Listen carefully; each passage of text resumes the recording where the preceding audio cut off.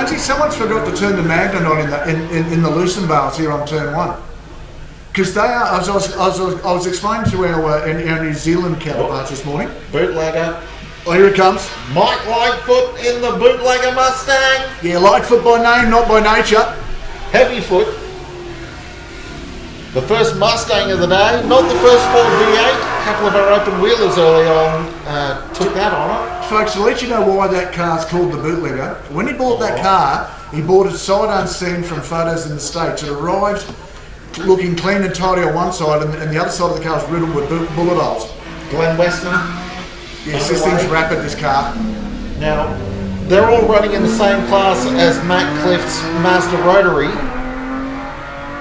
So, now we skip over to the next class, the over 5 litre for Group N touring cars, and we have an XY GTHO on the line. This thing is gorgeous, Falcon V8, 6 litres of Ford's finest. McConnell.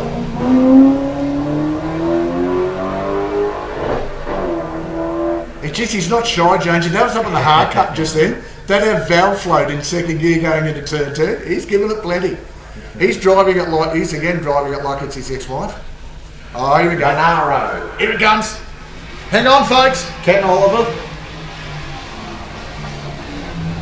Driving Group N specification, Holden Monaro regular in the Queensland Historic Touring Car Championship. Now this should be Abby Wingett. It is.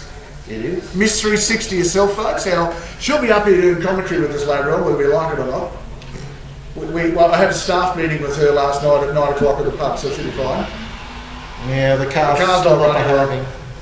No, with younger brother Jacob on board in the warm-up this morning, it wasn't cooperating, and now the car's free got no drive. There's some fishing going on inside the cabin.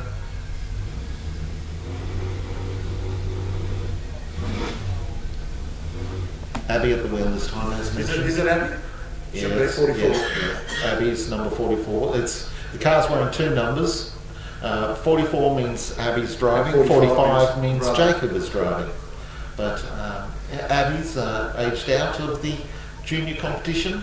Isn't it? She's not having the fact she's too young to run a juniors a little bit. She's now Miss Abby Wingett, nor Ms. Abby Wingett, not Miss. And well, she's not anything. You can't bring your race car to the commentary box, Abby, unfortunately. You've got to come alone. She's trying to get it started at the moment, but she's waiting for officials. Hi, Abby. Good morning. Yeah, we've got the Collins. Oh, here we are. Refired. What she did was she turned it off to get it in gear. Now she's going to try and get it going. It's over likely. See, this is the 1965 version of a computer. Tow truck coming, Abby. You'll find it behind you. Yeah. Chevy to the rescue. Yeah, she's gotten onto IT and they've told her to switch it off and switch it back on again, but that didn't work. Didn't work, no. So the thoughtfully provided by Collins Hay, our tow vehicle backing up to. Can we get 15 strong rods or just lift it up the back of the car? You know, put it on the hook. Yeah. You know, the car would probably fit in the tray of that big Chevrolet dual cab. That's the thing at work at the moment. My lovely wife's out there in the paddock somewhere. I can tell the story later. As you people probably know, I work for Performance, and that's my lovely brand new F250 that you walk past down to the Leyburn Hotel.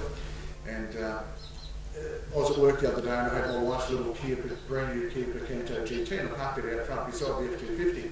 And everybody at work wanted to put it inside the back of the F250 in the truck. We're working out how to get it up there. Even the boss got involved, which is really interesting. It was become a group effort. We were going to work out how to actually put that car back and then get a photo taken. So Abby's got a bit of work to do. See Abby, give us a wave. You're a bit busy. No, she's trying to steer. Yeah, she's not going. No, it's not going to work. The car doesn't even want to take corners at the moment. The problem is, without any mechanical effort in the car, that thing would steer like a brick. It'd be that heavy. And those big fat sports sedan slicks. I mean, it's a relative term, of course, being a Mini with those extraordinarily tiny wheels. but nonetheless, big fat slicks does make it that little bit harder to steer.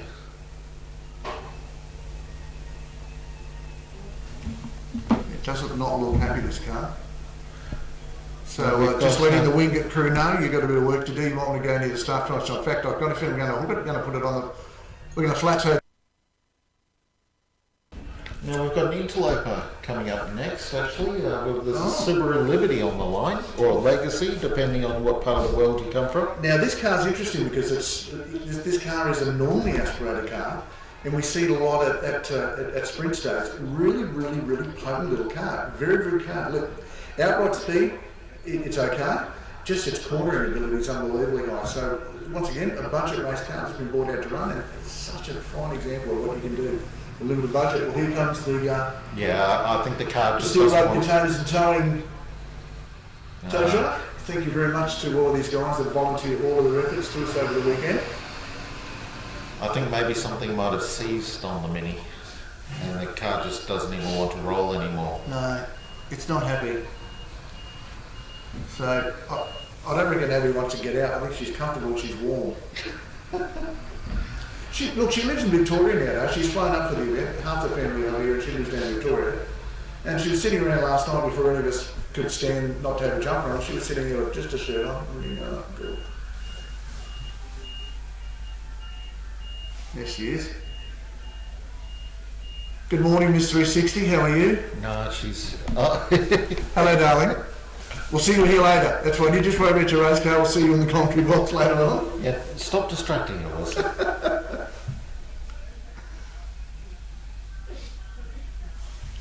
Just trying to... Of course, we're celebrating, amongst other things, the first time the Australian Grand Prix was ever held in Queensland, and that was on the old World War II Liberator bomber race strip that's just to the 4 kilometres to the north of us here in Leyburn.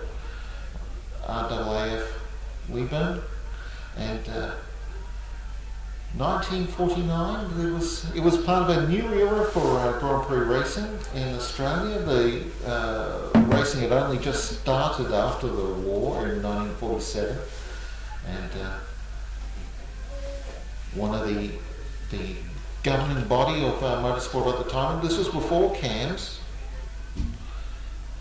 the AAA organisation, who were a motoring group rather than a motorsporting group, but one of the things they set in place was that the Australian Grand Prix was going to become rotational and visit each state in the country, because prior to World War II, the Grand Prix had only ever been held in Victoria, New South and South Australia. So they were quite determined that Queensland would get the Grand Prix for 1949, and unfortunately Lowood was unavailable, and the QMSC had to scramble to find an alternative venue for the 1949 Grand Prix, and they were searching out all of the old World War II airstrips in southeast Queensland and found Leyburn. Looking for exposure for your business or event?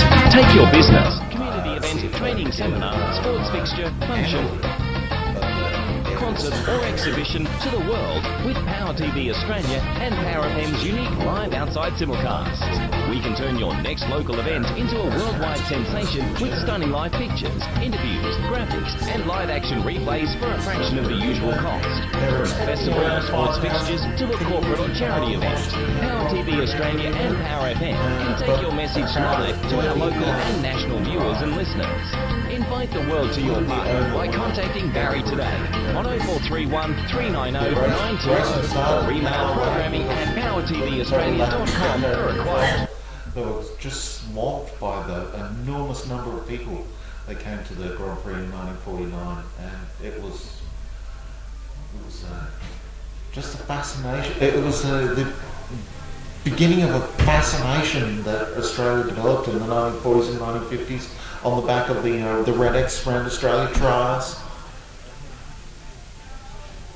as this new concept of being able to drive anywhere in the country Is your computer driving you crazy? Is it slow or doing things you didn't expect? Well, having a computer crash or pick up a virus can be a complete nightmare for a business, so having someone local you can trust to get you up and running again is critical. The dedicated team of experts at Computer Troubleshooters Toowoomba West will put your mind at ease from the moment you walk through the door and will get your problem solved in no time with a 100% guarantee on their work. Laptops, tablets, PCs, whatever you have, Roger and the team can fix it for you. So visit them today at 236 Bridge Street, Newtown. Can't get in to see them? No worries. Just call them on 4642 1331 and they'll come to you. Toowoomba Troubleshooters Toowoomba West on the web at www.computertroubleshooters.com.au/Toowoomba West. We just had a kangaroo on track actually, Mark. It's such a little wallaby actually. Oh. Welcome back to Live Stream, folks, too. We are live again here at the Leyburn Sprints. Hope you guys are enjoying the broadcast all the day. That's one thing you'll notice, that there are wallabies around and kangaroos around. Anyone walking anywhere, you'll notice there's plenty of kangaroo poo on the ground. So there's that art around. So just be wary of the wildlife. Yeah, we've upset his morning. He's normally grazing on the main road out here, but he's can't do that at the moment. The officials have moved him on. You know, at Morgan Park Raceway at Warwick, they actually have a special flag at Morgan Park with a silhouette of a kangaroo on it to indicate drivers there is wildlife on the track. It's the only one of those for spare wheels too. Well, yeah, they don't use it at Bathurst. They only use it at Morgan Park. It's funny story, Jonesy. Yesterday, scrutineering. What, there was a kangaroo? And the guy's introduced himself. G'day, how you going? What's your name? It's Brendan. G'day, Brendan. He said, I'm Frank. I'll be scrutineering your car. You know, his car is coming. He says, you look familiar, Frank. And he said, oh yeah. But he said, you might have met my son. And he turned around and Brendan's going, who's your son? And he goes, oh, a young fellow called Craig. And he goes, oh, you're crazy, Dad. He goes, yeah. He goes, hang on a sec. So Brendan goes, it just was right in fact the fact that it was Frank Lowndes scrutineering in his car. He was very, very happy about that. Yeah. Frank Lowndes, of course, a long time Australian motorsport official scrutineer. He was tremendous car engineer too, just quietly back in the day. He was the official scrutineer of the Australian Touring Car Championship right up until 1996, at which point he For a news slant on local television, you can't go past the Power TV network. Catch up on all the latest local news, sport, events and entertainment on Toowoomba's own online television station, Power TV Australia, home of the TRL Footy Show. Find us at powertvaustralia.com or take us with you wherever you go by downloading the Power TV Australia app. Discover a whole new world of entertainment at Power TV Australia. Christine Gibson. Well, Christine both here. And Christine, can I tell you, ended up, once everybody realised who it was, started to get an awful lot of attention because they wanted to, and they wanted to talk to her about, of course. So that's all they wanted to do. We've got to bring that up. Yeah, someone's got to you know. Of course, yeah. She was one of the 6 drivers involved in the pile-up at the Bathurst 1981. The infamous rock incident. The infamous multi-car pile-up, yes. Yeah, that brought the 1981 Bathurst to a conclusion at the three-quarter distance, and gave Dick Johnson and John French, who are both here this weekend. Hi to Dick and John. Mr. French, good morning to you, sir. Yeah. Isn't he just, remember the other weekend, James, we had him in the back of the country lot up at Queensland Raceway, yeah. And he had so much fun. He just loves tipping a bucket on Dick. He just thinks it's great because he said, you know what, Dick would now to career now horses for me.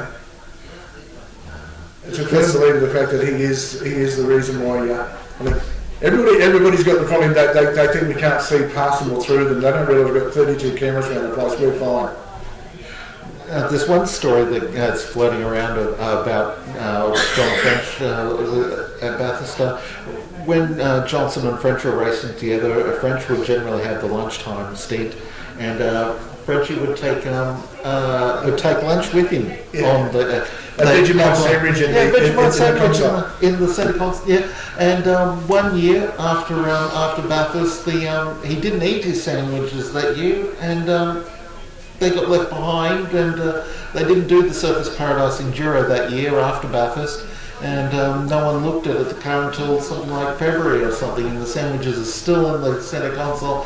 And you know how Vegemite has that sort of like it or love it or hate it kind of taste to it? You imagine a car that's been 4 months in an Australian summer, a Queensland summer.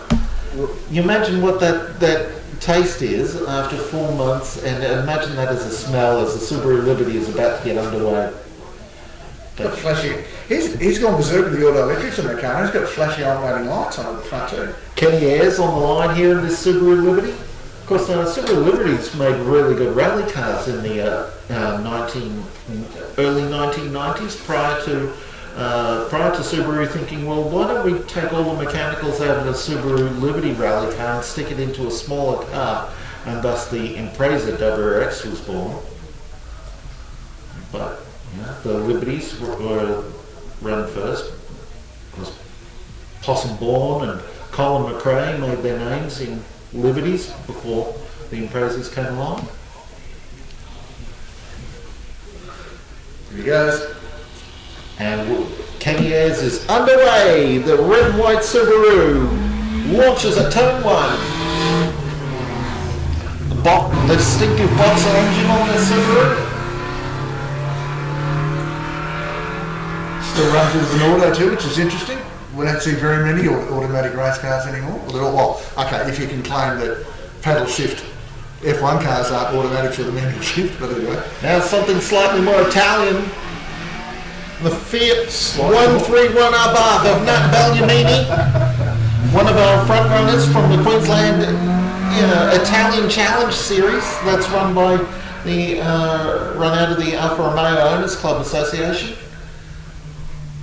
Here comes an imp with attitude. Oh yes. Car number 48. This is an interesting car. Andrew Fletcher. Now this is we've got another imp coming shortly, which is a road-going version. This car is a classic, improved production style imp, as I referred to back in the day. Rear engine car, 4-cylinder engine on a slant. Yeah, Andrew, we're into the sports sedan, under 2 litre sports sedans. And we see one of our juniors is coming towards us. This is the Alfetta GTV. Now what they've got, no, this is the senior competitor in the car, you'll find. This is Sid Smith rather than Tom West. Yes. Yeah, because Sid's driving car 49, and Tom, they changed the number over and put 50 on it for when Tom West is on board. And now, oh, look at this, Starion Turbo, Mitsubishi Starion. Love this One car. of the great touring cars of the mid-1980s.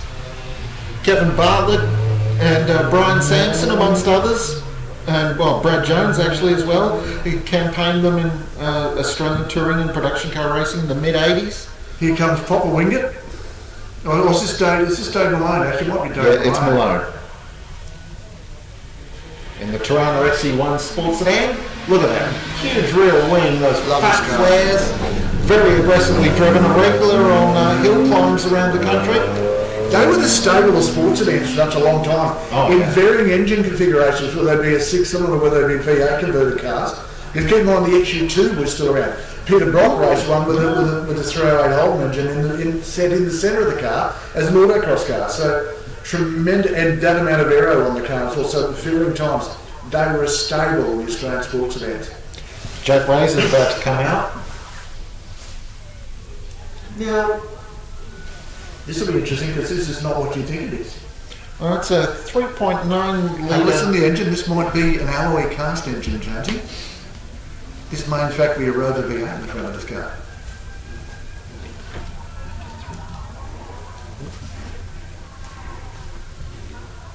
Just a little bit of a pause.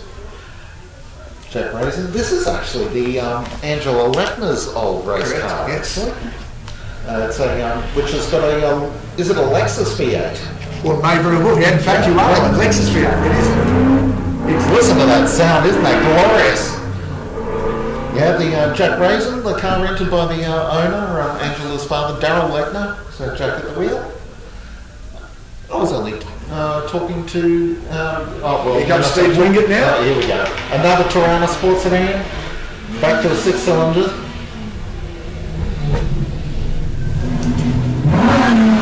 Oh! Wag the tail! Clutch kick that and get it going. Oh, I gotta love that, Jonesy. The other thing I like so much about that is the fact that he's now, it's just unashamed passion for motorcars. Talk about a guy that loves the fast car. Here we come. This is Mark Burgess. Now, folks, this is not your ordinary Gemini. Oh, no. A supercharged 3.8 litre Holden Commodore engine. My son wants this car so bad. So yeah, sounds very un-Gemini, but sounds brilliant all the same. And it's got a twin. There's not one, but there's two. Oh yep. And this one unsupercharged, but nonetheless Commodore engine. Oh, goodness me!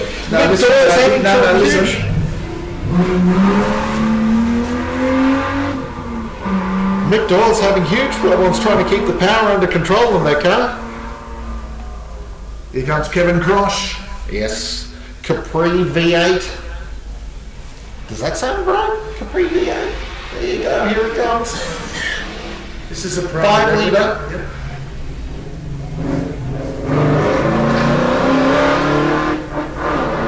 These were fitted as the 302 V8s were fitted as standard in the Capri Piranha in South Africa. That car was built and designed to win nothing else but the True Car Championships in South Africa, and it did so. It won 15 races on the trot.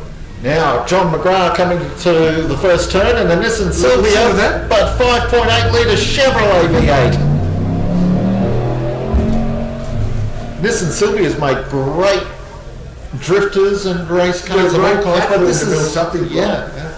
But Chevrolet V8, you know, it's slightly... The next car away, folks. If you thought that was, we're going from the sublime to the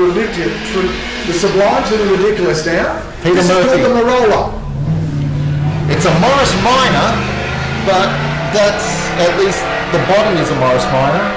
5 litre V8. Now, Paul Atkins standard on the Morris Minor. Eric Stanley, first thing he did yesterday, he's had a red hot battle with a certain young Sophia Bacchini recently at a strip con. Look at this car. This rotary power. This is called an RX 323, folks. Turbocharged? No, just normally aspirated, should be. No, turbo. I'll have to run it is a 30mm turbo, take that back. Interesting car, folks, a very easy transplant. Now, here it comes. Remember this car last year, Jonesy? Oh, the V8 Corolla. Love this car. Watch this. Stand on it, John. John Tyson. 5.7 litre V8 Corolla. John laid a patch from turn 1 to turn 2 last year, just lit the tyres the complete way up the road. Okay, the Alfetta GTV's back. Tom West on board now. So, the second of our juniors, and will be the first to complete a lap, hopefully. He'll get the benefit of warm tyres and warm brakes too. Oh, and now we step away from sedans and get into some of our open wheelers. Dean Amos. Okay, folks. This car last year did everything but it broke its own lap record, but did not give us a 39-second lap. 40.1 was all that Dean could manage in the end. Just the conditions. I said to him 39 this time. I rode it on the back of his trailer yesterday. And he goes, and I told him to visualise it. He goes, take the 9 away and put an 8 there. That's what we are going for this weekend. This car is rapid, folks. Watch this space.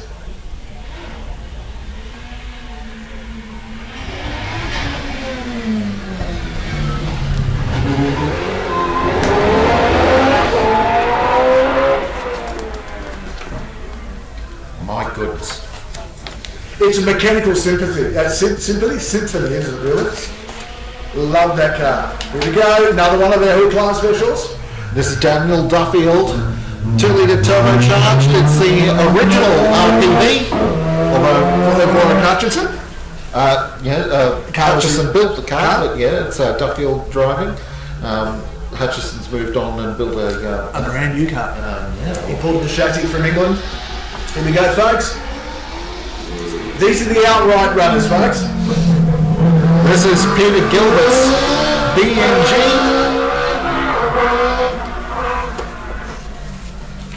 This will be a throwaway run for a lot of the front running guys, the outright contenders, simply because they need temperature and they need a siding track, and that nowhere in the world is an optimal time for them.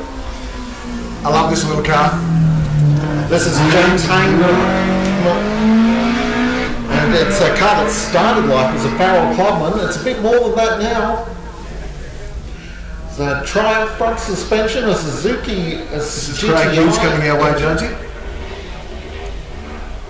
Now this was Craig. Is this Craig Hughes? It is Craig Hughes, Jones. Yeah, the Formula V is really not behaving itself. Massive misfire there.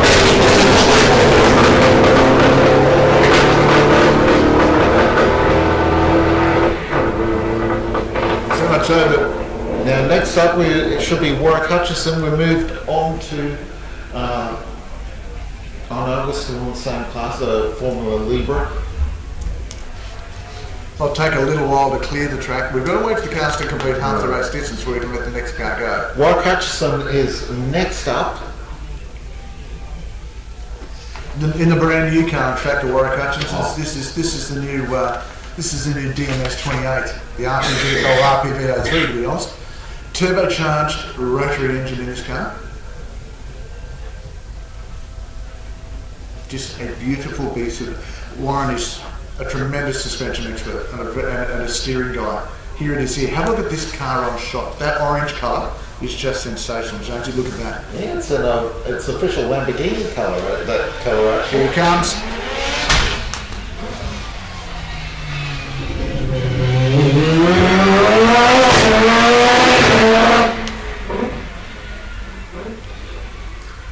So yes, watch Hutchison fly around that circuit in this bright orange. An ultimate race car under the hands of the ultimate steering expert from Ultimate Steering himself, Ryan Hutchinson. Here he comes! What's this thing? The fly! Oh! Good catch, Nick! Suzuki Hayabusa motorcycle engine on board, Neil Lewis in the silver fly. Oh, it's nervous under brakes, Sanji. It really is nervous under brakes.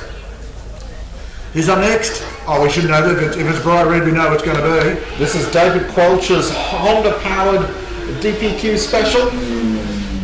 This car was won the Stony Hill Climb Championship. And more than one, actually. Another motorcycle-powered car. This one will be interesting too, Jonesy. Is this car 70 coming up now? It certainly is. Michael von Rappard.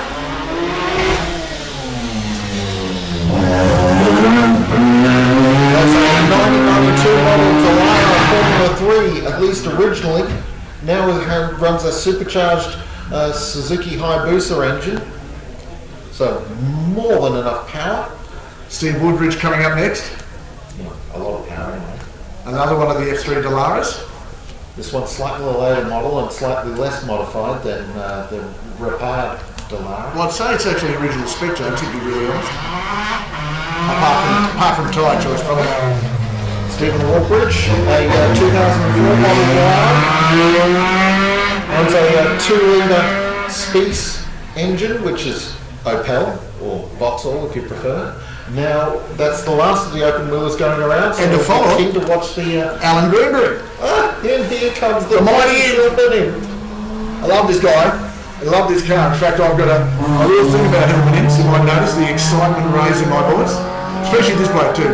Alan Greenberg just loves these sprint events. He just lives for them, and he's a tremendous panel and spray painter in Toowoomba, and he's just an overall real enthusiast.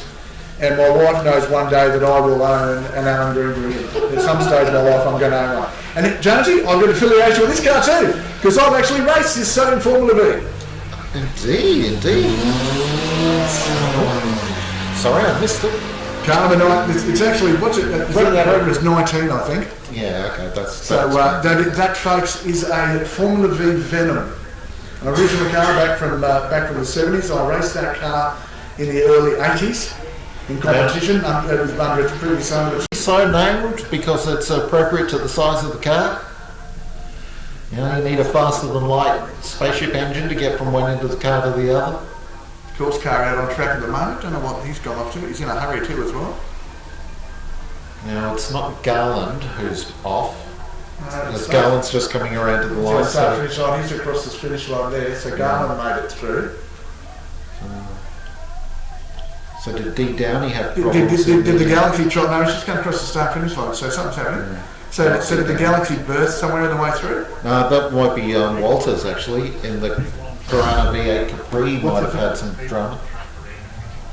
We're just going to move some people on from where they are, that's all. We've got some people on track we need to move out. Folks, look, if you think we're being killjoys here this weekend by making you sit behind barriers and being in specific areas, you're there, that's for your own protection, because quite simply the numbers this year have been growing and growing to the point of where we've really got to look at your safety as well. The cars are faster, so we've got to get you in a position where you're nice and safe. So that's exactly what we're trying to do, that we're trying to keep you guys in a nice safe area. All of the people on the front straight here watching, welcome to you. And there's some great vantage points we can actually see from where the grandstand is in the standing room in front of the grandstand to watch cars come through turn 1 and go down to turn 2. I advise you through the day to go to the other major spectator area, which we'll see turn 2, you'll see the back straight and also the finish line, which is over where the grandstands are, and also the other trade displays in the middle of the paddock area. I advise you to move between both areas so that they don't have a look at the racing. After one round's completed, go watch it from the other end. And we've got spectator stands all the way down to School Corner at the far end of the circuit, so there's plenty of vantage points to be had. And School Corner is always a fascinating corner. They're certainly trying hard going through that corner.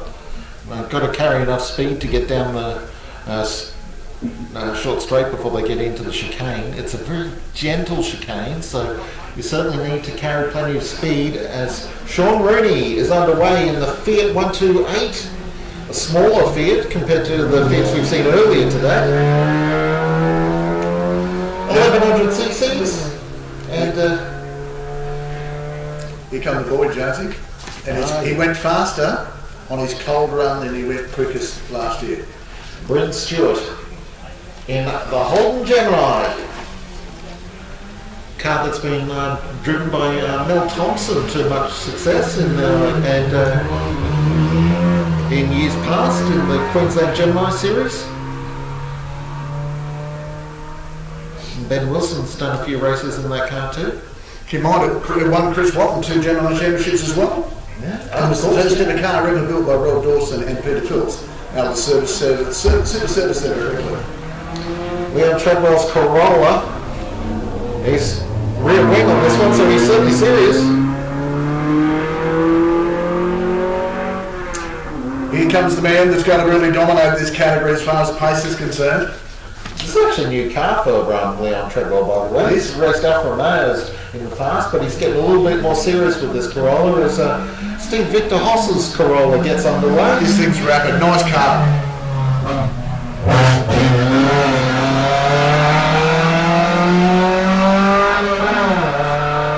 Regular sprint events all over southeast Queensland. Now we've got a golf lining up. So this is Graham Rumball. Yeah. Rumball. The car that started the hot hatch era. That and the Peugeot 205. And it was neck and neck for so long, wasn't it? Here comes another of our junior competitors lining up down the track as well, Jonesy.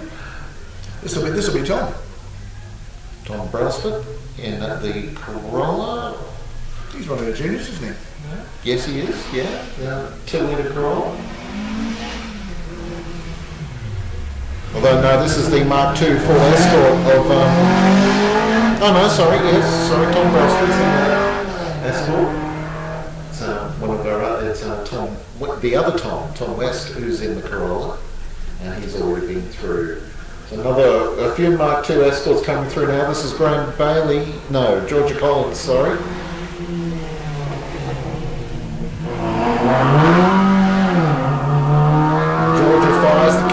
Australia. And another escort on the line now. Now this will be Wally Conway's car, I think. That is, yeah, Wally Conway.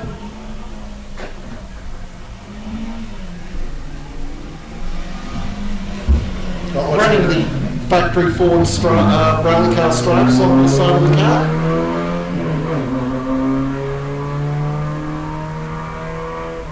Now here's Bailey.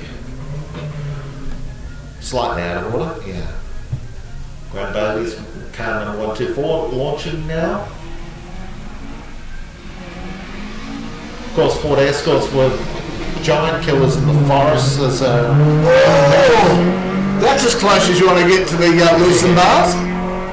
He's just, that's what we call dusting him, folks. He didn't hit him, he didn't touch him, he dusted him. The only thing that stopped him hitting him was air pressure. RS 2000 Ford Escort underway. Now this will give Phil Kay on board. Occasional Formula Ford racer, Phil Kay. Now that kind of car will give Colin Bond a couple of smiles, I reckon. A veteran of Mark II Ford Escort and RS 2000 in Australian rallying. On his way, Paul Lawrence now in the 76 model Triumph Dolomite Sprint. Another Dolomite.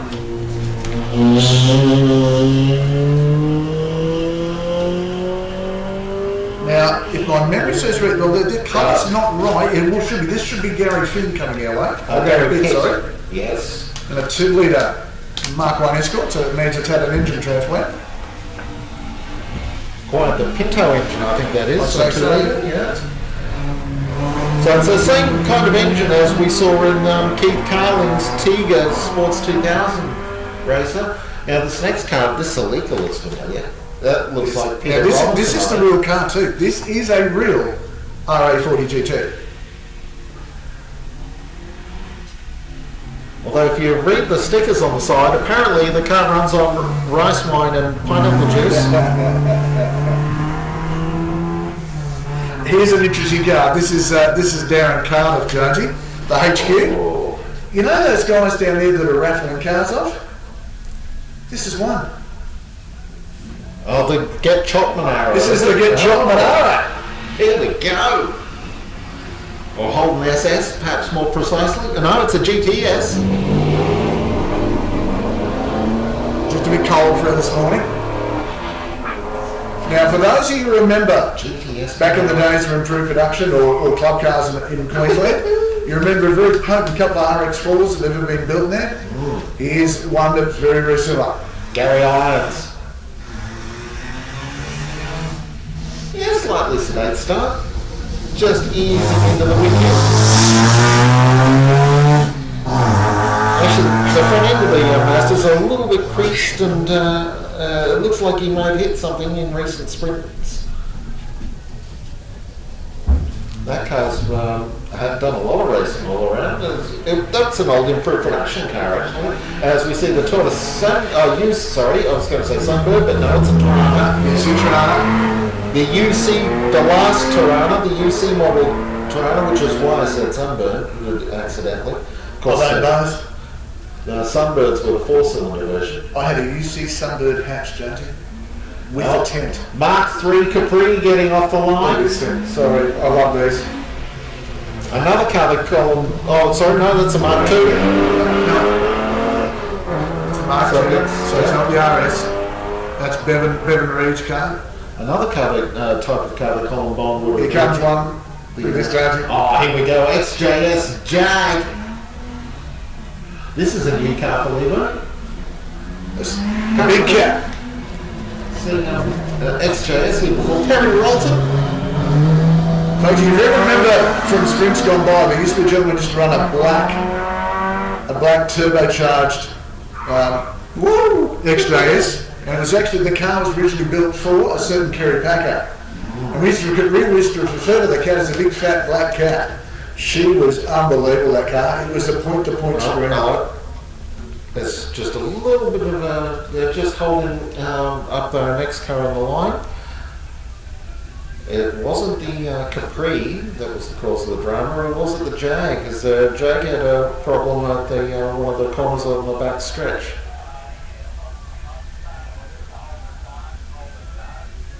Yeah, older cars we've been told to, so there's a problem around the back part of the circuit. Someone's probably clipped a barrier. Here's because the Jag's coming around, there it is, over the start-finish line, so just a little bit of maintenance. And there's a Willie Wagtail wandering around on the front straight there. We'll get him moved out of the way smartly enough. There we go.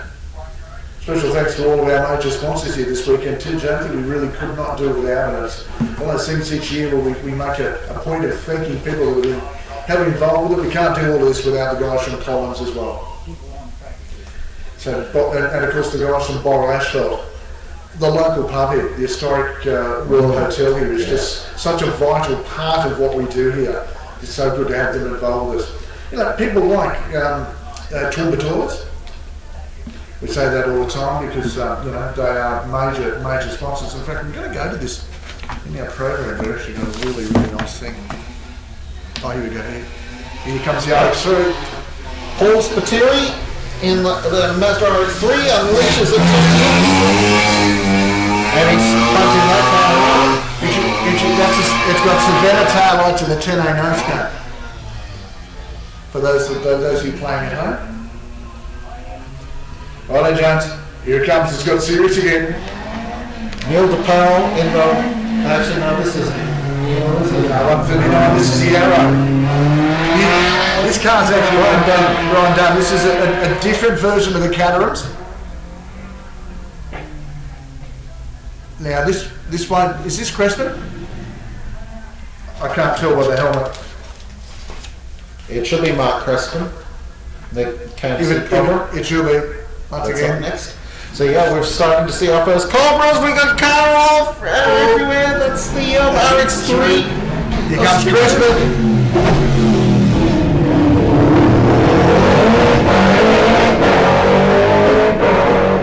V8 supercar drivetrain, sequential gearbox, a whole lot of dice. This thing is potent. And now we've got the pothole person on the line, Greg Quince, long-time competitor in production sports car racing in Mazda MX-5s, then a Corvette. This car's got some history in here before he even gets it. This is Chris's car, Chris Hatfield's old car. Yes it is, yeah, the DRB GD40, which is one of Greg Quince's road cars now. Greg bought the car off Chris quite a few years ago now. Now, just so you know, folks, the next car coming up last year had not what you call a good year. And that wasn't because he was on bad tyres. Yeah, here's Team 24 Hours. We had a spinner across the finish line out there. That was the RX3 Spiteri. No, I'm talking about just then now. I'm going to have to do the next round from about the last 20 cars up on that other part of the circuit, I think, very shortly, James. We disappeared. Brian Dunn in the Arrow would have been the car that would have been the spinner. I don't think Crespin was. Well, we are having some spectator issues, and we'd just please once again invite everyone to respect the barriers. They're there for your safety, and some of the drivers, a lot of the drivers here are trying really hard. So at some point over the weekend, they will lose control of their cars. So we want you back behind the barriers.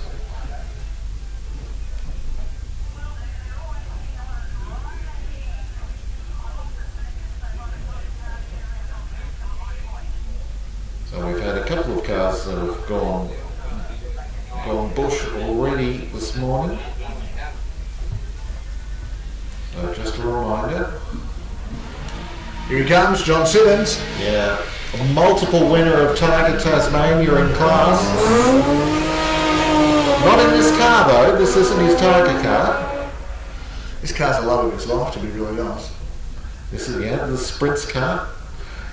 John Simmons, who regularly runs Tigers with his wife Gina. Gina's going to do a couple of runs this weekend as well. Oh, here we go. This car is the national reigning Tiger champion. And he He has ticked every box he's wanted to in this car since he's done. One target, won the national championship, and he wants to win the He's leading the championship at the moment, wants to go back to back. Multiple Australian champion Paul Stokel. He used to win championships in the Lamborghini Diablo GTR, if you remember that, the Wilkinson sword car, as Dean Amos. Oh no, not Dean Amos. It's the other. This is Daddy Amos. Yeah, in the Lotus 211, which is a beautiful bit of gear. So those two Lotuses out on circuit. Paul Stokel's Lotus Exige that's coming around. That's actually a Toyota 3.5 litre V6 supercharged. No, turbocharged. This is a beautiful little car, Mark. Supercharged, yeah. Car 138. Slightly out of order. This is the Radical Pro Sport of Neil DePoe. Another one of our Cobras coming to the line now. This should be Graham Dilly up on the start line. This is a pretty car, Jazzy. This is a nice car. Cobra 427. Built by Absolute Pace, one of many of the Cobra replica makers around the... Mark Jones is extremely happy at the moment, folks, because he's a real 24 ounce enthusiast. He's under 260 himself. This bronze coloured car of Rob Learmoth, just misfiring a little bit for the first run of the day. It says chocolate colour. Oh man. Now this is my... Two of my favourite things there, chocolate and Datsun 240Zs, although I'm pretty sure this one's not edible. Michael Larimore at the wheel of his Toyota MR2. Yeah, the first of a couple of Mr. 2s that are running here this weekend. Running his full time attack flare kit. And a bit more.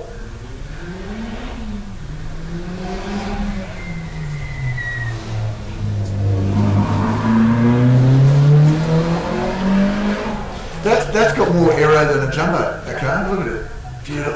I love the forethought of these guys when they build these time attack cars. They're run to run, gain lift upside down. That's what they do. Sticks them to the ground. More Cobra.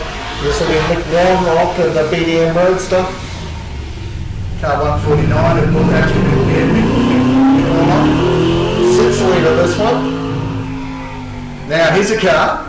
This is Chris Whittaker at the wheel. Yeah. Of the Nismo factory tin coloured car. This is a beautiful bit of car, this car. Yeah. Love it to death. The Whittakers are staunch circuit racers and sprinters for going back many a year now. Turbo Mazda MX-5 has been their race car up until now. They built this 240Z relatively recently. When I say 240Z, it's a 3.2 litre, so what, is that a 320Z? Well, and not only that, is that car is done faithfully to the car that bought Steve McQueen's second victories as far as the record. Now, this is 151 of the wheel. This will be, and that's Cash Fishley at the wheel. That is an Austin Healey with an MX-5 underneath. There's a couple so it's an MX Healey. Yes. Or is it an Austin 5? I'm not sure. It'd go either way. Now, something a little bit Fiat-ish. Seamus Murray in the Fiat 124 Spider. No roof. No, tips it in. Folks, I just want to take a moment, if I can.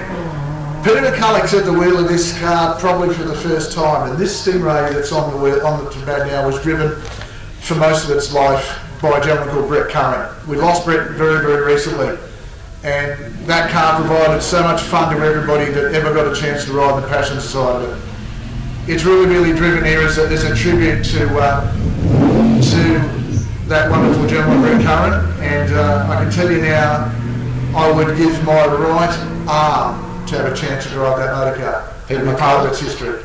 Yeah, Peter McCulloch driving the Corvette around. He's actually the car owner. Yep. And he's and it would not be a happy moment for him sitting in that car driving it. He'd rather have his mate driving the car through. Here's a car that needs no introduction. The Royal Oils car of Steve Delka.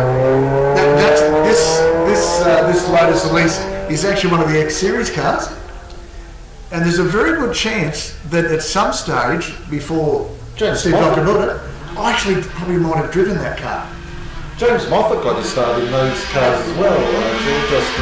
Just got to mind as an MGTF. Yeah, Arrives at the one like series car as well, Jonesy. well, not this one. It's got the Rover engine on board. So Now this should be Dean McNulty at the wheel of his Toyota MR2. McCauley, sorry, Dean McCauley. You ever driven one of these, Jonesy? Great little car to drive. no, I've always wanted to. Just a spectator. We'll have a chat with him in a couple of minutes. Now I've got another MGF on the line. Yep. Car 157.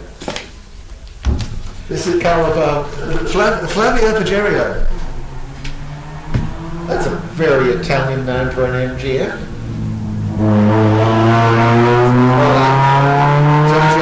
I'm going to take him into there in a second and just have a chat with the young fella because I've got it with his son. And special thanks to the guys from Performax International for getting Bridgestone Motorsport to the event this weekend. Going to look at a fantastic range of our product. Now Jono Reynolds on the line in his very rapid Honda S2000.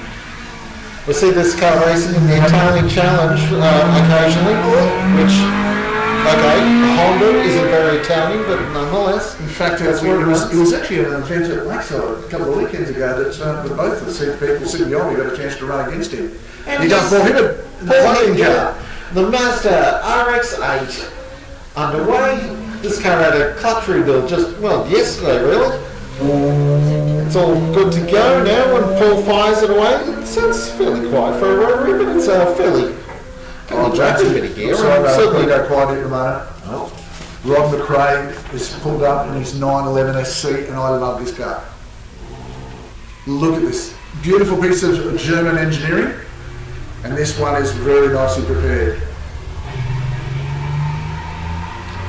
Just speed events in the car. They've done 6 Target Tasmanias in the car, and this is his 7th run here at Leyburn. Now here's Dougie Swan. This is the smallest car he's ever driven here, by the way, folks. The biggest beard in the smallest car. You know what? That's what's beard's actually bigger than that car. Well, that's why Doug has to wear an open face helmet. There is another gear you can use there, Doug, by the way. There is a third gear, mate. You don't have to hold second gear that long. Another Porsche 944. Here's an interesting car, Jonesy, this car. We are the really nice bit of kit. Really didn't get it started. Overtooked it. Didn't get it started.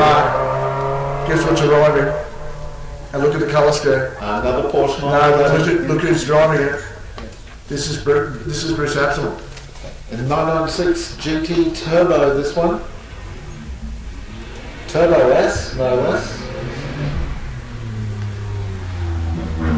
Big ducts on the side of the car, just on Nothing the better than the Golf Western colour scheme. Just got to tell you.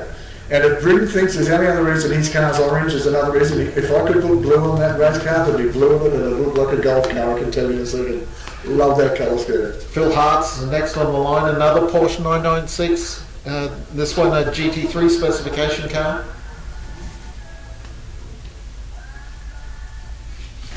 This was the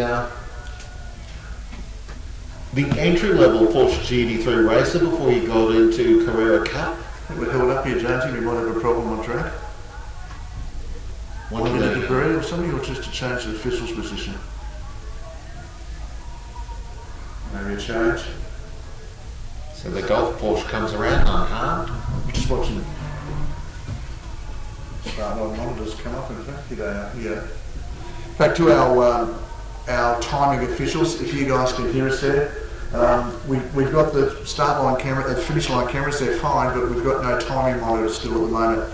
If you could find a way to come and get that sorted for us, that'd be sensational. Car 164 about to take off. Phil Hart's Porsche GT3 3.6 litre of Stuttgart Stormer. Ready to go. Tidy getaway from Hart.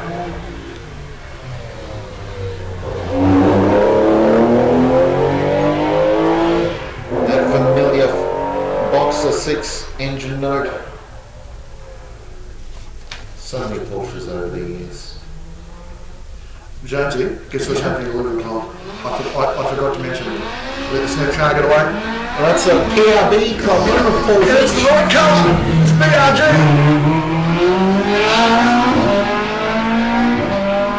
Absolutely loved that colour scheme. Paul hit hay bale on his second run last year, so this is only his third run here at Leyburn. Second one coming in now. This should be. Is this Tom? Tom Hackett? Should be. The Westfield. The battle between these guys last year was intense. There was nothing in it. Now here comes the unusual coloured car. This is the 2050 Caterham. This is the R300 version. This is Jason McGarry's. Have a look at this, folks. Listen to the note. This is one of a Caterham series car. They have no less than a 4-stage series for Caterham racing in the United Kingdom. Sequential gearbox, if you didn't notice. And that is very good change of gears, one or the other. It's been this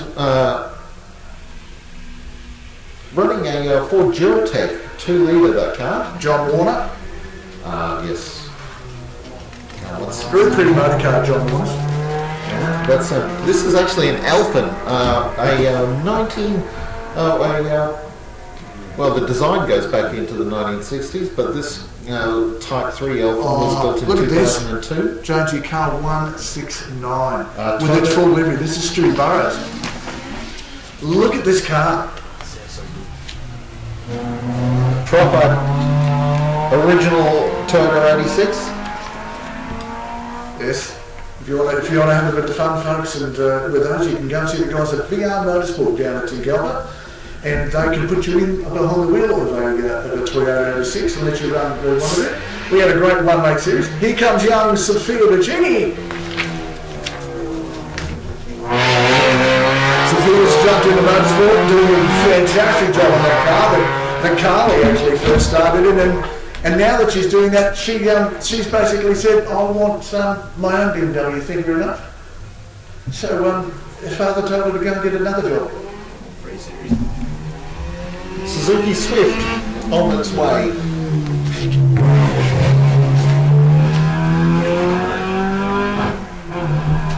Steve DeLissa sharing the car with Chloe over the course of the weekend.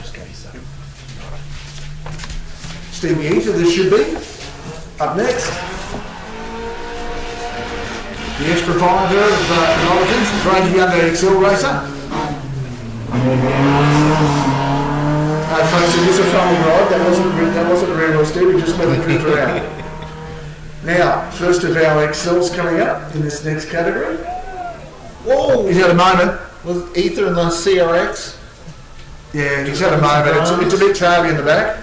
Here comes Evans, car number 173.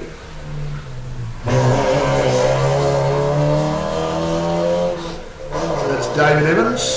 Now we've got a Honda Civic sitting on the line. Oh, this is interesting because this is one of the newer Type R's. Red Guerin. Tack of the VTEC out there at the moment. It says 1990, but it's much later model than that. 99 is the engine capacity, actually, rather than the year model. You can hear when that VTEC opens up, it's unbelievable. Now we've got an interesting gentleman that's working for us this year. We're going to have a chat with him down there now. We've got one of our own Starlight competitors down there at the moment. And not a competitor, but a very interesting gentleman on Starlight. Look at this third-generation racer, first time here at Leyburn. Both his father and his grandfather being involved. This is young Jet Johnson, grandson of Dick, son of Stephen, and here as a competitor in his own right in the Ann Collins Memorial Trophy. Bring an XL Series car. I guess we're not that far away from seeing Jet on some circuit racing. Perhaps as Lachlan Kelly's XL gets underway.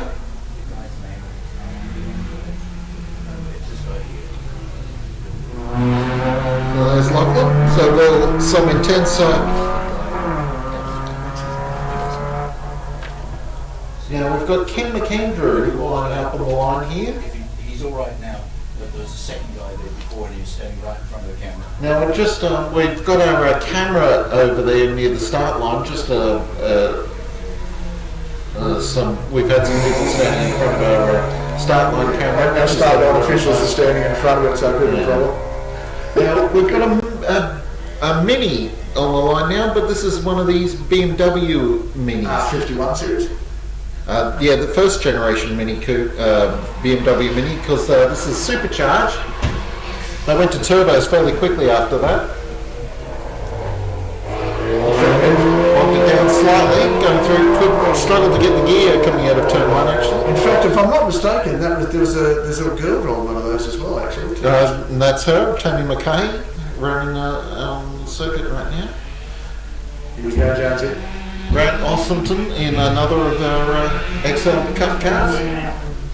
Yeah, good. Love a little car. Love that colour scheme.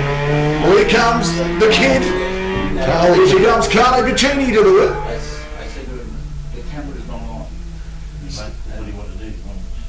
So we're going to have an absolute cracking run. The battle between the three of them, the father and the two daughters, is going to be an absolute cracker today. So here's Carly flinging the pink Beamer at turn 1. BMW 130i. It's a 3-litre 6-cylinder engine on board these 1 Series BMWs. Upstairs, that's one of them. Stepping back into Alfa Romeo GTVs, or an Alfetta GTV I should say. And this is John Coleman coming towards us now. This is a GTV 6 actually. It's got the 3-litre V6 engine. Similar to the kind of car that Colin Bond was racing in 1985 and 1986. Oh, he wagged the tail a bit on the exit of turn 2, did Coleman. He's hoping it didn't turn into a hard left into anything. So we've got another BMW on the line, John Connolly's E30 Series 325i. Love this car. This is my favourite body shape. I don't know why it is. I think it goes back to my love of the probably those first M3. And it's one of those cars that excited the world. They were the giant killers. They were the David and Goliath of touring car racing for such a long time. This car's a 325.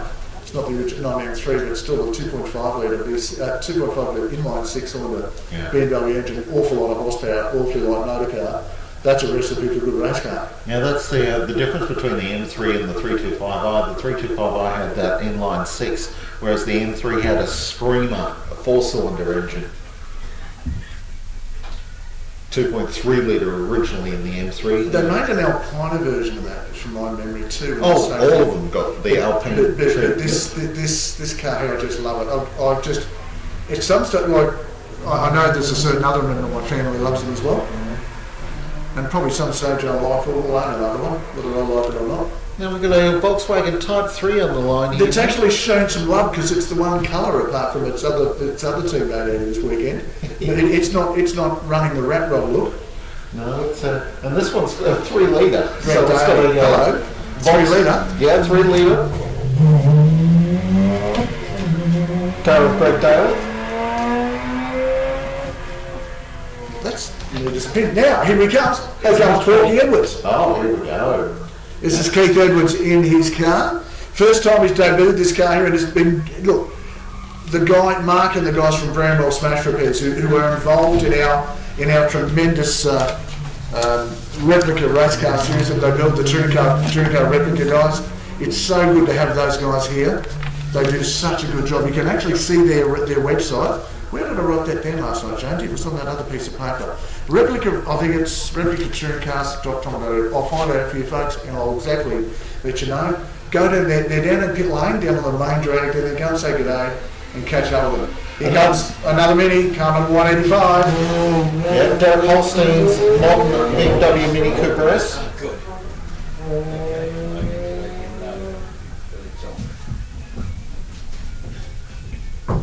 So that'll be the turbo, I think, in that Mini Cooper S, because the first generation Mini Cooper S's that had the supercharged engine. S15 coming your way, Jonesy. Yeah, Sylvia time. Nissan Turbo fans. The car that replaced the 240Z in sort of popular cars to go racing in, the Sylvia series cars. Yeah, they're very popular. Never replaced it as far as the respect's concerned, but definitely as far as a popular race car. Sometimes in Australia known as the 200SX. That's what the badges they put on the Australian cars. Just as a pre-warner, folks, coming up down in pit lane there very shortly is one of our New Zealand competitors. Now he's in a very good friend of mine's car. That is, of course, the guys from Motors R Us, and I can say that he's a tremendous person who likes to support motorsport. But he's brought a mate of ours across from New Zealand, and unfortunately, this bloke's a loose cannon. His name is Glenn Allingham, and folks, he is another one of these blokes that when he puts his helmet on, he actually does a little tracker on the back of his head, his brain disappears out, so it's only a small helmet. In the meantime, Trent Loves gets underway in the Nissan Silvia. He's the reigning Queensland Endurance Champion. He's won the most recent Willowbound 300 and Lakeside 300. We're not far away from the 2019 Lakeside 300 taking place, so looking for competitors there as the Commodore V8 comes to the line now, the Roadways Racing Tribute car. Here he comes, folks. Alan Grice and Steve Harrington and Colin Bond race. He was smoke off the thing everywhere. I told you never go. So Glenn Allingham on board. There's a car that Alwyn Bishop races in the Queensland Touring Car Championship. Listen to him around the back part of the circuit that we smoke bell off the toss. I said, it's all right, we'll put the fronts on the back.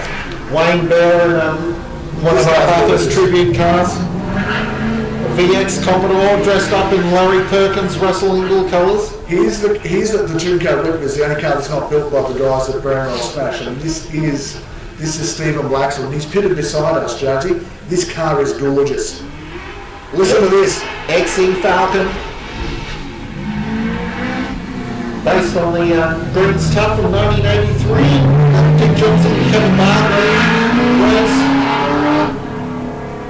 until Dick put it into the trees on the outside of Forest Elbow after clipping the tyre wall. That's a weird story about how that happened. The tyres they mounted the tyres into the concrete fence. And here's the man who builds all these cars. Him and his son. This is Mark Bramwell from Bramwell Auto Body out there at is there a Playlands?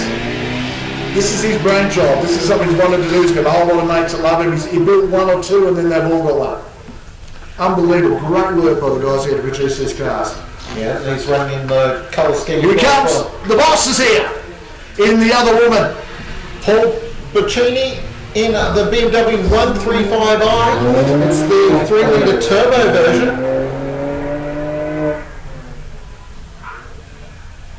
So it's the sedan body shape, but otherwise it's the same engine, only they've bolted a turbocharger onto it as the team's pimp BMW.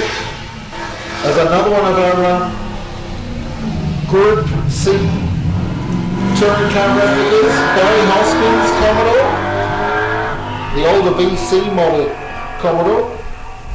Sorry, no, it's a VH. This is Tim Lyman coming up. It should be. This is Tim Lyman.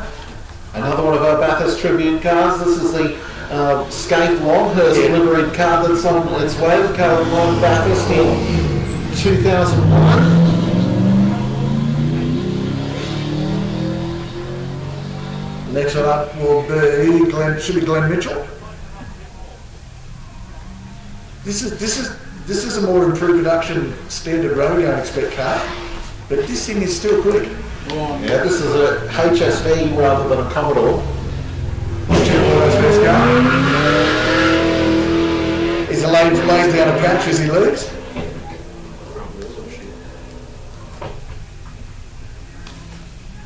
This is the first time racing the car actually, Mitchell, as he gets underway. We see Tyson O'Neill get underway in the VH Commodore. Slipping running that car fairly rich. Got the old Commodore Cup rear deck spoiler on it. And here comes another one of our Kiwi imports this weekend. This is Tony Rutherford. Now, Tony owns a race car that's raced here in the Trans Am Series, piloted by young Sean Evans. So Tony's come over for a drive himself in this car, which is, of course, Mike Collins' Oscar. Indeed, yeah, an old Thunderdome era Oscar. For those of you who remember when NASCAR was a thing here in Australia, they had two categories at the top. We had the actual NASCARs that were brought out from the US, and we had these Australised Commodores and Falcons that ran in the Oscar. Shane Woods out the wheel now. This will be the Scaife Kelly car, as it is. Yes, Todd Kelly was Scaife's winning co-driver in what that was 2005, if memory serves. And then we've got Councillor Eve Stocks. Well, it should be Eve Stocks. Yeah, she's a bit out of order. The Queen of Leyburn. Our landlord, actually, this weekend. Yeah, but she's. But do we take that away from Trish, or is she the lady in waiting? Is she the lady in waiting? What do we call it? Is it Princess Trisha and Queen Eve? You're getting a bit Me Too here, Wesley. Yeah, up next, this will be the MacTac. The McLeod. The first of our there's a couple of MacTacs here this weekend. These little cars, they're a little bit like Aussie racing cars. Can't say that same sentence and we'll get in trouble. Yeah, I say a little bit. Have a look at the crowd around my F250 up there. Okay. Unbelievable. Fantastic. As I said, thanks so much to Dysman for Formax International for providing the Speedy Monkey Racing Ben Stewart Motorsport team with their transport this weekend. All right. Thank you so much. Here comes the MacTac car. You got plenty of water in it? Yeah, good. I'll get some up shortly. So here's the little MacTac here of Neil McLeod. These cars are, despite the BMW bodywork on the front of the car, they're built in this part of the world. Run a 1300cc Suzuki Hayabusa 4-cylinder engine. Now here comes one of the anomalies of race car. This is Matt Reed from Reed Street. Look at this thing, folks. We're not kidding.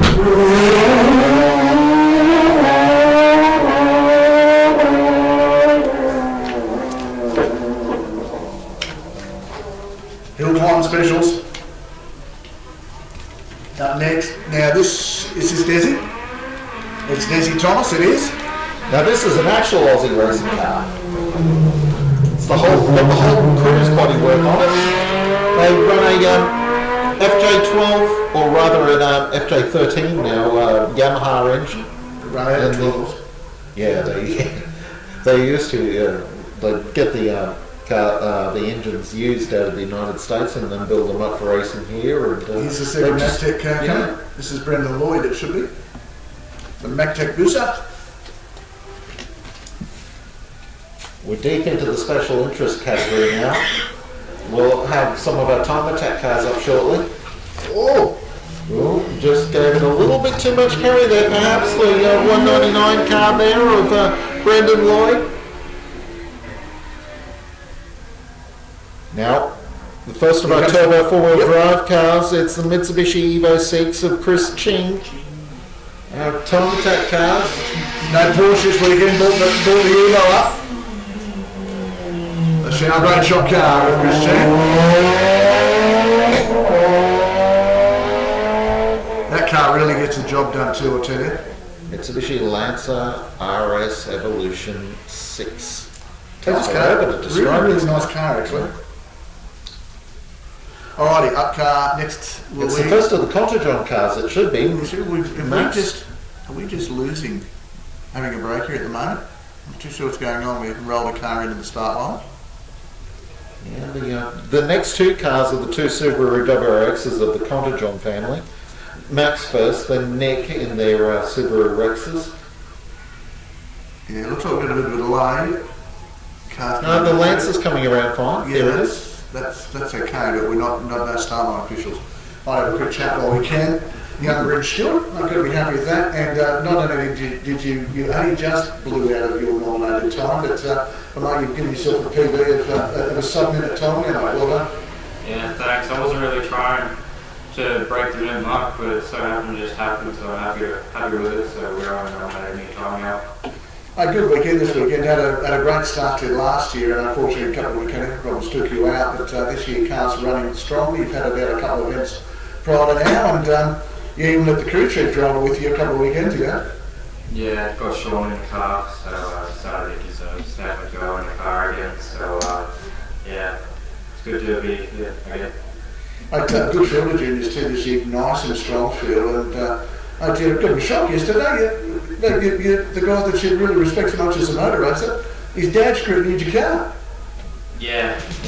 For a news slant on local television, you can't go past the Power TV network. Catch up on all the latest local news, sport, events and entertainment on Toowoomba's own online television station, the guy that you drive his motor car, home of the he asked you to drive his car all over his head. Find us at me. PowerTVAustralia.com or take us with you wherever you go by downloading the Power TV Australia app. Discover a whole new world of entertainment at Power TV Australia.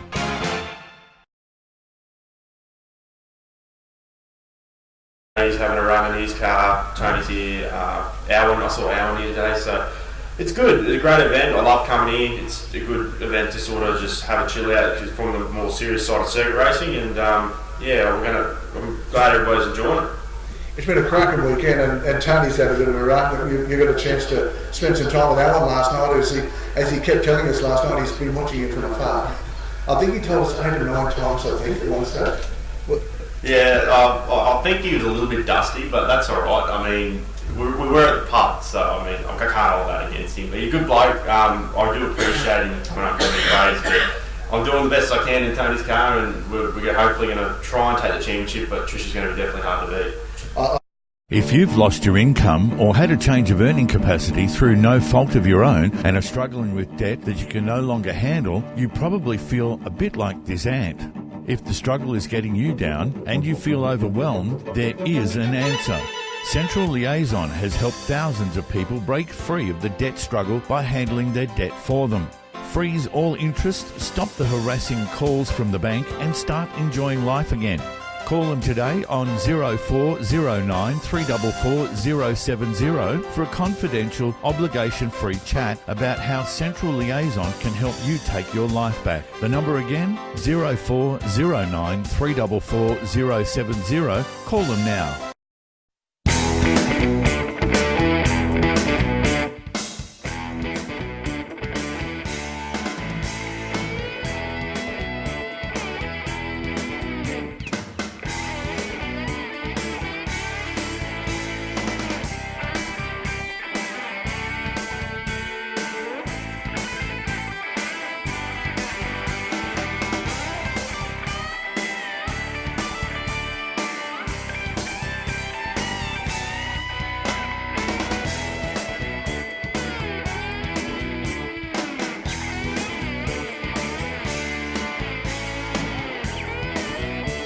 Crazy Kevin on the radio.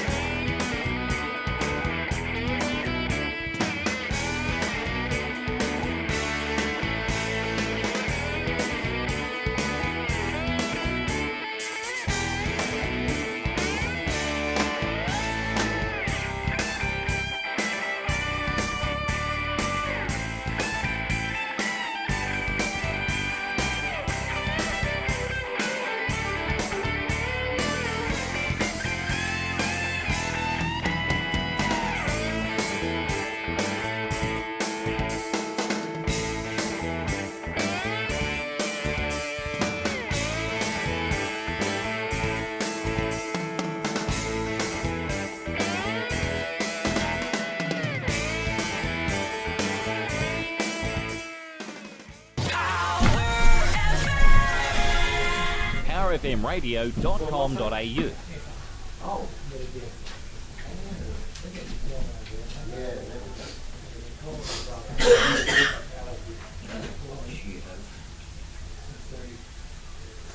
Well, once again, folks, plenty of action here at the Leyburn Sprints. Thank you for joining us back live from all the guys from Power TV. And it's right here from the streets of Leyburn. It's great to have you back on track with us. I've just had this is from one of our competitors. We've got Ross McAndrew here. How are you going, Ross? You're running in the XL Cup car, and we've only just completed the XLs running through the field. How are you placed at the moment?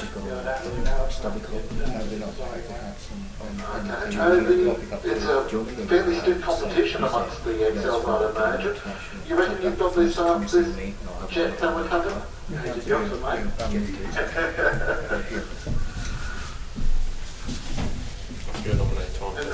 Running how's the rest of the team going at the moment? We've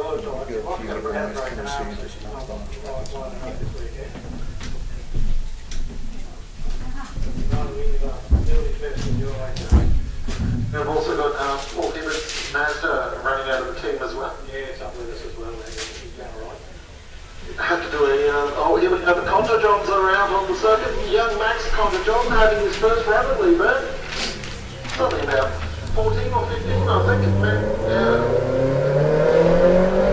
Running Nick's older 2-litre. Nick himself is up next in the 2.6-litre Subaru Turbo. Jonesy, unfortunately for the young fella last year, that car ended up looking like a turtle on its back. Yes, that's right. I remember that now, yeah.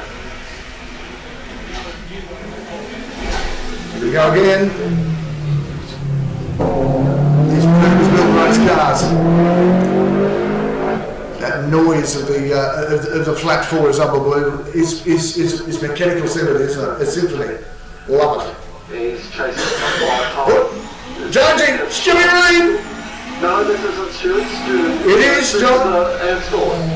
Oh, sorry. Stewie was down in the program in an Audi, but no, this is the Mark II Ford Escort. Yeah, Jonesy, also keep in mind, that's the car too, that's a purpose-built tarmac rally car from Wales. So an unbelievable piece of machinery. Talk about that. Stewie is a multiple Queensland Rally champion, as here we have Scott Dean from Improved Production. Newly quiet car. Chasing the Bathurst 6-hour in that Mercedes AMG Turbo. I was just going to tell you, Jonesy, the ABS was all on in that car at the moment. He was having a red-hot crack. And here's another Forest Rocket. Mitsubishi Lancer.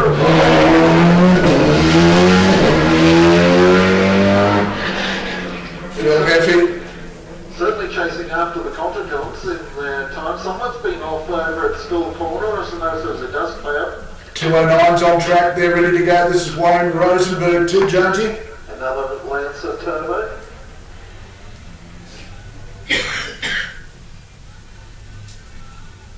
$211 cars here this year, Jonesy, and car 209 Fantastic. on the sideline.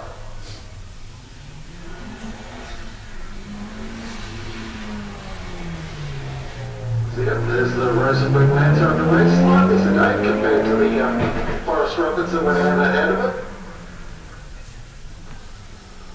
Got another Subaru on the line now. That's Leyburn Sprints.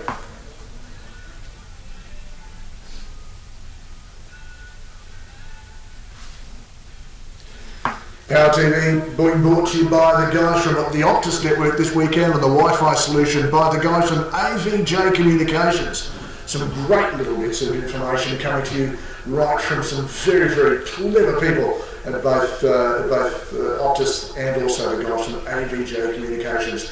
Thank you so much for having this happen. We are beaming this back by the telephone network and the town's going live to air. Can you believe that, Mark Jones? Unbelievable the amount of technology going into bringing a live broadcast for the first time from the Leyburn Streets here for, of course, the 24th running of the Leyburn Sprints here and the 70th anniversary of the 1949 Leyburn Australian Grand Prix. A little bit of lacing around the racetrack at the moment. Don't forget, folks, coming up at sometime in the middle of next month, I think it is, the Morgan Park have an event on called the Warwick 1000. Here we go. Subaru coming to 210 of Leyburn Spring.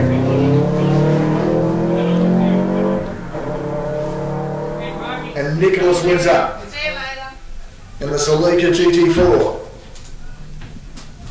Out on track and getting ready.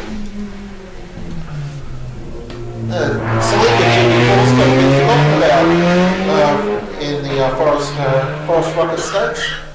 They were all the way through the beginnings of the 2 litre turbo era of World Rugby Championship. And then they had a little bit of a problem where they were caught cheating with the air restrictor. And they got caught and they got suspended for 18 months. Car 109 up on the track at the moment here, Jonesy. Oh, this will be the AMC Javelin. Now, folks, this car is legendary as far as what it did in America to the muscle car and pony car style area back in the day.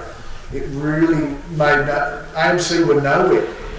And suddenly this AMC Javelin come out, people went, what the? And they got Penske on board to run the factory team in the Trans Am series. So, yeah, get the big guns on board. If you're going to get anybody, they'll get the right guy. And that's exactly what happened. Yeah, the Javelin not quite ready to start as John Carson, who's perhaps better known for his exploits in Alfa Romeos, running a 6.4 litre. And we start all over again, Jonesy. We're back at the beginning already, my goodness. Yeah, 211 entries and we're back to the start. Special thanks, as he said, to all of our contributors here this weekend. We really can't say enough about them. You know, keep in mind, folks, the vintage caravans here this weekend as well. You'll find them on display behind the pub down there. The show and shine is on tomorrow, in fact. The markets are open all weekend over in the back of the complex here at the charity auction. The event's 4th year is going to be starting at 6:30 tonight down at the pub. Keep that in mind. And in fact, NRL legend and former pub owner Shane Wick, he's heading around for the auction tonight. And last year I auctioned off a dinner with him, which was interesting. I've got Sonny feeling something might happen like that again. Helicopter rides too. The guys from Pterodactyl Helicopters are here offering rides to spectators, so don't forget about that if you want that aerial view of what's going on. Hey, Alison Jean's coming to see me. Hello, Alison, how are you? Oh, and a little bit of information about Chris. I've got a new sponsor this year. That's right, Carcoo. Now, Alison, do we pronounce it Carcoo or Carcoo? Carcoo. Carcoo? Fantastic. So, folks, it's called, they're basically a rent-to-own car finance company. So we'll tell you more about that as the weekend goes on. So, folks, from the former proprietor of the best Europe car franchises on the eastern seaboard of Australia, Chris Cheney is now in a new business interest called Carcoo, and we'll be telling you more about that throughout the weekend as well. So thanks very much to Alison to come and drop that off.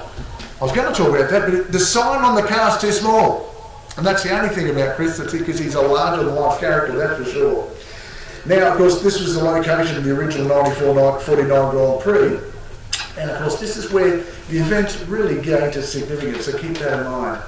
Community groups involved here this weekend, we can't thank them enough from, of course, from the historical Leyburn Sprint Society, the guys here at Leyburn Rural Fire Brigade, the Carrara Rural Fire Brigade, Leyburn CWA, Carrara Hall Committee, Leyburn State School and their PNC, St Matthew's Catholic Church, Clifton Chaplaincy, the Clifton Lions, the Clifton Scouts, the Clifton SES, the Glenny Heights Scouts, the Clifton State High School, the Greymare Hall Committee, and please make sure you support those wonderful organisations because they're the ones that are really providing us the infrastructure to do all this at the moment. Looking for exposure for your business or event? Take the event, training seminar, sports fixture, function, concert or exhibition to the world with Power TV Australia and Power FM's unique live outside simulcasts. We can turn your next local event into a worldwide sensation with stunning live pictures, interviews, graphics and live action replays for a fraction of the usual cost. From a festival or sports fixtures to a corporate or charity event, Power TV Australia and Power FM can take your message live to our local and national viewers and listeners. Invite the world to your party by contacting Barry today on 0431 390 920 or email programming@powertvaustralia.com for a quote. I really want to thank also the guys from Bicini Transport. They're here every year competing. Not only that, they help us as well. Falls Batteries, Drain Cam, Alan Greenbury Paint and Power, the guys from Jazz Car Carriers. And really, without those guys, it's just one of those things we just can't get the job done. And our newest sponsor, we welcome on board the guys from United Petroleum, and of course the Bathurst Tribute Challenge is what they're going to be involved with. So thank you so much to them, those guys as well. We've got support from the likes of the guys from Endless Meats who have got behind this event in so many different ways for so many years. Clifton Real Estate, who will talk to their auctioneers throughout tonight's auction that we're going to be running at the pub at 6:30. Keep that in mind. Bob Malone Towing and Toowoomba Portable Toilets, because without those guys we'd be neck deep in it out here. From the guys from Toowoomba Portable Tours. And as you can see, the list of sponsors are right throughout the program. So folks, if you've got a program, make sure you spend your money with the people that are supporting the sport that you want to be involved with. So much fun and so much action is had with those guys. We've got some hot lap competition raffle winners. They're going to be having rides of all sorts of different cars, and it's going to be a sensational time this year. So keep that in mind. That the hot laps are being raffled off as we speak. We cannot wait for that sort of bit of. You just can't get that sort of fun anywhere else. Now, don't forget about our fantastic commercial vendors here this weekend. The guys from Lernthau Coffee, the guys from Fresh For You Catering, Den's Chippery, the Nacho Vans are here, the Dutch Buffeties, this, which is the little Dutch pancakes, folks, with either your ice cream or your syrups and that sort of stuff on them.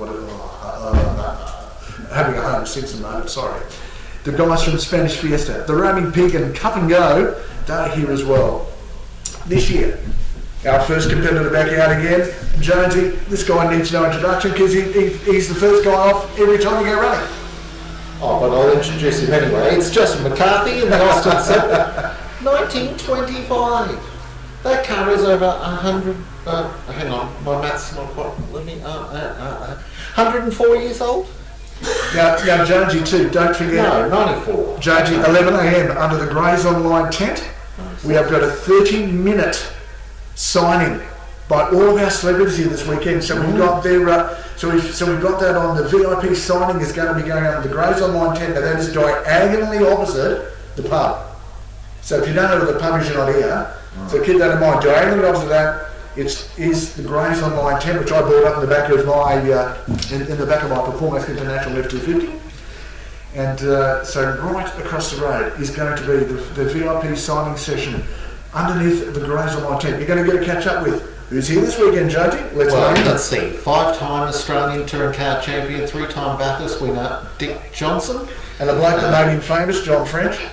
Yes, the former Australian GT champion, John French, also Australian Rally champion, Australian Touring Car champion, Bathurst 1960, 50 years ago, Colin Bond won the Bathurst 1000 or Bathurst 500 mile back then.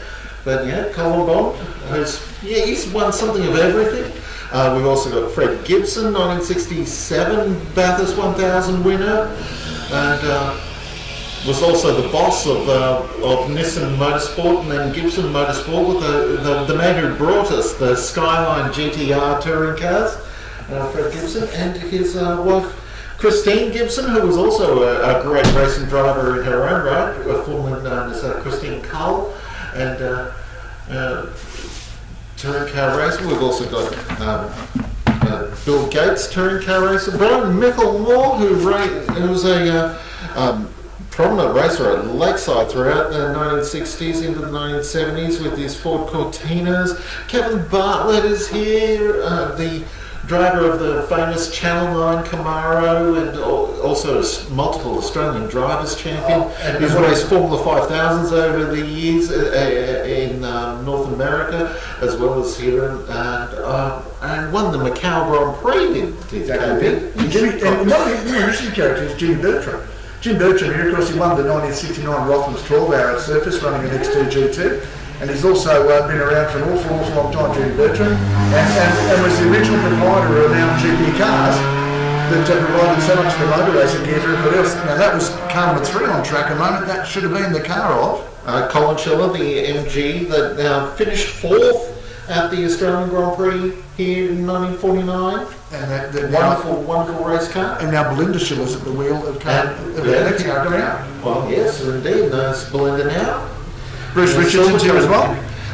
Bruce, who was the chief wrench for Ron Hodgson Motors team, which was the Channel 7, Breville, amongst others, sponsors of Bob Morris's touring car team that won Bathurst in 76, and then beat the Holden dealer team to win the Australian Touring Car Championship in 1979. They got some remarkable results. Yeah, I know Fred's going to get the signing, but geez, I hope Christine shows up. She's been an important part of motorsport in Australia. I hope so. Christine Gibson's coming there as well, hopefully. Well, there goes Ross Kelly out there in car number 5. Oh, one of the things that I remember, Chris. Oh, that was distracted by Ross Kelly's MGK3 just having a moment there at turn 3. The Aston Martin is about to be unleashed of Max Stevenson. Here he comes. Look at this car, Lou. Le Mans 24 hours style. Check a room with more honesty than you've ever seen in your life and just lies to tell you. You ever wondered what a 1930s Le Mans 24-hour car looks like? Have a look at Max Stevenson's Aston Martin. But no, there's also at the signing session, we've also Paul Stokell. Paul Stokell, of course, who's a modern era champion, has won, I think, 3 Australian Drivers' Championships in racing Formula Holdens. Oh, they were wonderful race cars, those Formula. You know what? I'm getting the countdown. We're talking about how much of this, and Trisha Chan is actually sending me the countdown in minutes. She goes 10 minutes to the signing. 9 minute ball will come up very shortly. So, folks, if you are anywhere, you need to get there right now. 10 minutes, the guys are there. Diagonally opposite the pub. Our Legends of Motorsport will be signing for you our VLB session at 11 a.m. today. Diagonally opposite the pub and of course the Grays online tent. So make your way over there and catch up with the true champions of motorsport. Yep. By the way, Jonesy, have a look at your program too, because there is a huge section of your program to get the guys to sign in. Oh, yep. We've got space. It's at the back of autograph pages. The very back of the program. Am I not correct with that? Because can't the chance through? Yeah, the very last page. The Australian Motorsport Legends. Autographs page just inside the back. Just inside the back of your programs. And one thing I asked Paul Stokell about is the only man to win Nations Cup championships in a Lamborghini, one of these evil-looking Crazy Johns, Lamborghini Diablo GTRs. They were fantastic-looking devices. Those Diablo racing cars that Stokell and a couple of others, including Sammy Newman, the AFL guy, the footy show guy, raced a couple of times as well. He was sort of the way he was working that nice and hard. That was Johnny Devitt, wasn't he? Came through, car number 10, was it? No, with Johnny Devitt, I'm sure it was. That was Devitt in the Holden special that's just unleashed onto the circuit. Jonesy, look, you know what? Out of all the years that I've been involved in, I don't think that I've been more excited about seeing a car from an era than this Centaur wagon. Oh, have a look at that car. The Centaur GT, the 6-cylinder wagon engine based on the Holden 6.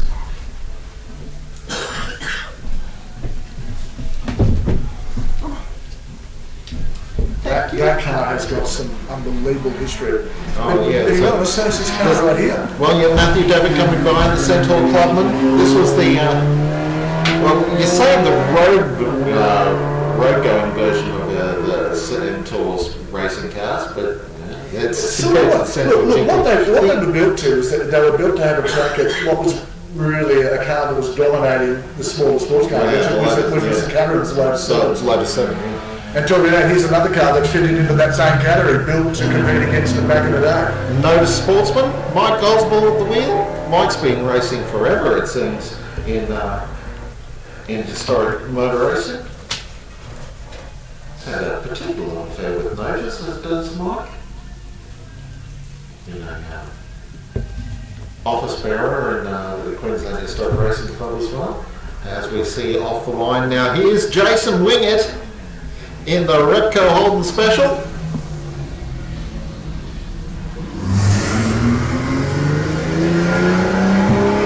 3-litre version of the Holden 6, tucked into the back end of the car. Yeah, an early version of an Australian rear-engined. Of course, the specials were mostly front-engined from way back then, but developed into some later model rear-engine cars. There's Shane Murphy in an actual Lotus 7, rather than one of the many clones is out on the circuit. Hey Jonesy, bit of trivia for you. Oh yeah. We've had a change of driver in one of the cars coming up. I'm not going to tell you who it is, but you're going to be quite excited about it. In Peter Murphy's car. The relief driver is going to be in the car for the rest of the day. Okay. Well, yeah. Very interesting to see that car pedalled by a young talented guy. Well, that's coming up shortly. Jeff Cullen out on circuit in the Austin 7 Special. As Jason Wishart gets on, John Wishart, I should say, in the Welsser Clubber.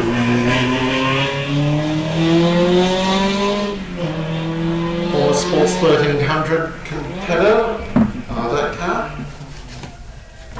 One of a number of manufacturers of Clubman race cars in Australia. You think of like the Farrells and the Hossacks and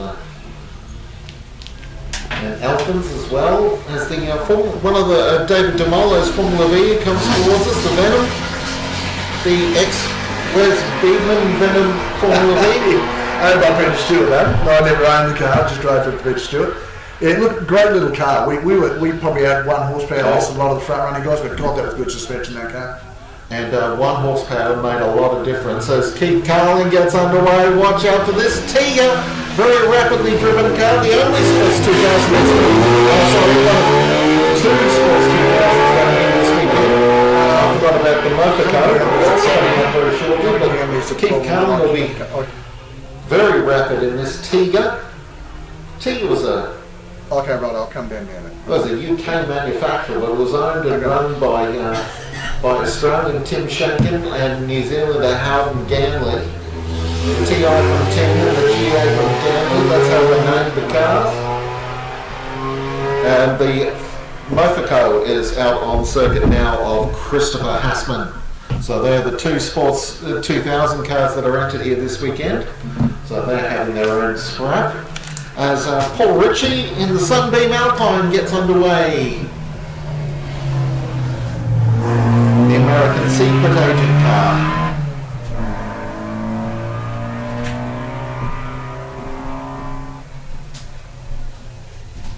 Actually, Sunbeams were a favourite of... actually, Richie Benno is the name that comes to mind. He owned a Sunbeam for many a year. Until, glorious Sunbeam Alpine. Now Stephen Callahan's MGB is waiting on the line, but we're not releasing him immediately. I tell you what, Mr. Jones, huge crowd here today as I make my way down to the start line. It's very impressive, Mr. Peter. We've lost our commentary position, but we've gained an awful lot of room too by doing it. So we've moved everything up. We put a couple of grandstands in along the way. So it's great to have so many people. We had, I don't know, maybe 15,000 people through last year. But I think we're going to do a bit better this year, that's for sure. Okay, we did have a spinner out on the circuit just then, so we're just cleaning up the. Might have clipped a barrow, by the way. Some of our officials are racing around down there at the chicane, but it looks like we're all good now. And sure enough, Callahan is on his way in the white MGB.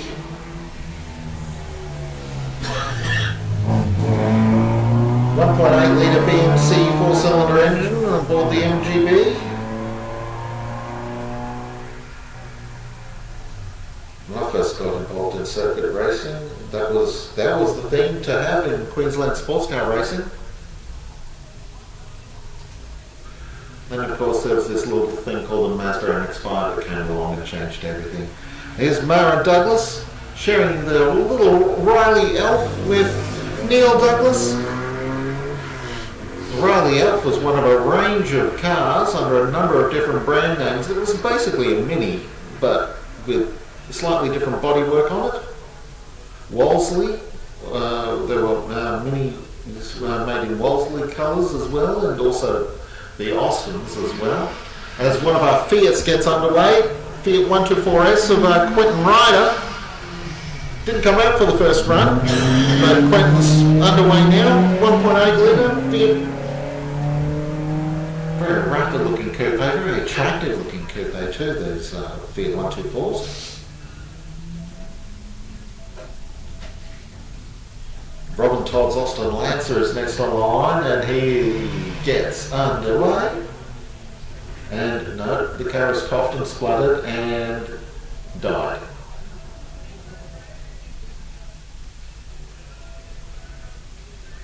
He's hoping he didn't blow the transmission off the line. I don't think that's what happened. The car just seemed to slow down rather than...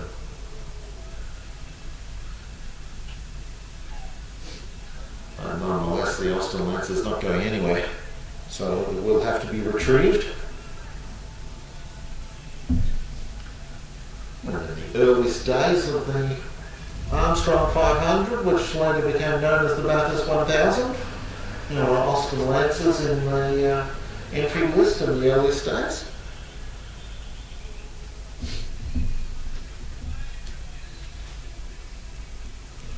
Robin Todd's sharing this Lancer with Cameron Todd. And a number of family entries here this weekend. Now, Mr. Judge, while we're sort of lacking a bit of time, I've actually got a gentleman with me now that controlled the PA system for the original 1949 Grand Prix. So I've got Don with me. Don, mate, welcome to Leyburn for, I don't know if this is the first time you've been here again for a while, but it's a little bit different from 1949. Better believe it. Yes, it was, there was no power. We had to use a 32 volt amplifier and preamp, and we ran miles of signal wire that we got off the army to hook up all the speakers. And it was a freezing night, I can assure you, on the Saturday night. Well, at the moment I've got telecommunication stuff rolling out of my backside around here. At the moment we're going live on a television broadcast via basically via the mobile phone network is how we're doing it. So we're doing such a good job of getting it out that we're now broadcasting worldwide via the internet. So it's absolutely unbelievable. In 1949, you just had a couple of thousand people listening to what you guys are doing. It was quite a crowd. My boss and his offside have decided to go to Clifton and stay overnight. But the other chap and I spent the night in the 1947 Chevy van, and it was cold. It was cold here last night in my hotel room, but I can tell you it makes a difference. So, Joe, interestingly enough, when you look at this, Mark, I'll listen to you live, you're able to hear Don, what we're doing, hear everything's going on. Back in those days, the speaker quality was nothing like this sound either. Definitely not, definitely not. No, I'm the last of the team of four, all the others have passed away. So I thought I'd better come out and have a look at this 70th anniversary.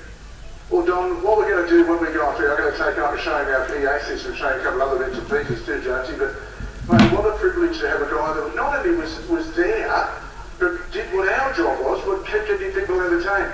I never thought I'd get to meet today that the guys that was actually doing my job back in 1949. So it's great to have Don here as the car get ready to go. Jonesy, I'm going to take a couple of minutes, going to take up Don up and show him through our PA broadcast system, and I'm going to invite him up to come up later on with his son, and he can come up and have a look at what we're doing as far as television is concerned as well. Oh, you have to ask. Northrush comes up to the starlight, Jonesy. Oh yeah, Ken Northrush is on the line there in the Humpy, holding FJ. You have to ask Don Wes about the crowd that came for the 1949 Grand Prix. It was 6 times the size of what they were expecting. Look, everyone just got completely swamped as Ken gets underway in the FJ Holden.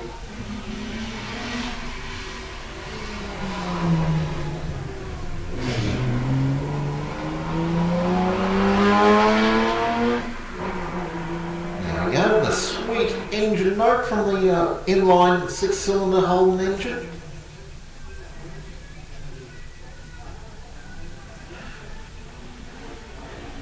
Now we're getting into Cortinas again. Roy Davis first down on the circuit in a Cortina 240.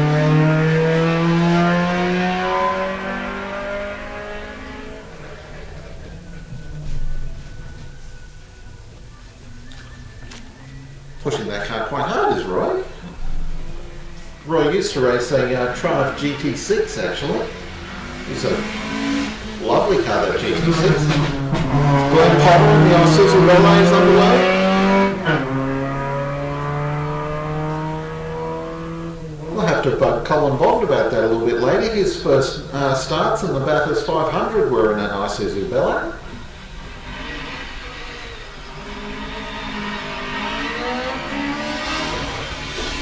Noel Wicks' Cortina underway, car 30. This is an old Lotus Cortina, so watch out for Noel. When the logbook cars go out first in the running order, so we've got the historic touring car logbook divisions up first.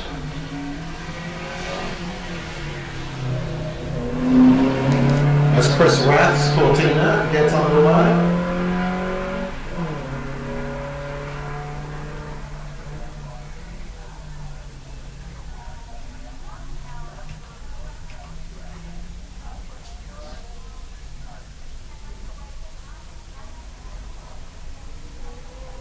Now sitting on the line is the third of the group of these Mark 1 Ford Cortinas, and this is the car of Rob Robertson, who's about to get underway. But we're just opening up the circuit at the moment to allow people to cross the circuit. So a bunch of spectators moving across the circuit. For those of you who want to get over to the other side of the circuit, we do open the circuit up to allow people to cross. As Chris Rath's Cortina comes around to the finish line and Robertson gets underway. Yellow and purple Cortina. Now Robertson's got the 1500 engine, doesn't have the full 1600 engine that the Lotus and the Chris Rath's Cortina GT have. As the Corolla gets underway now, this is Thomas Cliff, one of our junior racers, the KE20 Series Corolla. These cars are racing drivers like Brian Sampson racing in them. So it was a factory team out of AMI who were importing Toyotas into the country at the time. As here comes Paul Gilbert in the Datsun 1600. Watch this Datsun. Car 34. Gilbert won this class last year, so watch this Datsun go around the circuit. It'll be punted pretty hard.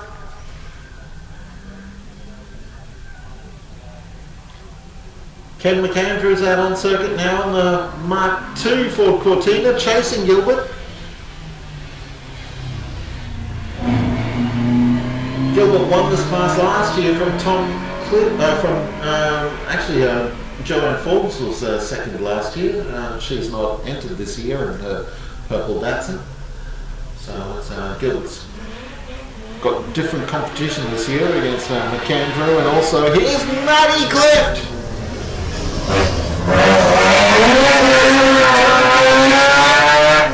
Master RX2, but here at Leyburn he races the Master R100 rotary, and he gives this all kinds of carry. Car gets sideways everywhere. Duck and cover. Matt Cliff won this class last year, leading the field out.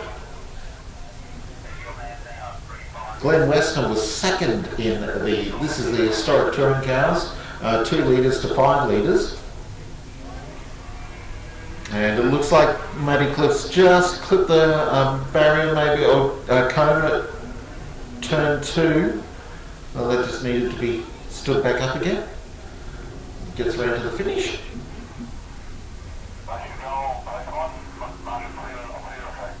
Helicopter rides are underway. We saw the Robinson arrive the circuit earlier this morning. But yeah, as Bob Haggerty in the Mazda RX2 gets underway. 3-time, I think, Queensland Historic Touring Car Champion.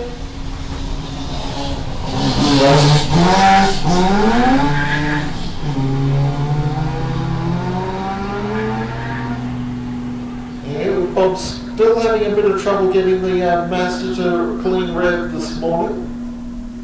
First run was blighted. Now we've got Mike Lightfoot on the line in the Mustang, the bootlegger.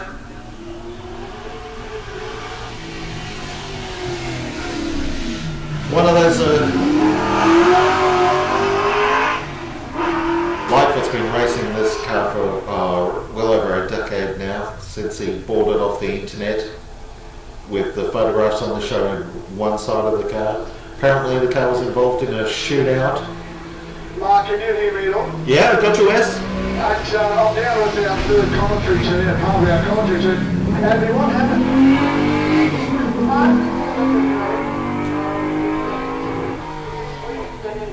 So I wasn't going anywhere. Well, that causes a problem. No clutch, no gear change, and of course, just terribly heavy steering this car without the engine running. Yeah, correct. I couldn't do anything to manage the hangman. Well, folks, she's coming out very shortly. The minnie's coming back out from home. We can make a little third half of our commentary. She'll be back very shortly. Last year, Abby came into the commentary and joined us, and we couldn't get her to leave. Hey, George, you know cars at 173? Yeah, 173. Who's actually driving that? That's Skippy. That's our starter. Oh, Skippy having a drive.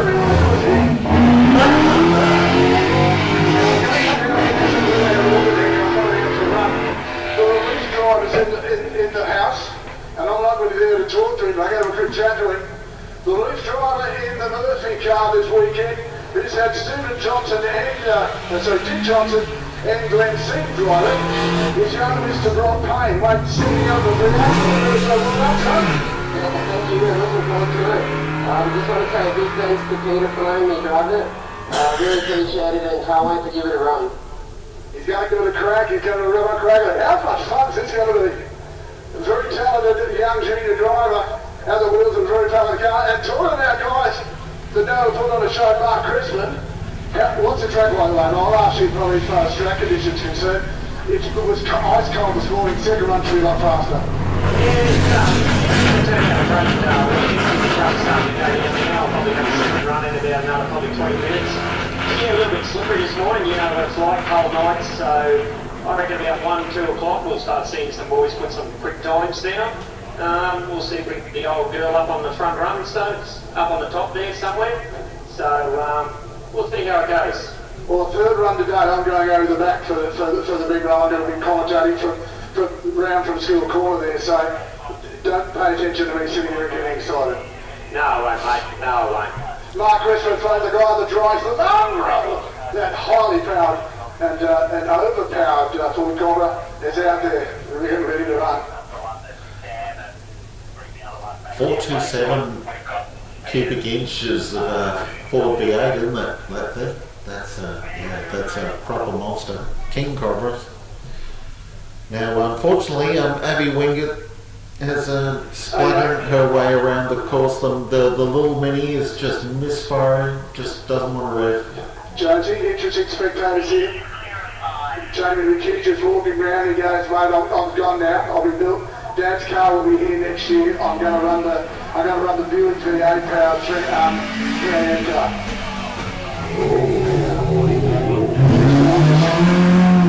Have a good chat while he's lining in. The man who owns the other never let wiggle, and is chasing a big time. Not going to jump you too much, mate. Tell me about that. Tell me about track conditions. So we're probably at 20% of the bit. Starting to drop out a bit there, Wes. But obviously it's warmed up a bit. Yeah.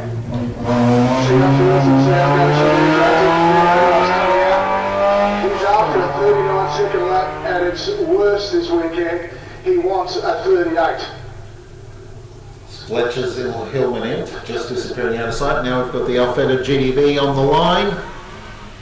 Oh, Jones, you don't see the amount of people down here that's signing. Folks, if you're not here, you have to hurry up. The signings are right here at down on Broadway, also the Royal Hotel. And in fact, a very interesting spectator this weekend. What's happening with you, sir? Mr. Terry Skeens here this weekend as well. Terry, mate, look, you put concentrate one day eventually some of the stuff we do down at the only place to go karting in Queensland. It's a park way. Mate, 15 now, you're going to go do some event. How good is that going to be? This is a magnificent event. I've just been walking around, haven't been here for probably 15 years, and just walking around, watching the event, the amount of work that's gone into the back end. I think everyone's in for a fantastic one. Well done to the team that put it together. When are you going to get a car coming out of skiing? Next year. It's coming, folks. You've heard it here. It's going to happen. It's coming to that side next year. David Malone in the Tirana Sports Sedan just getting off the line. Watch this car go. Very hard driven hill climber.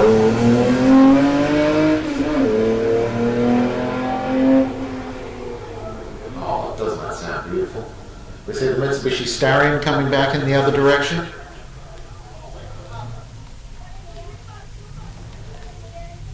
Into Ford Escorts now. Here's Jack Raisin in the now this Jack Raisin running the Mark 1 Ford Escort, but it's got a 5.5 litre Lexus V8.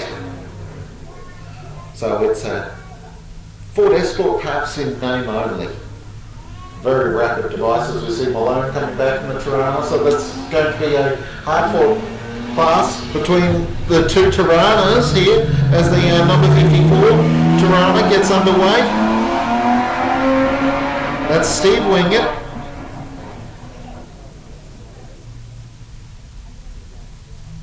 Abby and Jacob's father.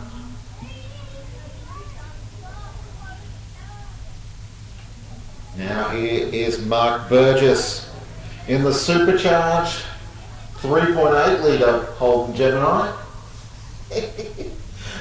Engine out of a modern Holden Commodore. Squeezed into the front end of a Holden Gemini. And that supercharged wine. Burgess can't play speed, he's hit the barriers. Oh, he's punched the front left corner of the car in.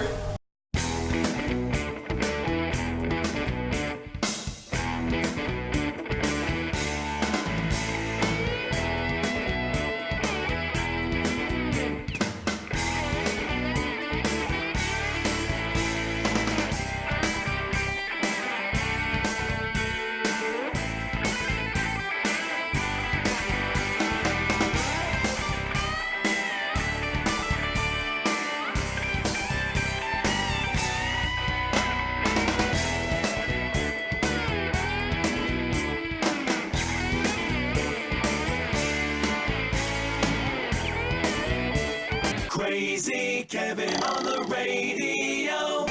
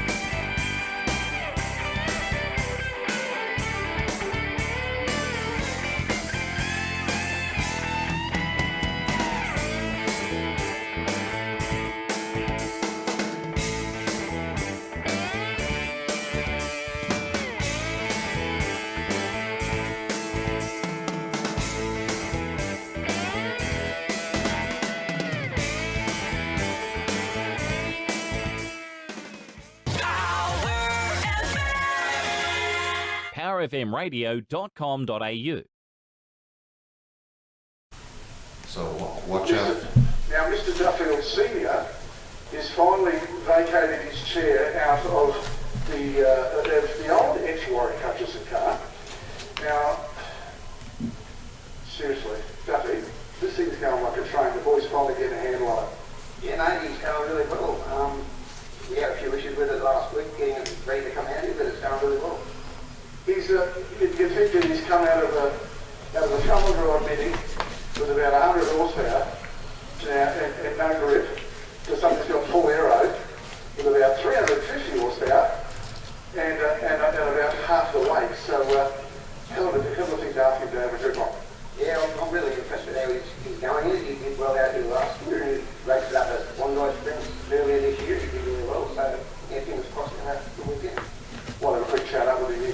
to one, trying to grab him really quickly.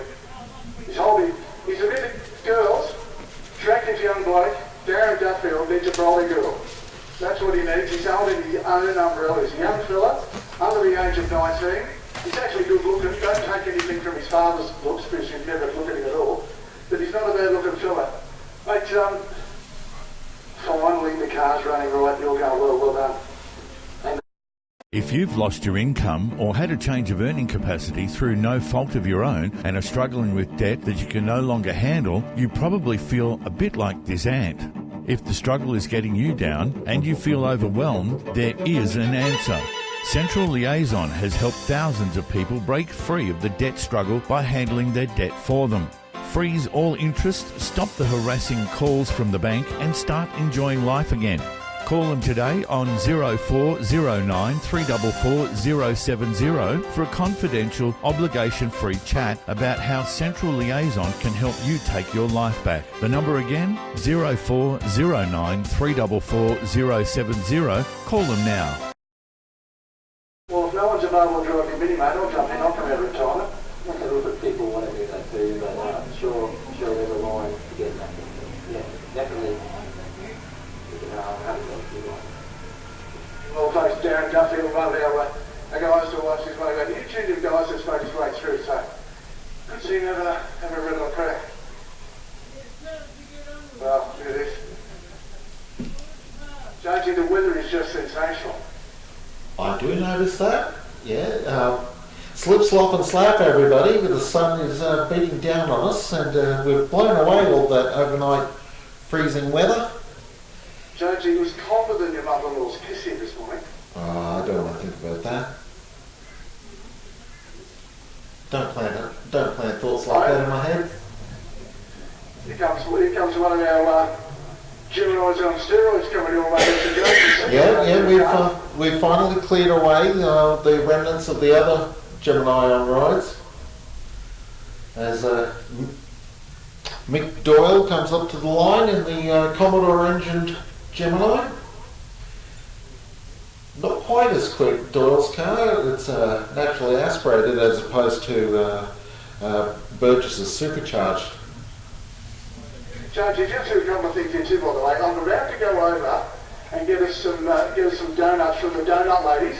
So guys, make sure if you're looking for donuts, you'll see them on the right beside the pub over on that side of the road. And if you want to take away a great bit of memorabilia from this weekend, come and see the guys at Shaboom over here on the start line. Anything retro and rock, you're going to find right here at Shaboom. Doyle wags the tail of the Commodore, of the Gemador through turn 1 into turn 2. Rapid car in the straight line. Now we've got the Wingate Sports Sedan Mini on the line. Jason's at the wheel this time. Sorry, not Jason. This is Abby. Abby's at the wheel, one. Oh no, sorry, it is Jacob. You are right. Yeah, the stripe is over the number 44. They're wearing 2 race numbers on the Mini there. 44 is Abby's number, 45 is Jacob's number. So Jacob gets underway. The car's still spluttering a bit, but it's looking a little bit faster now.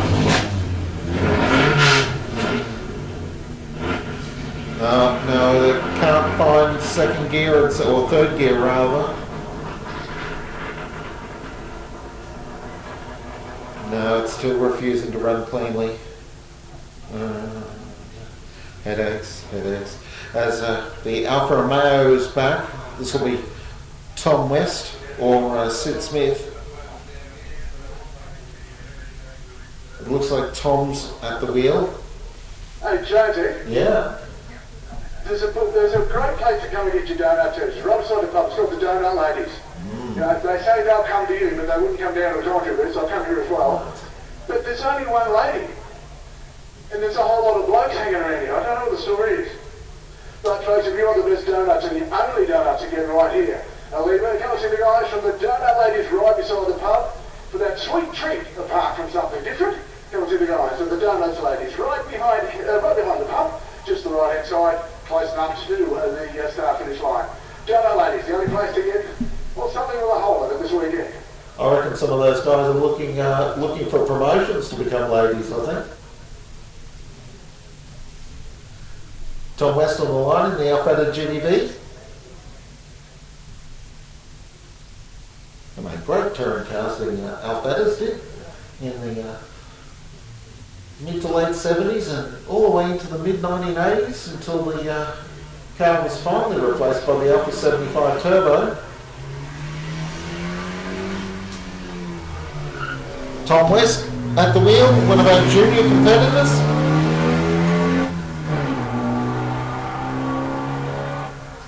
Those under the age of 18 competing there for their own prize in the junior competition.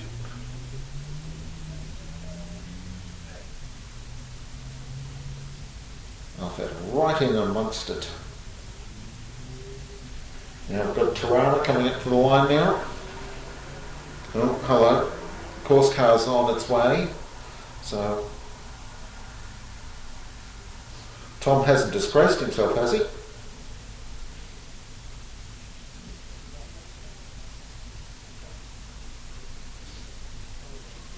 Actually, the course car's pulling up over at turn 2 and actually heading towards the finish line, so something's happened over in that direction. So unrelated to Tom's Alpha, who's coming through the finishing line now. There's the Alpha. Fairly good run there from Tom West, actually.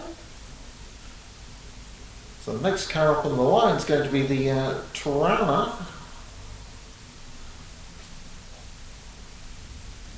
Now this is Glenn West now, because we are moving through the sports sedans. Here's Glenn now. Glenn was a runner-up in class last year.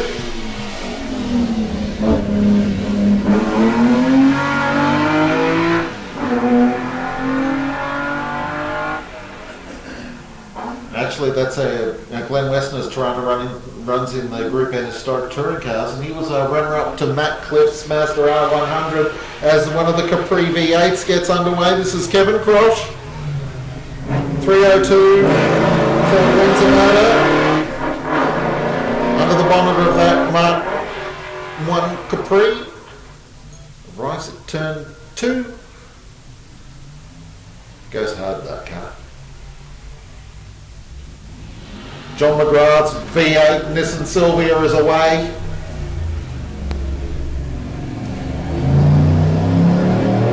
Now that's really a car that only has just the subtle essence of Nissan Silvia.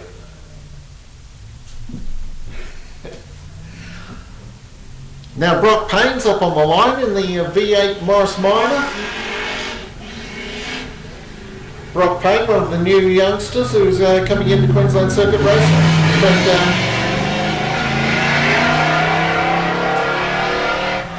Actually, I did see that Aaron Seaton's name was on board that car as well. Mr. Jones, yeah?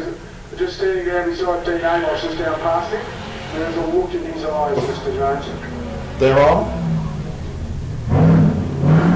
As the Corolla, as the Chevrolet LSV8 powered Toyota Corolla goes by. And here's Dean Amos on the line.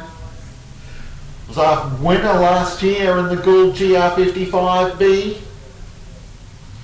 Set a 40.1. But he's not interested in doing 39s, he's chasing 38s in that car. Big V8 up and wheeler gets underway. Arrives at turn 1 faster than anybody all weekend. And by the time it takes me to say that, he's at turn 2 already. It's just as well that Corolla's got a V8 in it, because otherwise Amos would run over him. The second of our FTD competitors, Daniel Duffield in the turbocharged RPV. It's on course, the black open wheeler, the big red open wheeler of Dean Amos is coming up to the spectator area near the finish line now. There he goes through the chicane. On the start line we have Peter Gilbert's BMG. There he goes.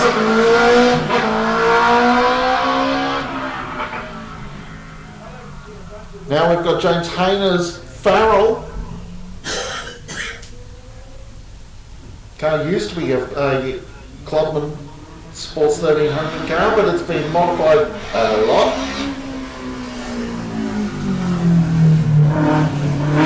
And Hayner negotiates turn 1 and heading towards turn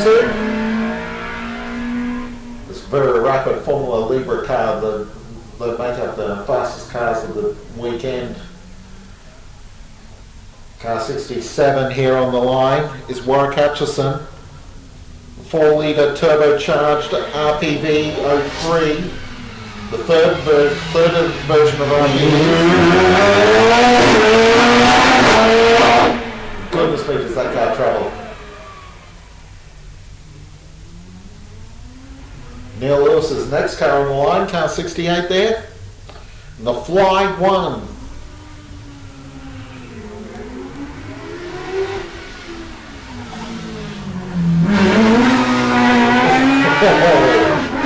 Took the power down hard on the exit of turn 1 and the car responds with, oh, there we go, handbrake turn there by Lewis into turn 2. As David Quelch gets underway in the DPQ special. Honda race like the power.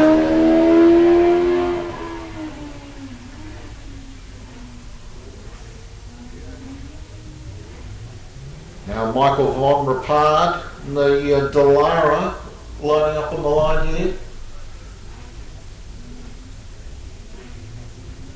1992 model Dallara originally, much modified since then, but there's a slight hold up,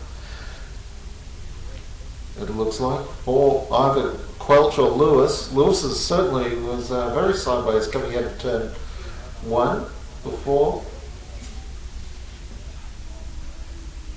Quelch comes across the finish line.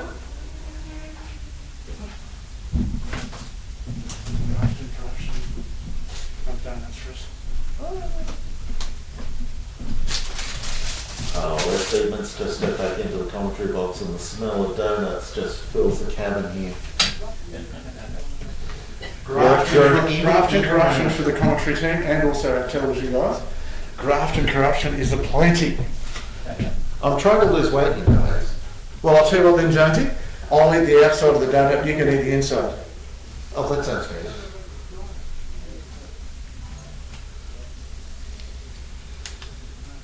So, I'm not sure if Neil Lewis's car made it around.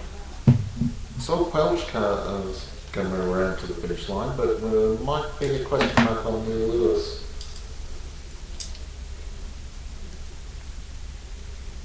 Now, Mr. Jones, what we've got to do very shortly is we've got our opening ceremony starting very shortly, so we need to go down and PA. So I'm going to need to walk down there until we disappear. Is the Dallara from Rapard? Carried almost as much speed through turn 1 as Dean Amos did, but I think the driver who had the most speed through turn 1 all weekend has been Mark Burgess in the Gemini, and yeah, he gets a bit spectacular, that car, doesn't he? yeah, well, that's why he wore the barrier. Yeah. As the second of the two Dallara, Stephen Woodbridge goes by. It's a proper Formula 3 car, that car of Woodbridge. Spice, Opel 2-litre. The final car from our Formula Libre division, this will be the Formula V of Craig Hughes. A much better start this time. Car just wasn't ready first up this morning. The car much better now. Although, seems to have a little bit of a steering issue. The car doesn't want to steer in a straight line. Yeah, no, look, it's really, what he's doing is trying to put a heat in the tyres for it turns left again, James. That's and it's not going to fit. Here he comes and tell the green, my imp.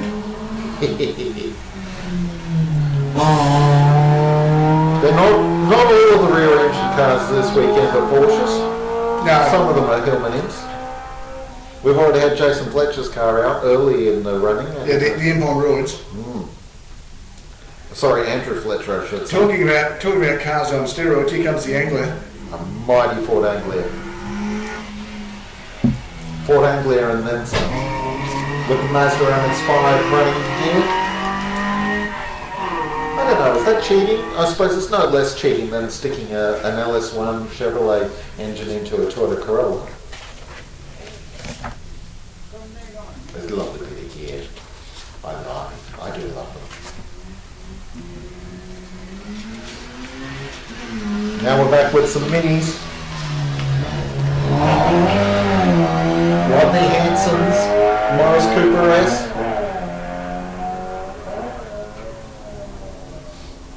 Been mucking around with the suspension quite a bit in that Mini to get it to be a better race car. As the blue Mini gets underway now of Gordon Robbins.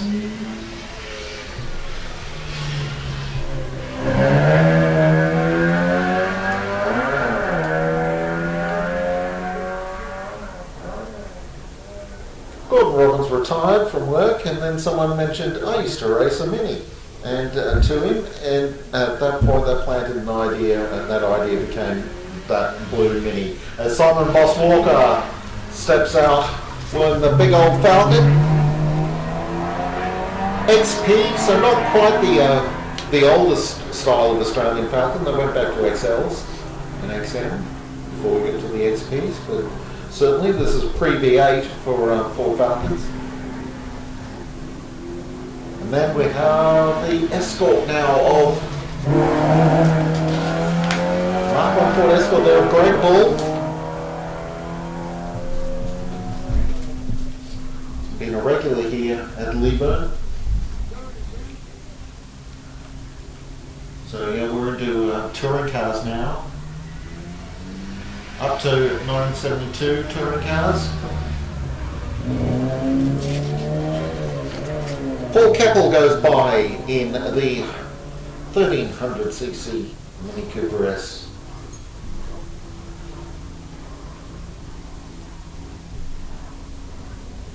With the complete with Austin Powers Union Jack on the roof.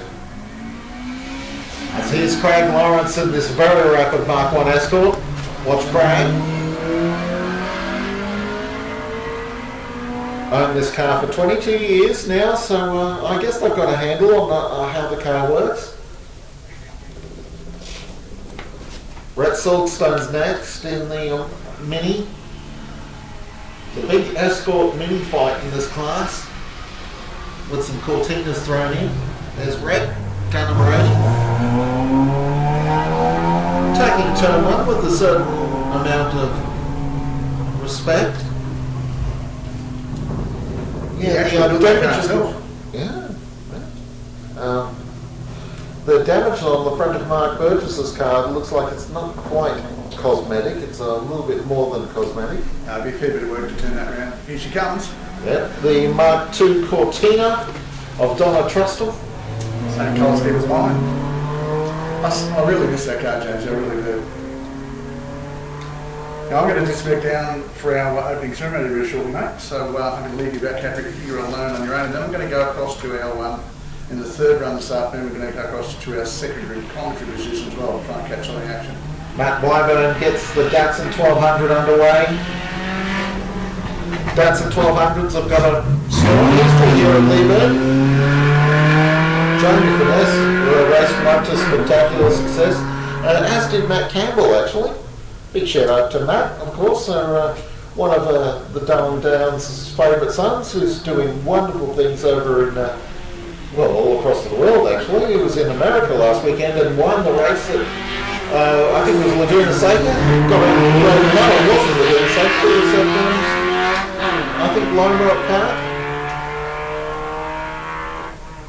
Factory Porsche Racer as the Cortina of Mark Wood. Sits out, and on the line here we have the orange Ford Escort of Paul Brailsford.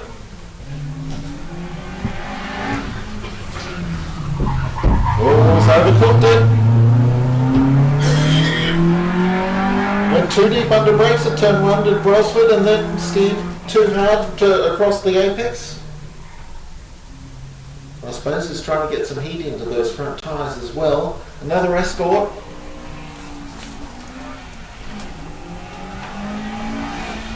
This is the number 86 car of Chris Chand. Was very sideways off the line. Now we've got Blake Curran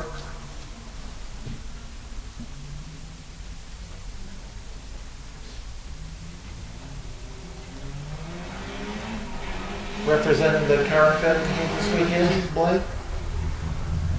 And he's gone straight on. Has broken something.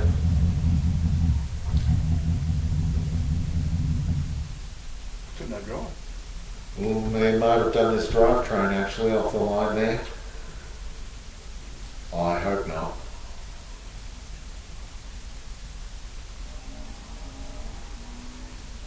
Yeah, we can hear the roar in the distance of one of the escorts coming back to the finish line.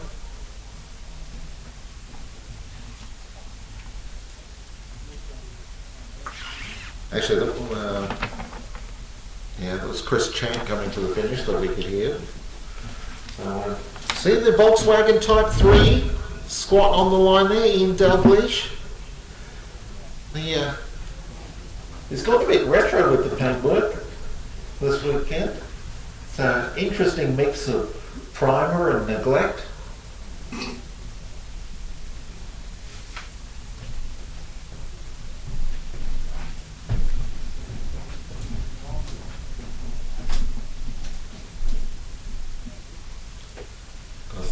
Volkswagen Type 3 intended to replace the Volkswagen Beetle, and in the end the Beetles continued on years after the Type 3 went out of production.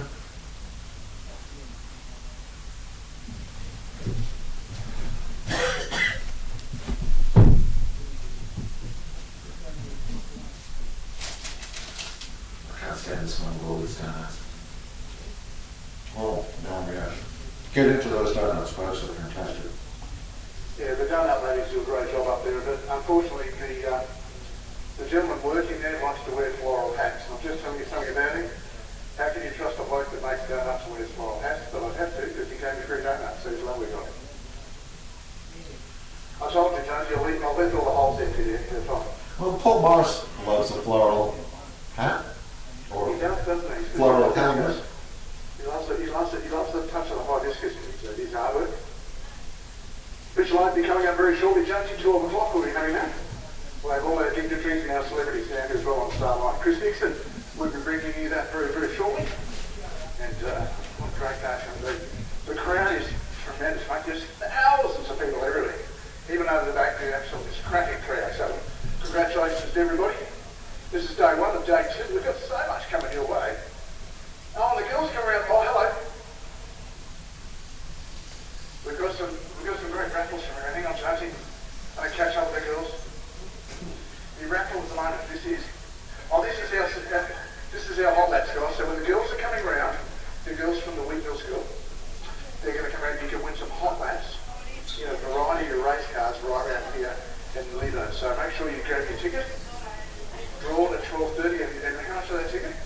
$5 a ticket. $5 to get a chance to go for a hot lap around here. Oh, well, there you go. Entries equipment, Jonesy, if you don't have a ticket, I don't know what you're doing. All the money going to a great charity, which is the Wheatville School. So well done. So we support the local guys. So any more tickets? They're coming down towards turn number 1's grandstand. Guys, get your wallets out. We're going to sell some raffle tickets. Hot laps in cars, and in fact, it's going to be an unbelievable event. For a news slant on local television, you can't go past the Power TV network. Catch up on all the latest local news, sport, events and entertainment on Toowoomba's own online television station, Power TV Australia, home of the TRL Footy Show. Find us at powertvaustralia.com or take us with you wherever you go by downloading the Power TV Australia app. Discover a whole new world of entertainment at Power TV Australia.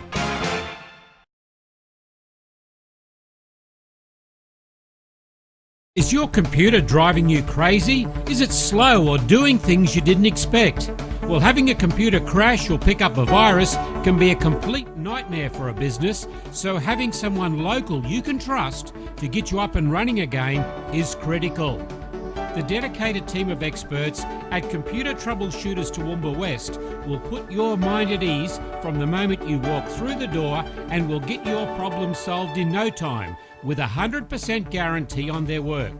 Laptops, tablets, PCs, whatever you have, Roger and the team can fix it for you. So visit them today at 236 Bridge Street, Newtown.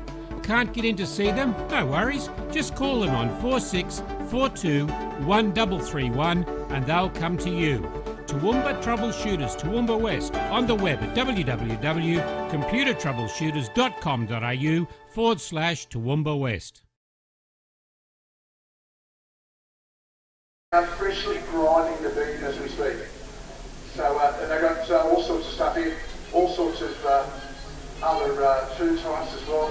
Hot drinks, or you can get all your syrups too. Like me, I like my hazelnut and my coffee. Come and see the guys, and it's just, to be honest, we just want a soup. They can help you out with some cup of soups as well this weekend. Crazy coffee right here opposite the start finish line. Come see the guys. And the golf plans underway.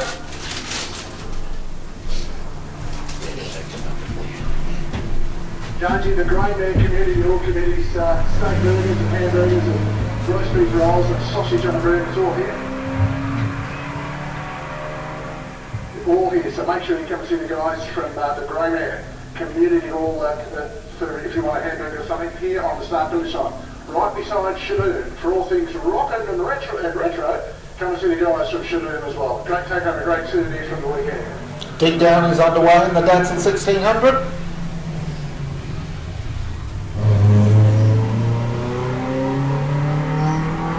Running a 2 litre on board the Mighty Dado. That's a popular. It's rare to find a Datsun 1600 that hasn't been bought out to 2 litres or had a transplant with an L20.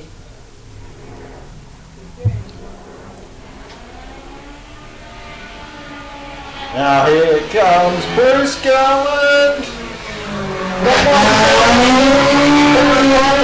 Safari winner, front-running rally champion. Goodness me, he's thrashing the car within an inch of its life. As the other Datsun 1600 in the class, John Hall, another former Queensland rally champion. John Hall is a rally drivers are out in force here this weekend on the Leyburn Sprints. Andrew Hinds is next up in his Datsun 1600. Actually, it runs a pair of Datsun 1600s, one for sprints, one's for circuit racing. See, there's quite a bit more attitude here. Hinds back the car into the turn one there. Just the vaguest hint of a Scandinavian flick.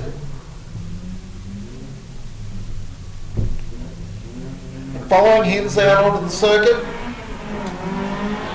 Mick Emerson's Datsun. Here he goes. Another 2 litre. Very clean lines from Emerson.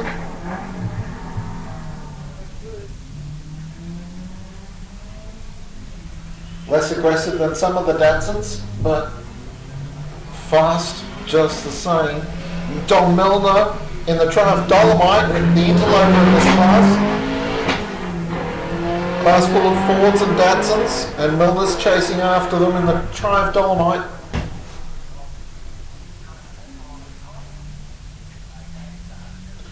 Kieran Rooney's Fiat is next on the line.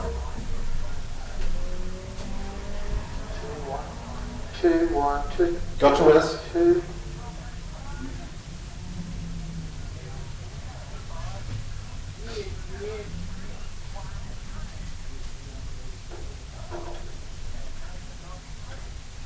Kieran and Sean Rooney are sharing this Fiat, but I think we've ticked over into the official opening, have we?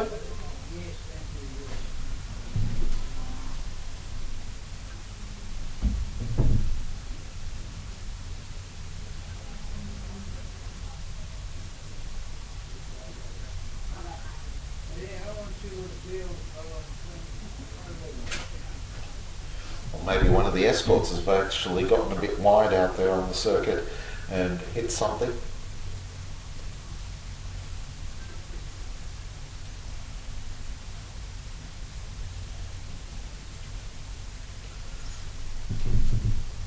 To the 372 touring cars.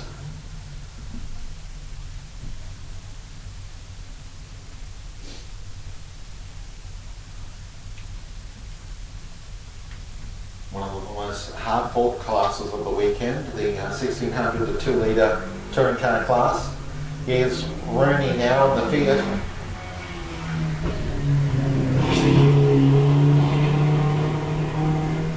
Yeah, car's missing a little actually, just misfiring ever so slightly. So some work to be done there with the Fiat crew. Now we have this 1970 Volkswagen Beetle.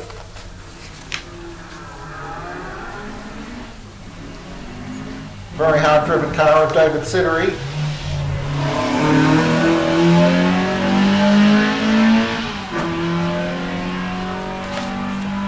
Very rapid car too. Jezebel. Now following Jezebel out on the circuit's another Fiat.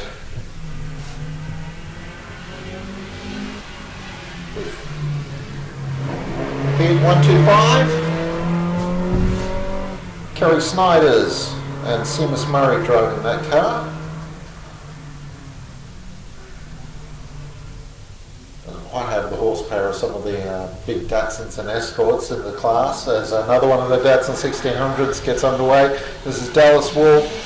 The car he's sharing with Justin Bartlett.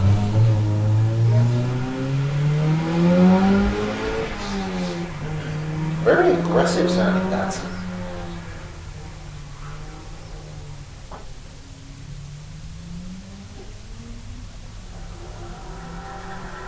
Next off the line, we've got the Triumph PI, Toby Barker, big 2.5 litre British sedan.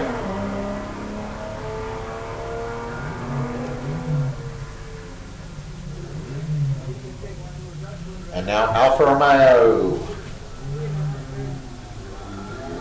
This is Bob Bear's 1750 GTD. It's been poured out to a 2.1 litre.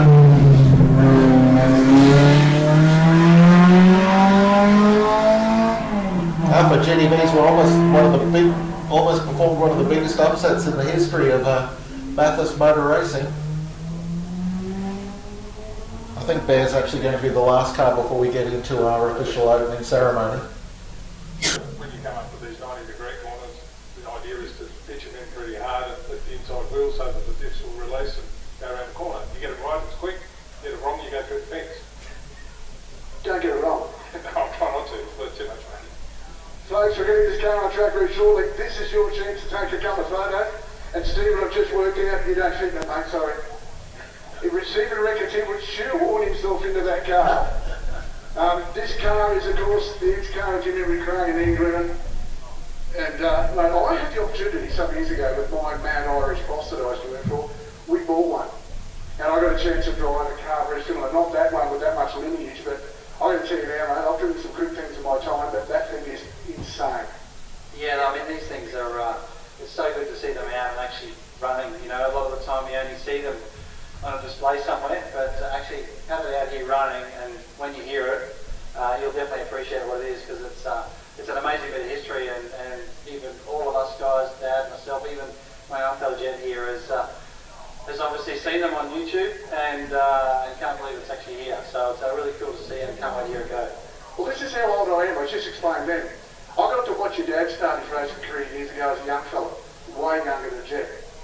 I got to be involved in the start of your racing career all those years ago. He used to spend time with us after race meetings, come out and hang with us. Now I'm getting to hang with your young fella as he starts his motor racing career. I'm either really old or really lucky. I think I'm lucky. I think we're both lucky. Well, folks, listen to this. This is going to be 12,800 RPMs. And this thing is going to scream. It goes from point to point, and it gets shot like an arrow. So watch this space. Jonesy, back to you. Oh, they're a only just controlled explosion, these Group B rally cars.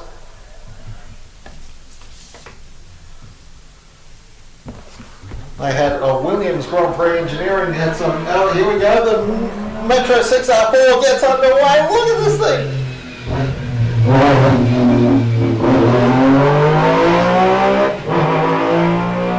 Oh, Cosworth. Cosworth V8 adds a thing of beauty. I'll shut up and let everyone listen to it.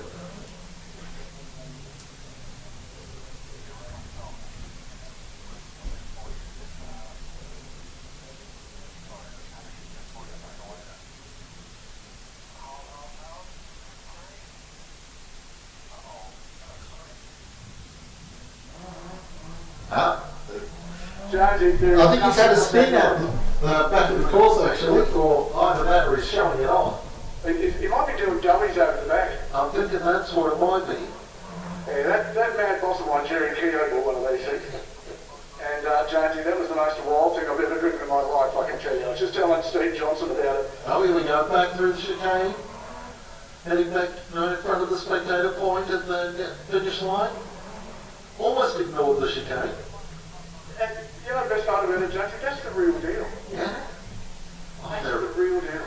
Absolutely amazing devices. Oh, can I go up? I can't step up. The lady was holding the banner up for me to get up, and then when she fell it down, she went, oh, I can't high jump that, I go to the island. Of course, Steve Johnson, you were talking to Steve just before, he's a front runner in the Touring Car Masters, running the Big Four Mustang. You'll have to get some words from Steve at some point about the new car that's under development. Johnson Racing, the new XD. It's a surreal moment to think that there's 3 generations of motorsport, and I've watched them all. You know, it's just, as I said, am I really old or really lucky? You can go either way, really, couldn't it? I could be cruel. Stop it, James, if you ever want to work again in this industry. Of course, yeah, the team have got the new XD Falcon to debut. I think they've pushed the debut for the car back to the opening round next year. XD Falcon, going to be dressed up as a replica of True Blue. 1980-81 Big Johnson Falcon with Marcus Zucanovic racing an XD Falcon in the Touring Car Masters this year. Yes, a sneaky story about the XD Falcon as a Group C touring car. When they went to homologate the car, they supplied the weight for the car, but when they weighed it, they weighed a 6-cylinder. They didn't weigh the V8. So they gave them a huge weight bonus. Just don't tell anyone. You might want to retrospectively change the results. I asked Dick what it was like watching Jet run. He goes, yeah. So I'm alright, but you know.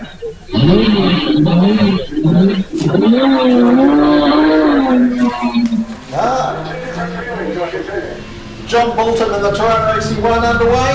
There's white GDR XC1, 3.3 litre. The good old 202 Holden engine. This one's a genuine GDR actually.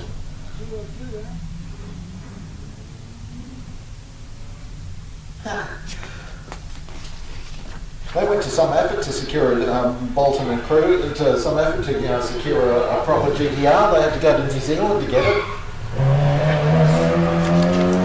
Graham Horchner in the Leyland Mini, just firing its way around the corner, the Reed Speed car.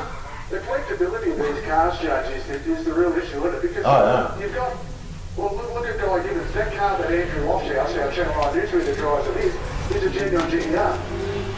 You got Mike Collins. Indeed, Mike Collins gets the big Mustang underway. Car at Pikes Peak, and then loved it so much he actually bought the car, bought it home. Greg McKinnon lining up there in the Pete Gagan replica, gets underway up the line.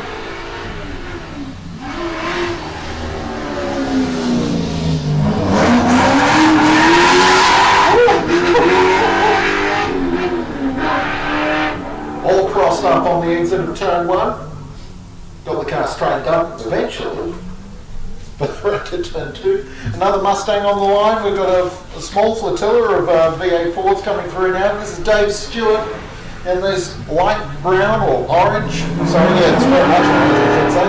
It's just the way the sun is at the start line. Dave Stewart heading down towards turn 2 now.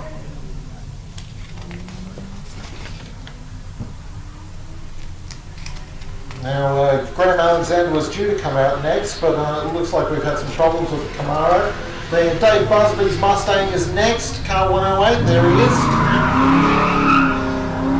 Very, very dark green. Now we've got No, we're not doing John Carson. We've got Jamie Chant now. With the 5.8 litre Ford NASCAR engine. Ford Fusion NASCAR engine. Aboard this loading GT Falcon. And Jamie, well, he started this one quite some time ago. But he still drives it somewhere.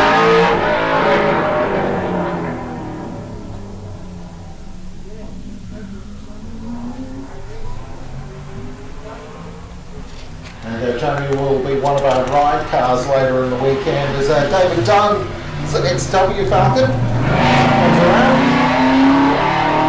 Dunn's been racing here since 2009 in that GT. And we're skipping the order a little bit. We've got Pete Tratwell coming through now. Our photographer here this weekend from Tratwell Creations. Cyclewell 384 pound special.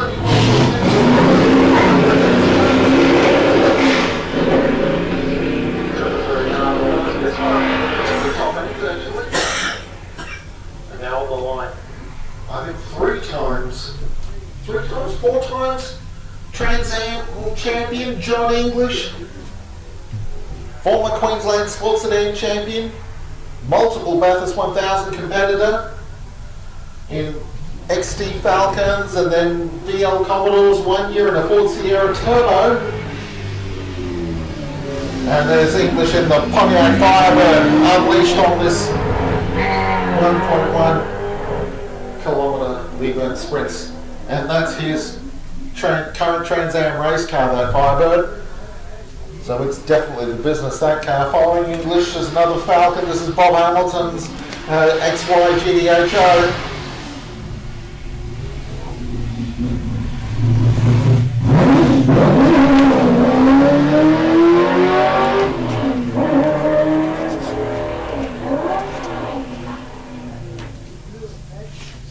And now one of the, this is just about the largest car here this weekend, Jeffrey Holtz in the Ford Galaxy. This thing's enormous. 7 litre Ford V8, I believe, 6.4 Ford V8. Jeffrey's owned this car since he was 15 years old. He's a local, doesn't have to come very far, lives at Clifton.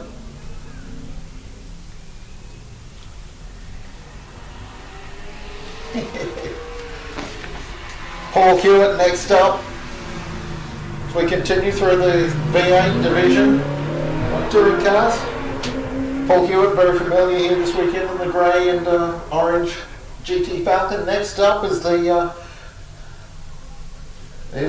Camaro here of Liam Pelly. And Liam's underway, and he forgot to tell the mechanic that he was heading out.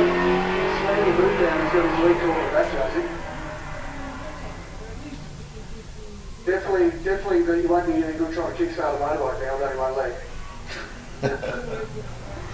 The Capri V8 gets underway here. Phil and Pam Walters sharing that car this weekend. That's the real deal, that one too, Judge.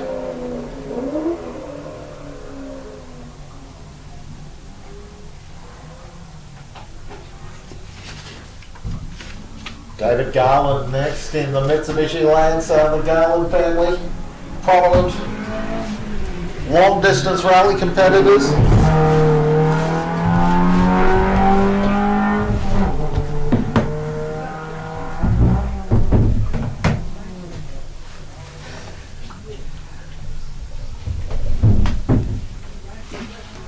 Next up is should be Sean Rooney. Yeah, Sean Rooney's Fiat, the Rooney family. Got a couple of cars here this weekend, both Fiats. But the Fiat 128's not cooperating, it's just crawling away from the line. I think he's having problems with second gear. He's having to shift between first and third, and it's just not cooperating.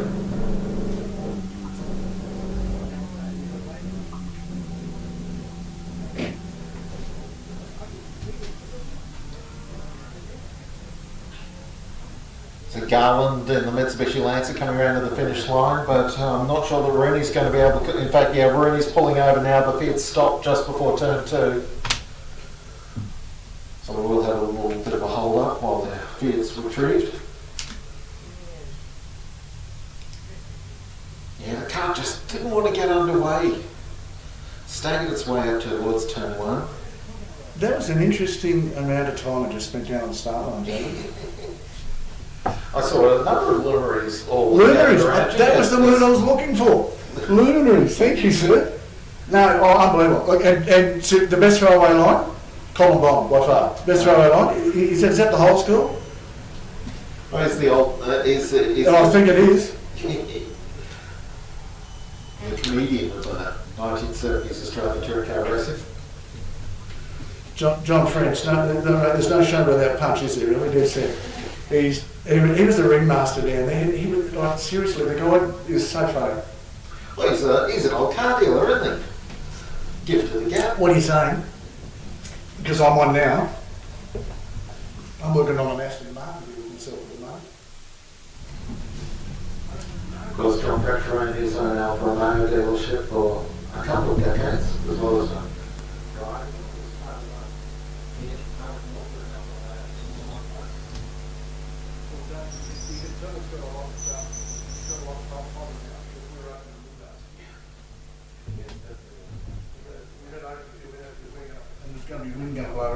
we need to open up because it's way too hot. Okay, the Rooney Fiat has restarted itself and has linked itself around to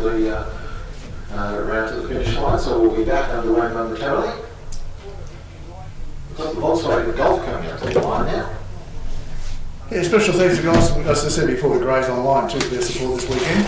Been very helpful with helping us get together with that whole celebrity shootout or celebrity signing there before. Great to have them on board. Log on to their Facebook site and then follow the links from there to Greys Online. That's GRAYS. Now, Grand Rumble in the Volkswagen Golf. I've been trying to work out who actually drove a Mark 1 Golf in touring car racing. Oh, you mean Haya? Sorry? Haya? That's it. Thank you. And it was a weird name that I could never understand. That's it. That's the one. Here comes Brett. Brett Stewart now in the Holden Gemini. Built here in southeast Queensland, the old Holden plant at Acacia Ridge.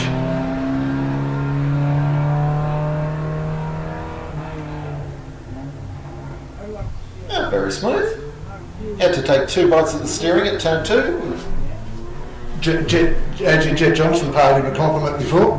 He said, geez, your boy's come right, isn't he? I said, yeah, it's 4 seconds faster than me.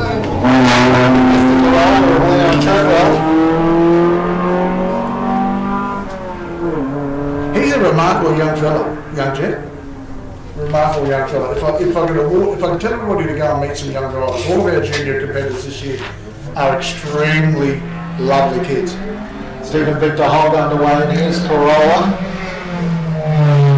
This thing's cool.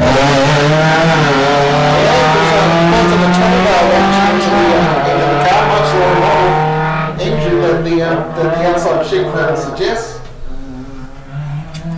It's got some horsepower too. It's got about 200 sitting on the bottom. That'll do. Ford Escorts again. This was Graham Bailey's very rapid 1980 Mark II Escort. Oh. Missed the shift there. Went for second and got 4th.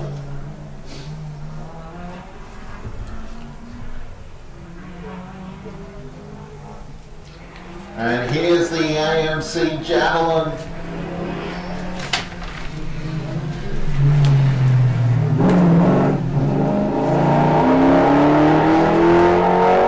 The forgotten 4th American manufacturer. Yeah. And to be honest, a terrible shame that it was forgotten because it was a worthy motor car. They actually built AMCs in Australia briefly. Assembled, yeah. In Melbourne. And the Mark II Escort on circuit now.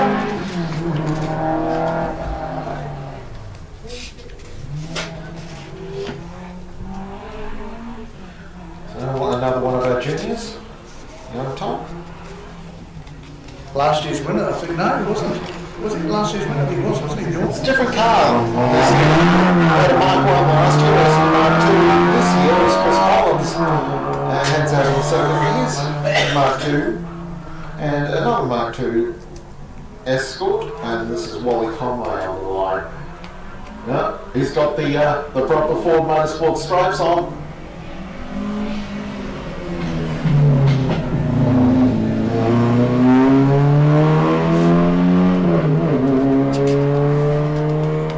Good strong field of cars there. This is the car I want to watch, Jonesy. This car's rapid. Ready for this engine, no? Yeah, Phil Kay in the RS2000 with the Honda engine.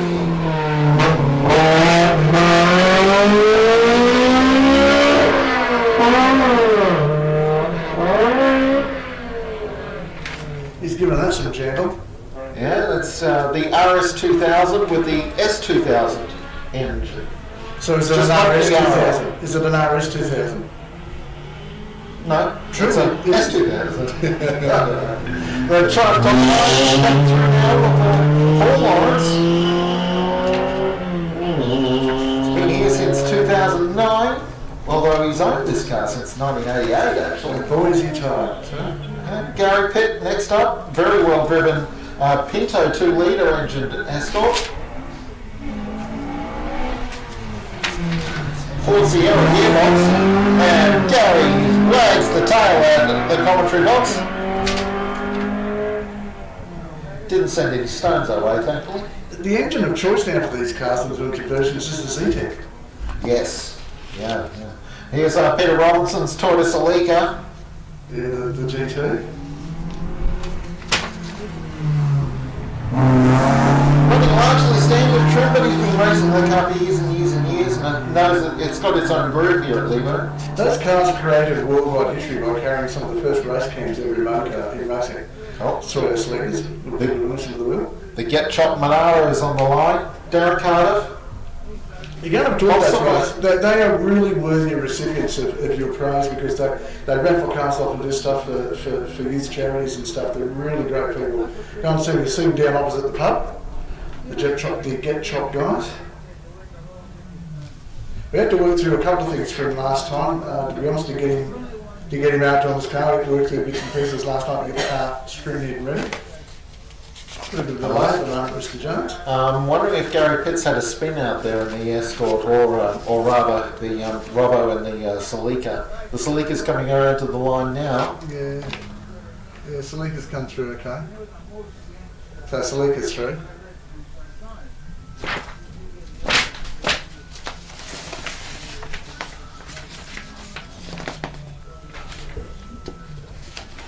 So we'll have some thunder here at turn 1 shortly when Darren Cardiff gets underway in the 350 Chev powered HQ Monaro. I don't know if you've noticed something, Jonesy, but there's an awful lot of development going on in Leyburn at the moment as well. I've just opened the crossover, that's what's happening, that's why the hold up, we're just opening the crossover. Oh, for people going from the schools outside of there too. Yeah. A lot of blocks being split off, a lot of housing going on. Here we go, the Monaro's away! Here it comes.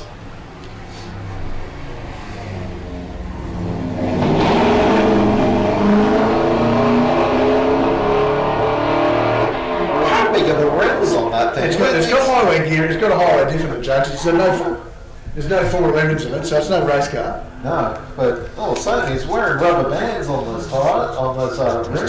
He's turning. Gary Irons in the Mazda RX-4 arrives.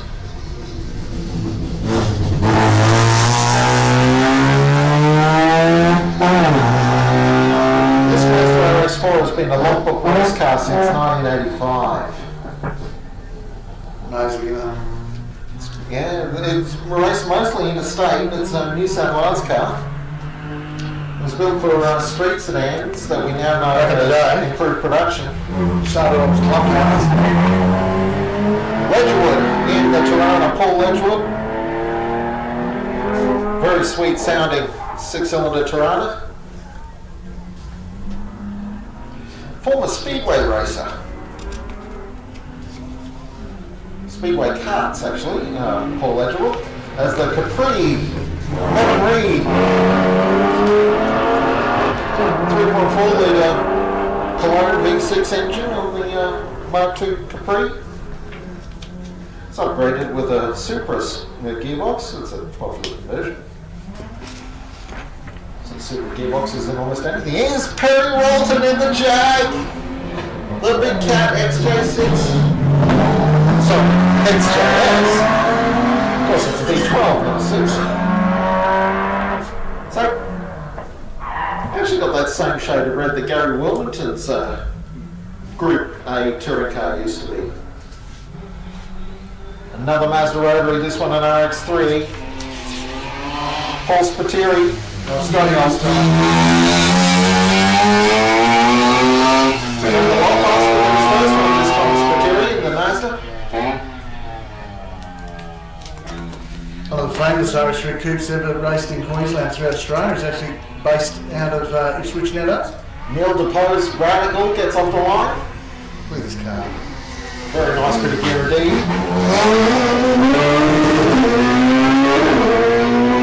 Yeah, 2 guys trying to get that in there, Jay. It's really been in for. Suzuki Hayabusa engine. Got the Thomas family with their RX3. Brian Dunn's Arrow Club. This is good. Yeah, I had a close look at this car, Jay. Very nice. Oh, and here comes your mate Mark Crespin, the KMC Cobra. Yeah, he'll have a crack this time. A lot of temperature down in the track. He's had a look. He's tweaked the car. 302 Ford engine. Here we go, off the line and thunders. Oh, that's got a beautiful crisp.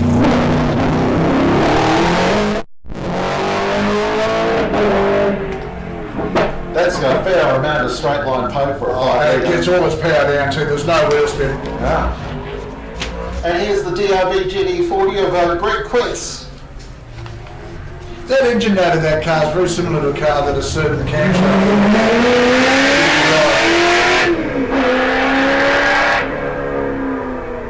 When Dean Ty bought the Formula 5000 up here. Oh yes. Just that note out of that car. Here comes Crespin. You can't miss that car, can you? I'm watching across the start finish line, James, with our remote timing cameras here. Now John Simmons is about to come out. Datsun Z. John's a front-running Tiger Rally competitor. He's won the classic class at Tammy, Tasmania multiple times now.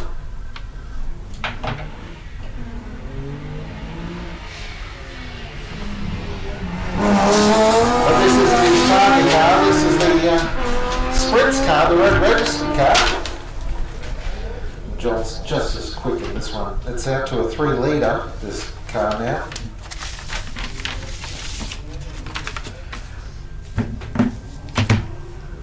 And here's Eve Stocks in her DRB Cobra.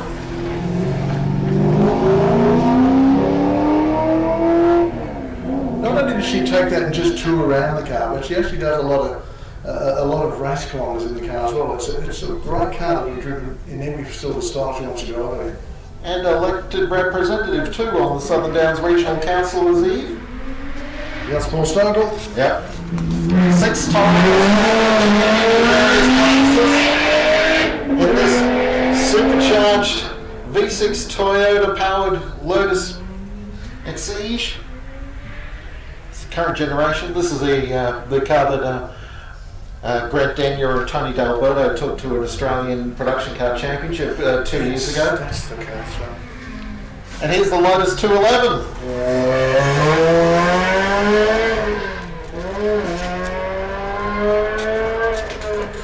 The second of the cars that have been run by the Amos family. Actually, Young Ford's actually driven out of hill climbs before. Oh! That was nearly a big one.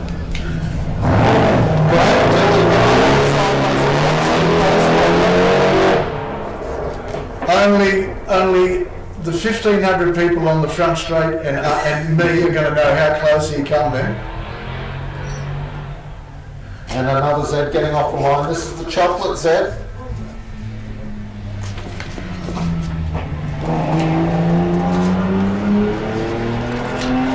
That's Rob Leyburn. That's a 240Z. And we've got Mick Warner coming up on the line now with the Cobra, I think. BDM Roadster Cobra. This one's a 6 litre. Just something different. Get it stopped and turned.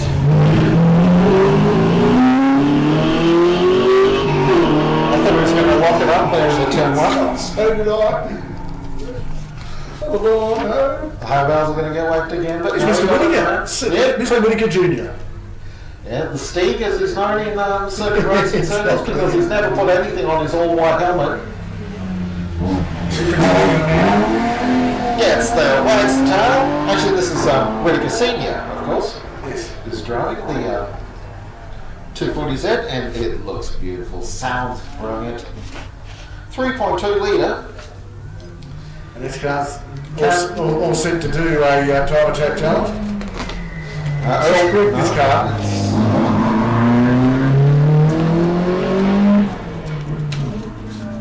Deceptively fast, actually. That's Michael Larimore on the Toyota MR2 out on the circuit now. There's it's a bit of a Grand Prix that Mazda that Toyota MR2, in that virtually everything on the car has been replaced by something lighter or stronger. Or here's the sheep and wolf clothing.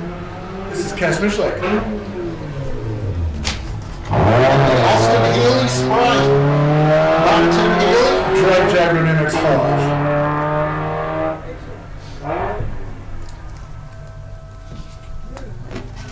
And now we've got Earl Murray in the Fiat 124 Spider. This is a nice little car, Josie. We were around getting screen just actually, really tiny little car. I could have used Earl this morning actually. He's a chiropractor. Ah. Here's something nice coming out, Mr. Jones. Peter McCullough coming out now in the C3 Corvette. Car that's been raced by Brett Curran, of course, sadly West. We lost Brett a couple of months ago.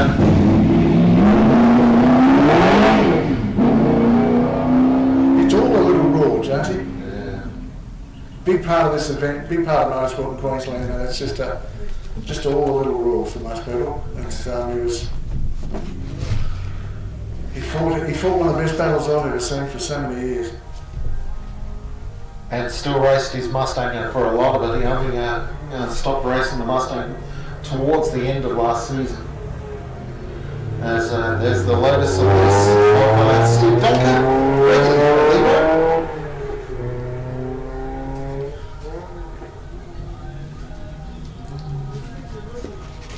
And now we've got an MGF on the line here. This is Leif Johnson.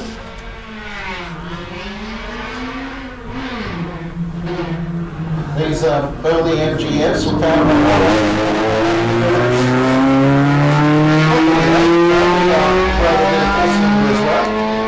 and we've got another Mr. 2 on the line. And this is a car being shared this weekend by Simon Howe and the regular driver, Dean McCauley.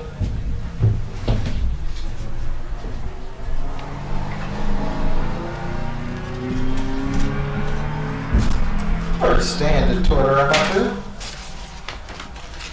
Another MGF on the line. This is Flavio Paggiaro. He's only recently acquired this car. He's had it for 6 months. And it's his first time here at Leyburn.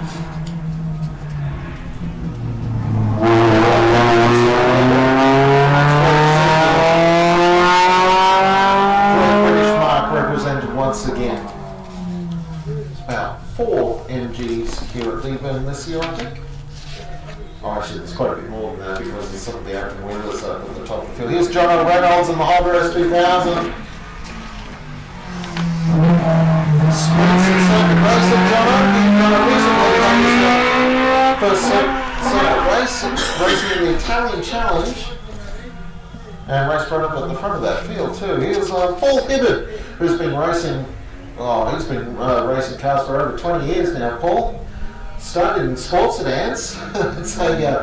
That's a big step to start on. Although he's got a bit of speedway in his background as well. But yeah, the ex-Duncan Hamilton Datsun 1000 sports sedan for a long time.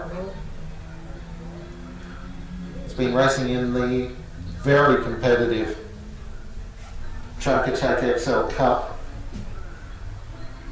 I've recently acquired this Mazda XR8. The car had to be rebuilt after Paul went over the cliffs at the Noosa Hill climb backwards. Rob McRae's Porsche 911 out on the circuit, 3 litre.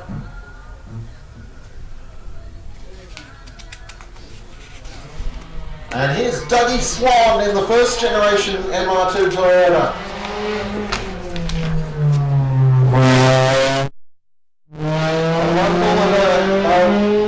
Legend of the Leyburn Sprints is Dougie. He raced a Pontiac Firebird here for so many years with the largest V8 that they could find. I think it was a 6.7 litre.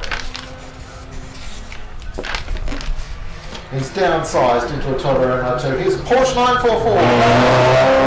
Type of colour we certainly don't see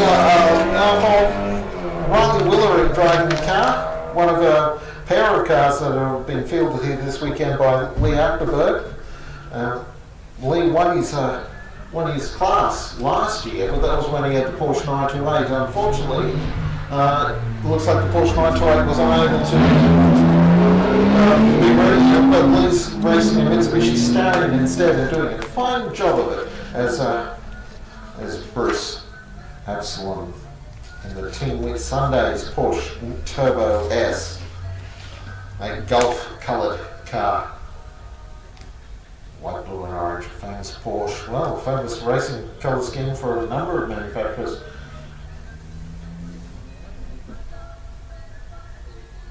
Phil Hart's Porsche 911 GT3 is now away.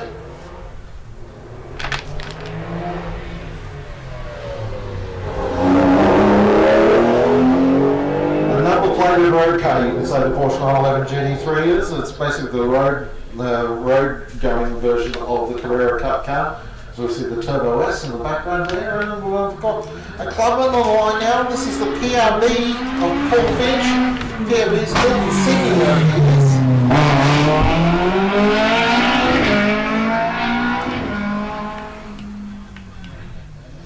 Paul Finch crashed here at Leyburn in his first run, and it's obviously not dissuaded him at all. And he's going to be competing, there's a Westfield in his class here, and it's Tom Hackett. So they'll be competing directly against each other, and this Westfield's got a Ford Escort power plant. So, yeah, the same engine has raced in Formula Ford for years and years and years and years. Jason McGarry getting off the line in the Caterham 4200. So, 420R. I'll get through the end. It's actually an R300 that's been upgraded to 420R spec, which has got the 2-litre Ford Duratec engine, which is the current Formula Ford engine. Another club one. This is John Warner, Alpha Type 3, the great Australian sports racing car manufacturer. I was bought out by Tom Walker Control Racing a couple of years now, a decade or so now. We don't, but the production has wound down on the Alphas now. Toyota 86, Levin. The only road car in the world named after a New Zealand racetrack, the Toyota 11.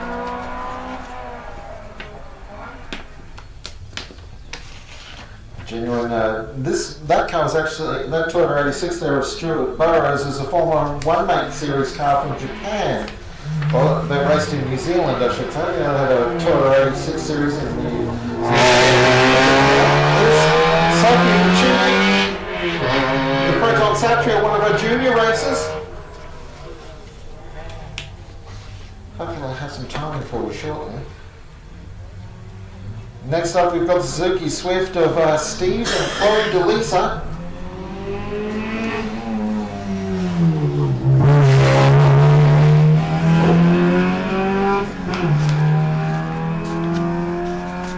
And now it's Steve Ether, XL Cup racer, running in the Morgan Park based XL series. And he's running Honda CRX here this weekend. Yeah, he drives the car. That's a much cleaner run through turn 1 than his first run, which was a borderline accident.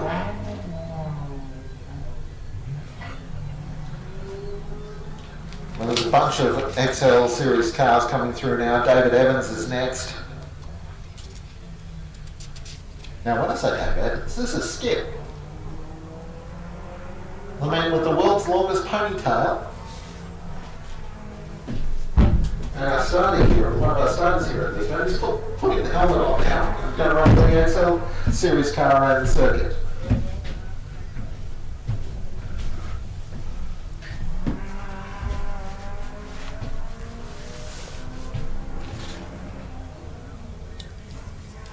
I see the Honda CRX of Steve Ether coming around to the finish line, so there's a little bit of a break before we send Skip out. There he goes. Go Skip. Dave Evans.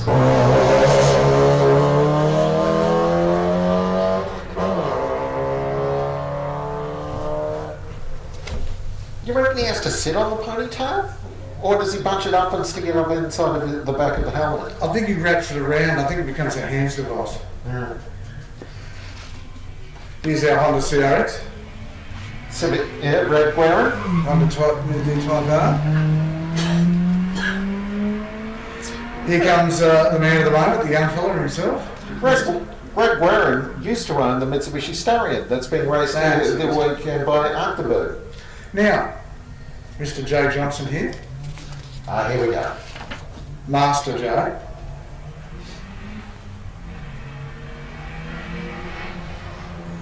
Cue Paul McCartney and Wings.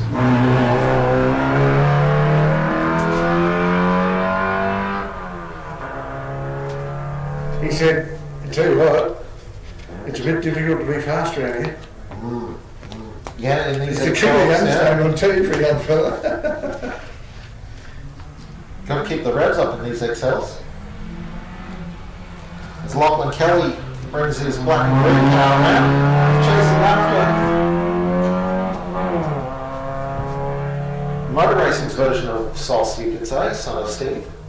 Well, Brett wanted to bring the XR. He wanted to bring the race car. And he said, no. It's enough of them. You don't need to run those guys. And here's Ross McAndrew.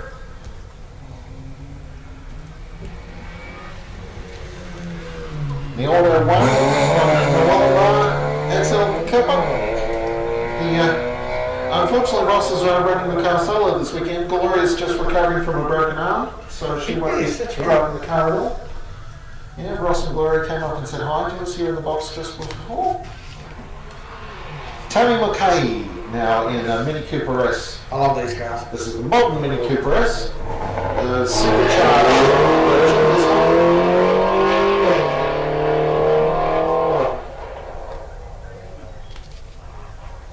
I think it's a supercharged one. I'll tell you right, it's a works car.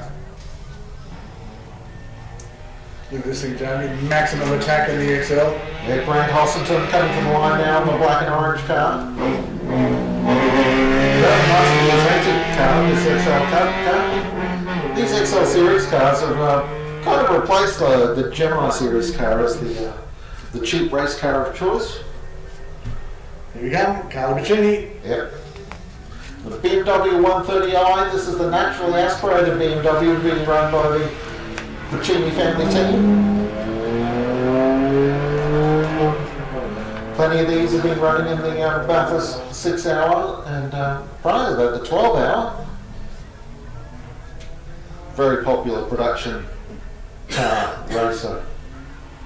John Coleman's Alpha GTV6. He's given us plenty, Josie.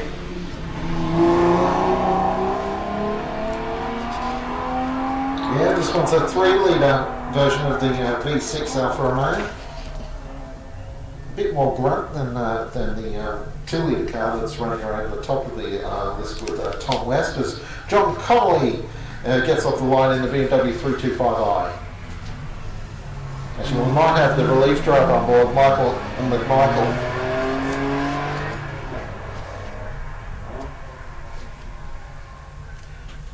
You'd want to punch your parents. What's that? Michael McMichael. Yeah, you're setting some up for it, aren't you? Here's the Volkswagen Type 3 again. It's with the revised drivetrain. There's 2 Volkswagen Type 3s here this weekend and only 1 Beetle. So it's not often that the Type 3s outnumber the Type 1s, but none of these Volkswagens are really all that standard. Keith Edwards out his replica DJR car. Normally running a Datsun 1200. He's had to step up. Yeah, this is this Falcon, not a V8, runs the inline 6-cylinder Falcon engine, so it's the same sort of engine that's in the Jamie Chanty's putting one together for it as we speak. Derek Holstein's Mini Cooper about to launch. Give that lady. You can tell it's front wheel drive. All the smoke's coming out of the front of the car. That's not engine. Another supercharged Mini. And next up, Trent Lay's he currently holds the trophy for both the Willowbank and the Lakeside 300. He does too, doesn't he? He won this year's Willowbank 300 and last year's Lakeside 300. Unfortunately, they had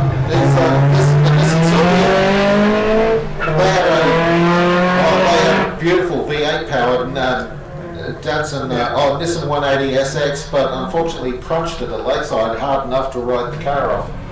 This is Glenn Allingham, a mad Kiwi. Where's it all Bishop? They're showing the car.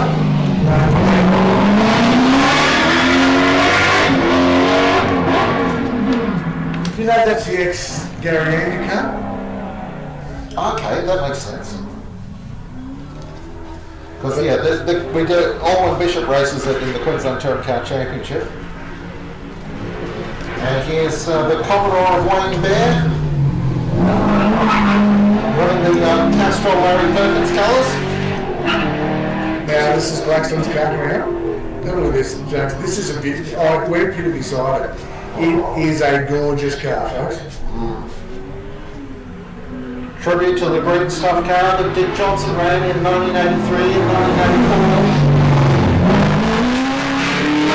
And specifically wearing the colours of the 1983 car that crashed into the trees on Hardy's Heroes.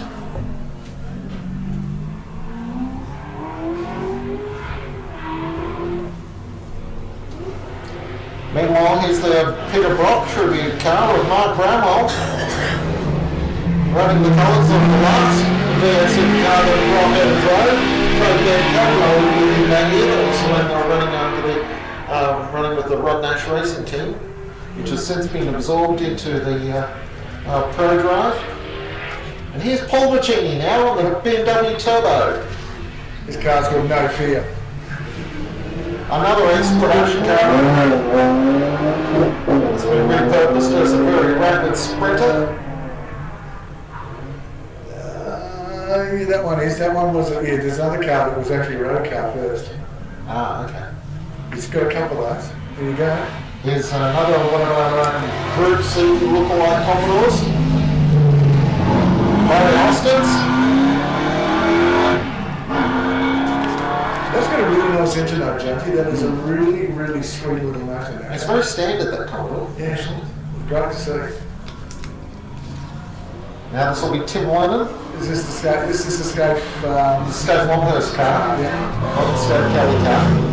Oh, get it stopped! Don't make Mark Bramwell figure it Iggy's not going to be made. That must have been terrible thing with Mark. He's racing these guys and he's thinking, don't bend it, I've only got to fix it if you do. The only HSV in the field's coming up now. It's Glenn Mitchell's.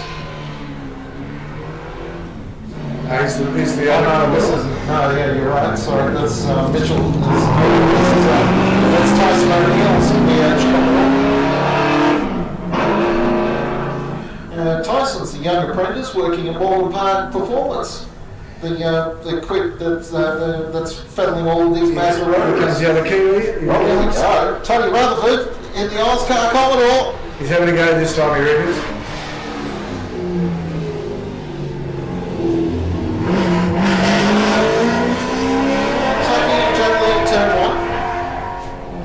Got to think about yellow race cars too. Everything he drives is yellow.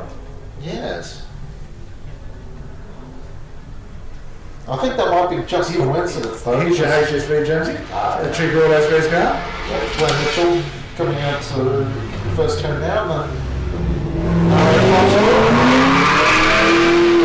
Actually, the car's wearing SS pages on the back of the car, so it's a bit of a mix actually of HSV and Holden. Now, thanks so much to the guys from Power TV for making what we're doing today available to you. This is a great thing, a new initiative coming from the organisers to be able to broadcast this live via the net. Shane Woods in the second of the Mark Scaife Bathurst car tribute vehicles. Part of the Bathurst Tributes team that's running their own competition within a competition. 5 Holdens and 1 Ford, it doesn't seem fair. The first of the 2 Mac taxis next around the corner, that's car 199 of Brendan Lloyd. I wonder if there are 3 miniature racing cars competing here this weekend. Around in about 10-15 minutes. These 2 Mac taxis. Going to go up that other point. Brendan Lloyd and Neil McLeod, they're both Suzuki powered. Beautiful.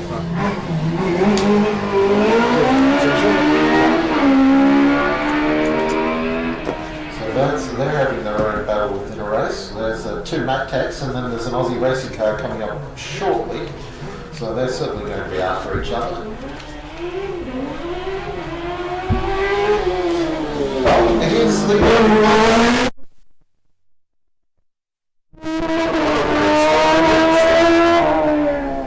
because of the MTR1. I was just looking at the rear wheels on that thing. The only thing is just to keep the back of the car off the ground. It might look like a old style race car, but it's not. And here's the Aussie racing car. Des Thomas. I think that was a bit closer than the last one that almost wiped the barriers here at turn 1. That was close. That had seriously, that had more understeering than anything I've ever seen. And now we're into the Forest Rockers. This is Christian. The turbo 4-wheel drives. This is the car.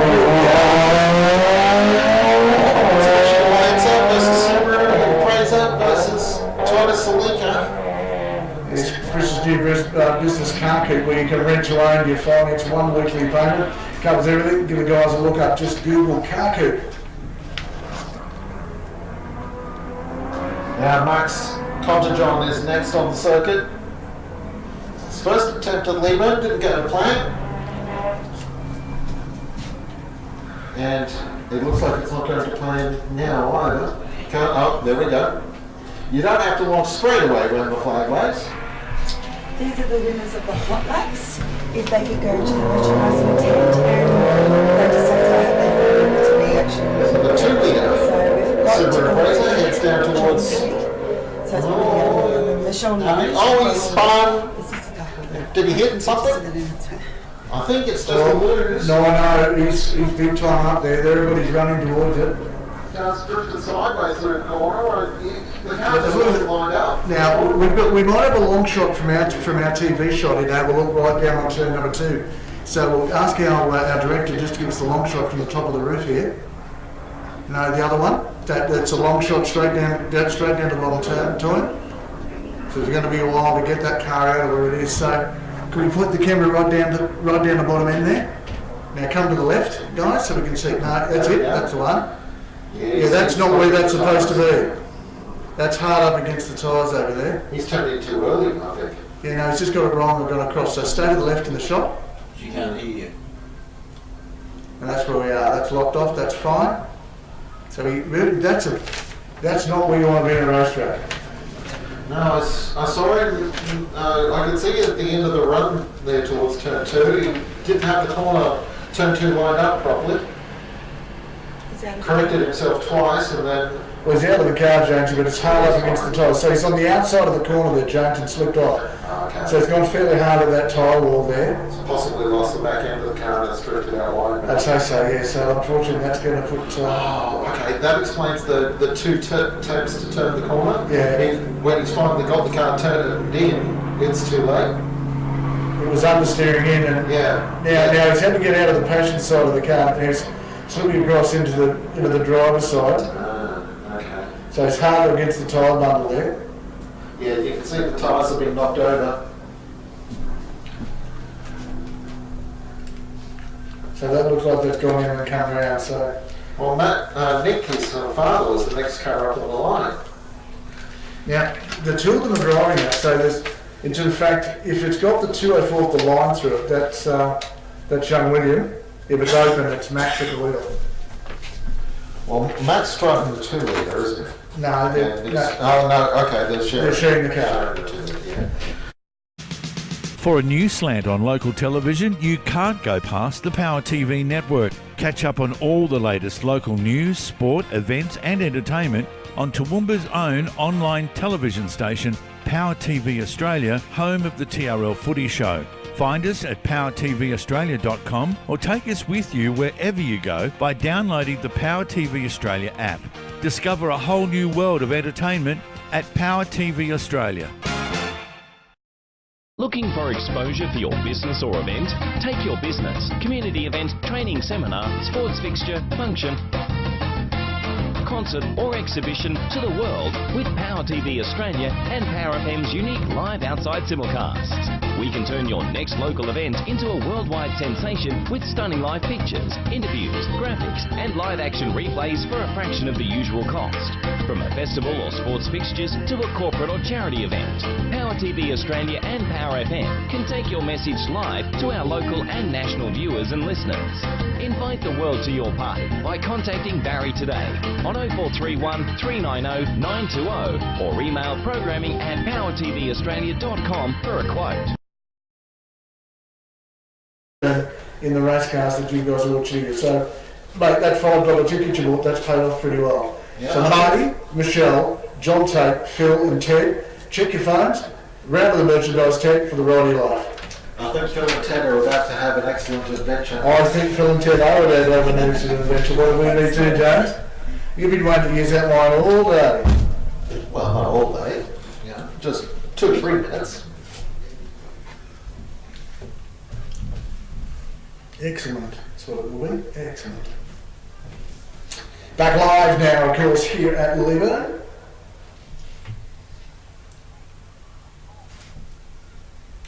If you're looking down, they've just let Dad know that the car's okay and everyone else is fine. So the father's on the start line in his Subaru. Yeah, this Subaru's got the stroker motor, and it's fired up. So. You heard the distinctive sound. There he is. He's lining up now. Nick Collins. He's a former winner of the special interest class here at Leyburn. This is a very rapid Subaru time attack car.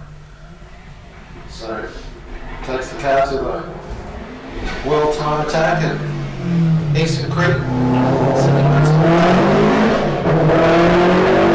Descends on turn 2.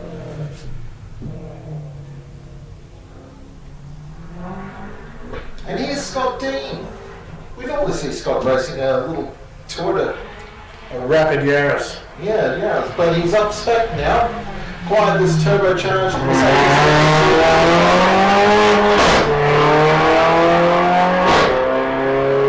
And it's a I'll just let you know, he's on, the ABS is active when he's jamming those lights on. If the lights are flashing, the ABS are working. Oh, here we go. This is rapid.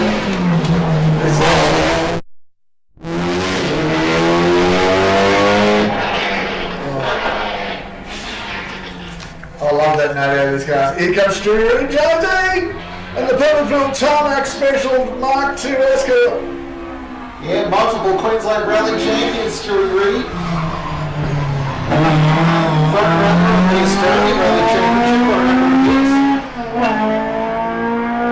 Actually entered in the Audi Quattro, but he's got that sideways at turn 2. He's missed everything. He was having a red hot crack. What he was doing, he was doing proper handbrake turns. The front end of the car turned around so sharply. Rosenberg in the lanes that follows.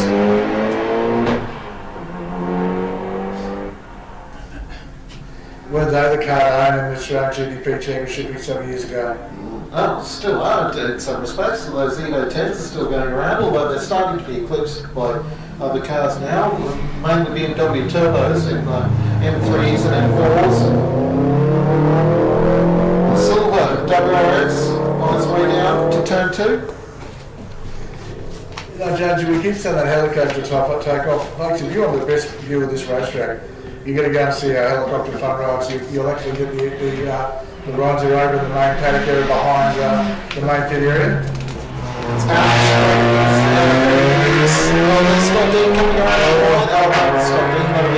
Jonesy, here it comes again. That's the Celica G4 of Nick Windsor, arrives at turn 2. 12,800 RPMs coming to your Mr. Jones. Look at your phone. Yes. I've no idea, Jonesy. If you have it somewhere, you won't get it. Not in time. Here we go. Listen to this. Oh, Mr. Gear.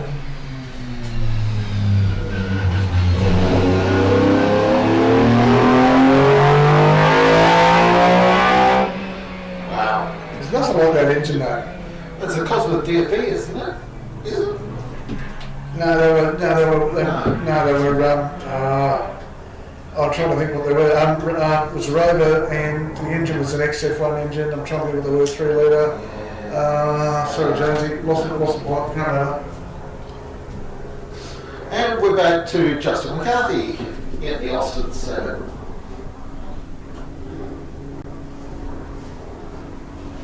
The Austin 7. It's regular here at Leyburn. We've got a pair of Austin 7s this year. It's fantastic to see 2 of them as the MG Metro 6R4 comes around to the finish line. My goodness. A genuine Group B rally car is a very rare sight indeed. Mr. Jones, I'm going to go and move round to our secondary commentary board. Do you need to go and go for a little while? Oh, you're the boss. But if you need to take a break, no, I'm good. I'm going to move around, folks. We've got a second drop commentary position. I'm going to go and try and bring you some of the action as well. Some absolutely unbelievably quick people are coming up here shortly. I'm going to be here to talk you through the lot of it.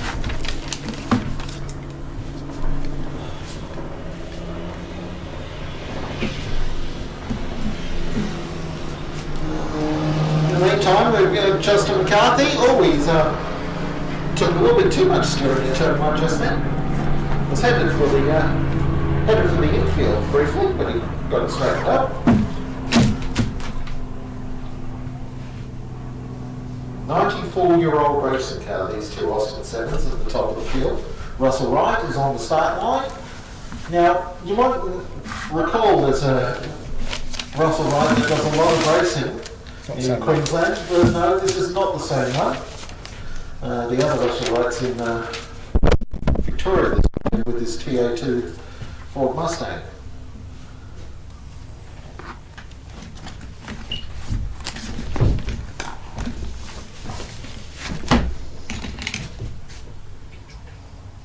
So we're about to have the second of the Austin 7s off the line. We're just waiting for Justin to come into sight again. Here he is. He's just coming around School Corner now, heading in towards the chicane on the return leg.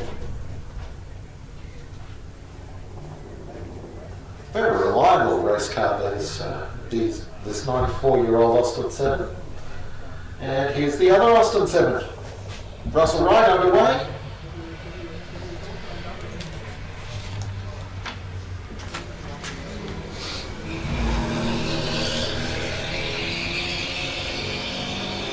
These stripped down versions of the Austin 7 referred to as Brooklands. The Austin 7 was like Europe's answer to the Ford Model T. The cheap people's car. I mean, it was a decade or so later. But yeah, and Austin 7's remained immensely. The first Australian Grand Prix was won by Austin 7.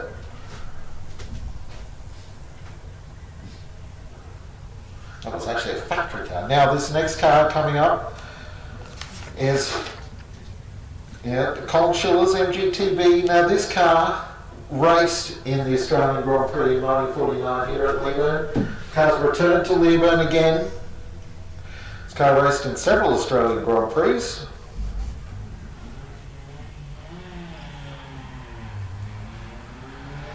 Raced by Alf Najar back in the day.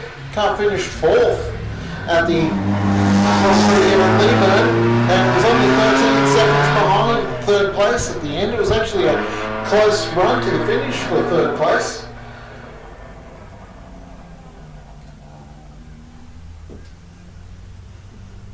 Peter Critchley was racing the car here at Leyburn back in 1949 and he was just didn't want to push the car too hard. And that's why he's fallen just 13 seconds short of 3rd place in the end behind the Rizzo Riley. Ross, now the Belinda Schillers follows out onto the circuit in the second of the family's 2 MGTB race cars.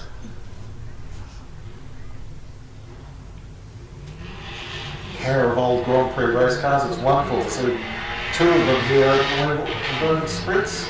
Particularly one with the history of that red MGTB that Collins ran. Ross Kelly in the MGK3 is on circuit. This car's had tremendous racing history. This MGK3, a 1933 model, it raced at Brooklands and the Ulster Tourist Trophy at auction.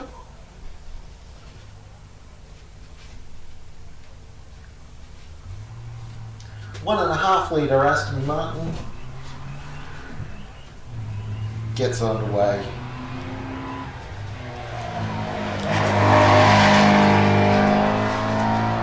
The car was completely rebuilt after, and the rebuild was finally finished in 2017, and Maxwell immediately brought it out to Leyburn. That was very nice of him, and it's been coming here ever since. Glorious race car to have. As Barry's speaking of glorious, well, glorious in a different way. We've got our side barrel Ford V8 specials heading on the circuit now. Barry Smith.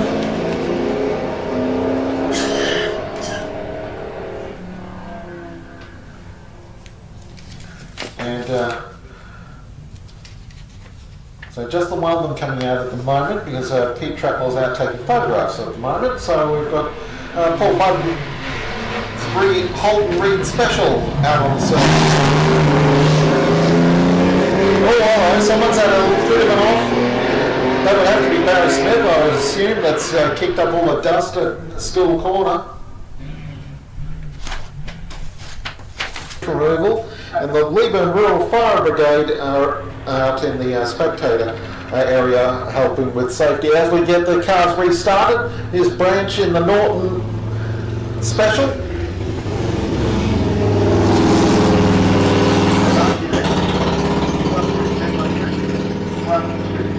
Yeah, gotcha, Wes. Keep going. Have you got me? Yeah, we're sending the Norton out to you. I've just decided I've seen the best vantage point to do the commentary from.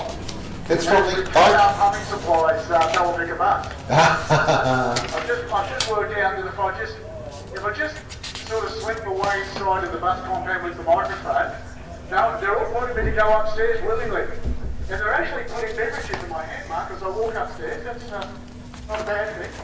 Oh, hello, I can't go upstairs. I can't go upstairs from inside. Right up the very end. Okay, righto. Oh, so I'm going to go up here. Oh, I'm going to go up to the stairs. Okay, right, this might be a bit complicated, Jones. Back in a minute. Are the Forex Angels here? No? Okay. Well, we're about to send Barry Smith out in their Ford V8 Special. So this is a rerun for car number 7.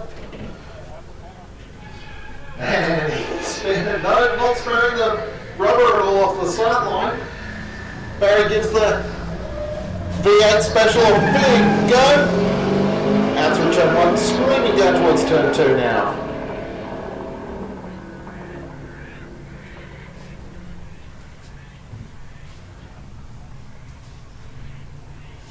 And up for a rerun as well. This is car number 11. Oh no, this is my rerun. We're back into the running order now. The Holden Special of John Devitt.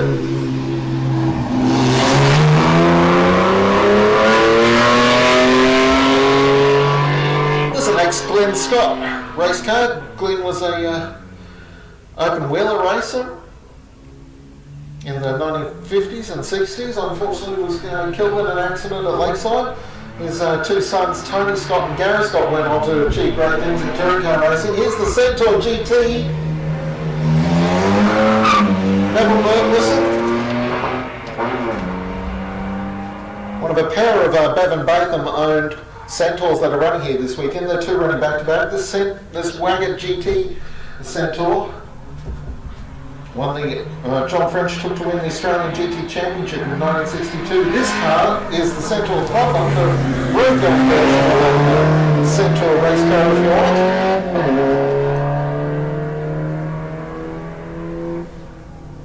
And Matt Devitt driving this one.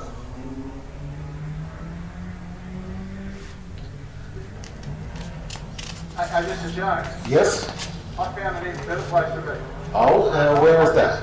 I'm just slinking my way to the VIP area that no one knows I'm coming. I'm just slinking in a microphone. Amazing. There's a microphone how far you can get to. No one wants to stop me and go microphone. So I've just slunk my way into the VIP area. And I've just got myself, and I'm in the VIP area. I've done all right. Mike Collins is here. All of the important people are here so far. Is anyone looking at you? Is anyone looking at you sternly? Mike Gospel out on the circuit and the Noda Sportsman, and we're about to launch Jason Wingett.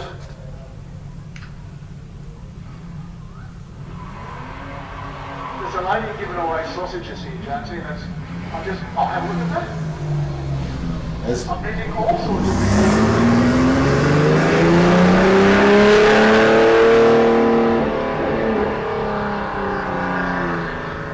The Wingett Holden Special on its way around the circuit.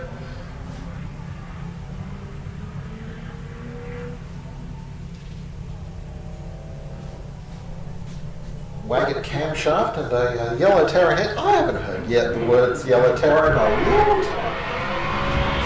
Oh, here we go. This is one of our passenger ride cars. There's a change.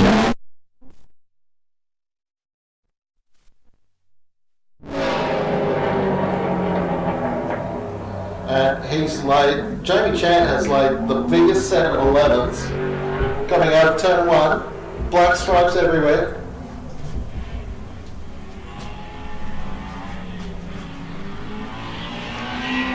So that was the first of our passenger rides. There's a car 16 launches down the chute there, and the Jonesy, the school corner end is incredible. I'm just in the right corner right opposite where the VIP area is, so the feedback's really carefully comes. So, let's give each other a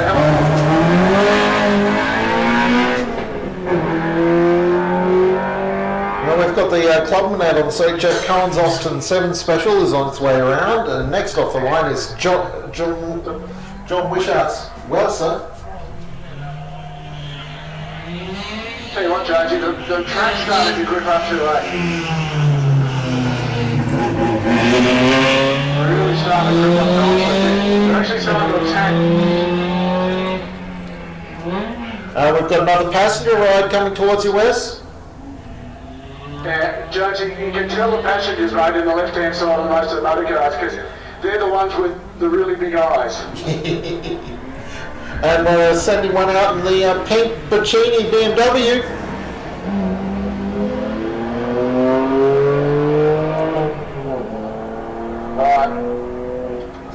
Carly Bacchini giving a big, frightening the life out of one of our passenger ride winners. She got a little oxygen just quietly, so she's having a crack. The Venom is on its way to you, Wes.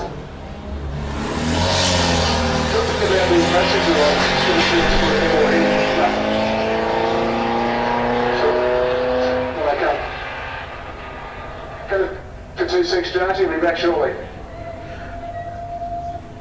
Now here's Keith Carling in the Tiga Sports 2000. Former sports sedan racer, was one of the first to...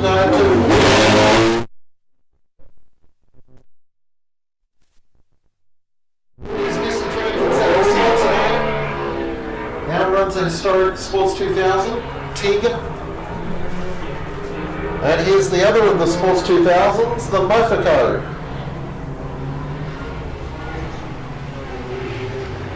Christopher Hassman driving. Oh, he's gone straight on. No. It's all off the fence.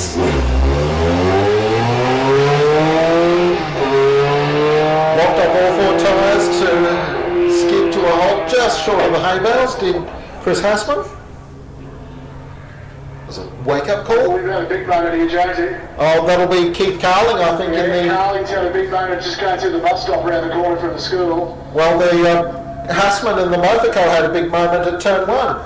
And he's joined the Abbey Winker Club. He's done a 360.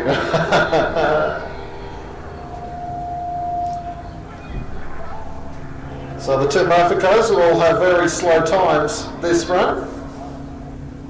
Two Sports 2000 cars, I should say.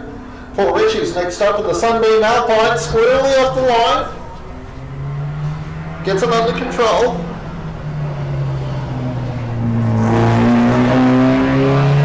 Gorgeous little British convertible, Sunbeam. The brand, of course, first came to world attention because they used to build land speed record cars.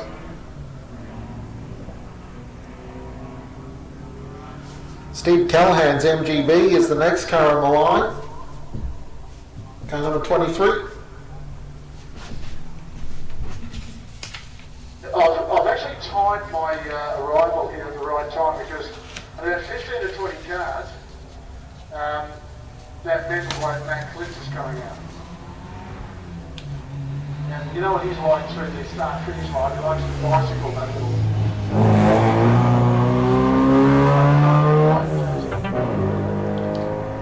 Callahan in the MGB underway, and Stephen Callahan's in the same class as Mara Douglas in the little Riley Elf. And there's a substantial difference between them. There's about 15 seconds between these two cars. So yeah, Callahan's Scott Douglas covered the pace. The gorgeous little Riley Elf.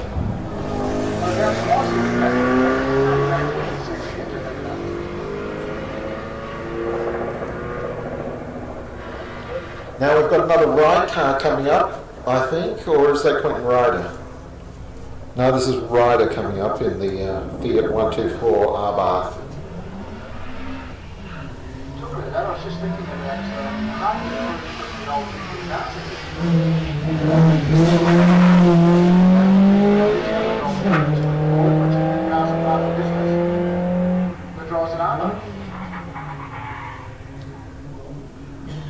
Got a number of Abarths that are appearing again in Queensland motor racing. There's quite a few showing up in the Italian Challenge now as the Austin Lancer gets underway. Robert Todd.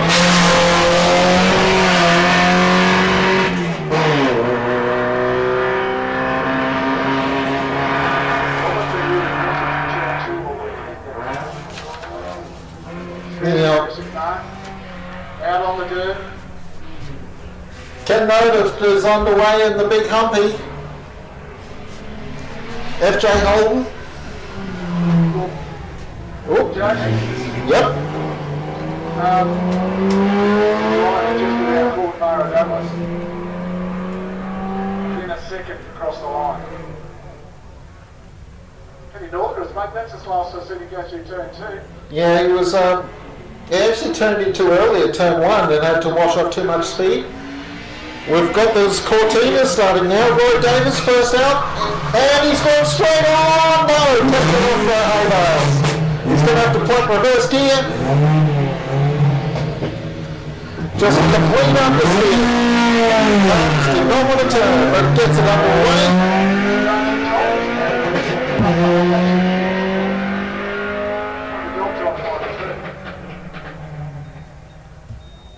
So Glenn Potter is next to launch in the Isuzu Ballet. Potter is leading class actually in the Isuzu, racing against a couple of Cortinas, including the exuberantly driven Lotus Cortina of Roy Davis is coming around towards the finish line now, I should think.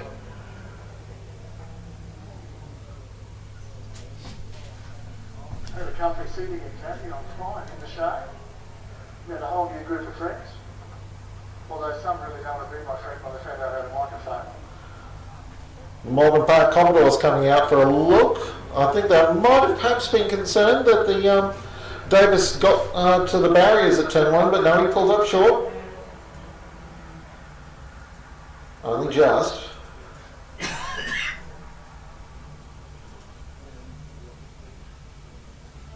So coming straight back to the pits now, the Melbourne Park Commodore. Thanks to everyone at Melbourne Park Raceway that helped us out here at Leyburn Sprints every year.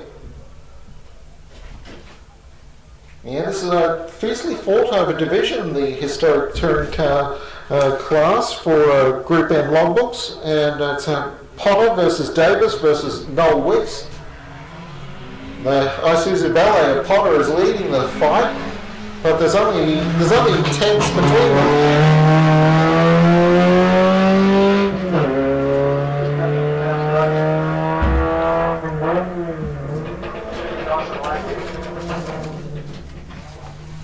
On the exit car, very strong. Yes, it is. So great to see it coming out as it does each time. Class leader, Wesley.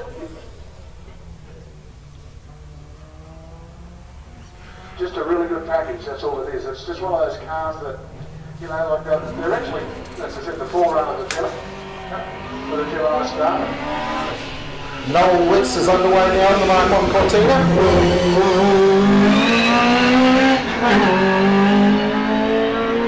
And Chris Rath is going to follow out before we get to Rob Robinson's Cortina.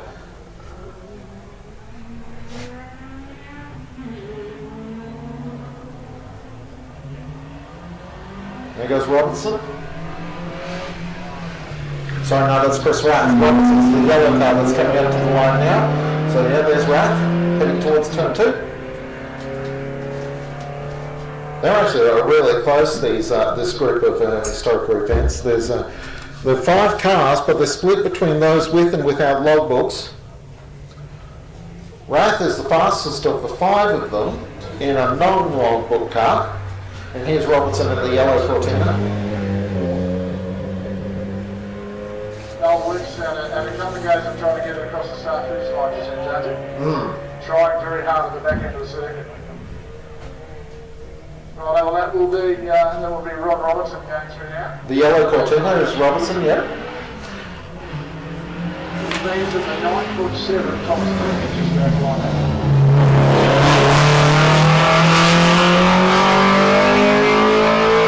Robertson is the last of the Group NB cars. Now we move on to Group NC, which takes us up to 1972. And first car out of the circuit from the Group NCs is the Toyota Corolla. And of one of our junior races, and Thomas Clift, and Paul Gilbert is next, and Gilbert's one of the quick ones. Gilbert set a 55.9 in that mighty Datsun 1600.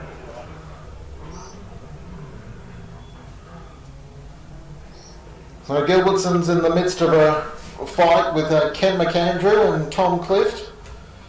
There's actually 3 seconds between Gilbert and McAndrew, so it's actually not that much of a fight. McAndrew needs to find some time in the... we've got a rerun. Stewie Reed's... Oh, no, it's not a rerun. Passenger right. It's Stewie Reed in the Mark 2 Ford Escort.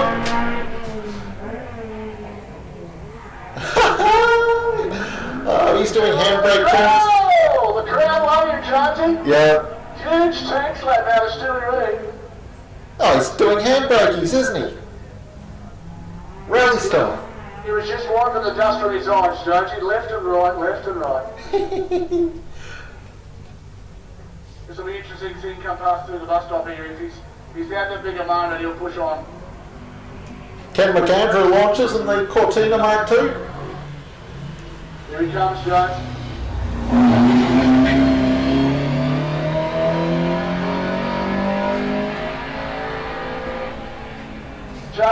Yeah. You carry the left-hand front through that whole corner. The band is coming out very shortly. Hold that thought, Wesley, because here comes Matty Clift in the Master R100. Hang on, folks, it's about to get real. Matt Clift.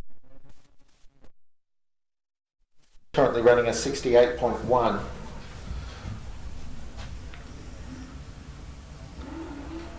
One of the, as Lightfoot is away, the big Mustang gets underway. Regular in sprints racing.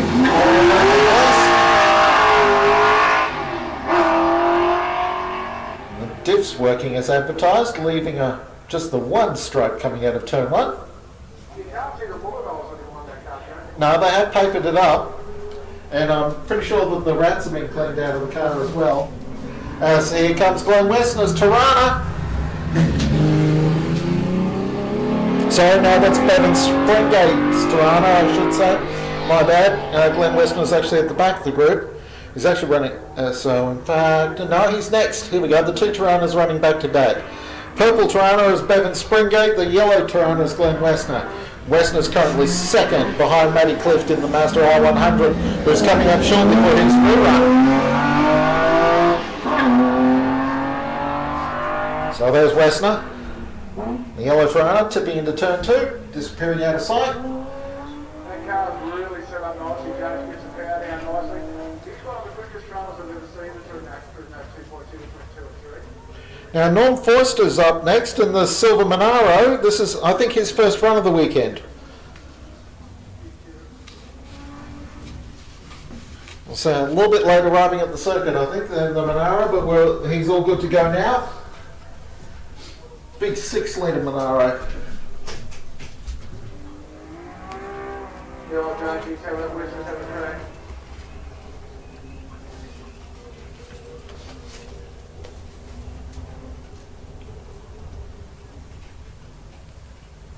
So should we get to come to reruns, can we pick out judging? Yeah, we're sending the Monaro out first, Wes. So this, okay, the Monaro first. Yeah, Norm Foister's on the line. Been in line anyway, he's 41. Yeah, he's the. This is his first run of the weekend, actually. I was about to say, just I haven't seen that car all weekend. No.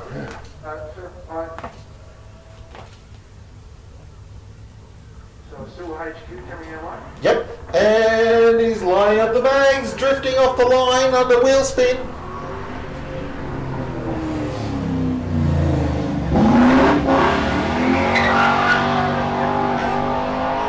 He's definitely got more power than grip, does Norm Foister.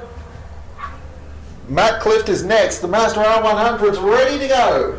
Folks, get ready. Matt Clift. Current class leader.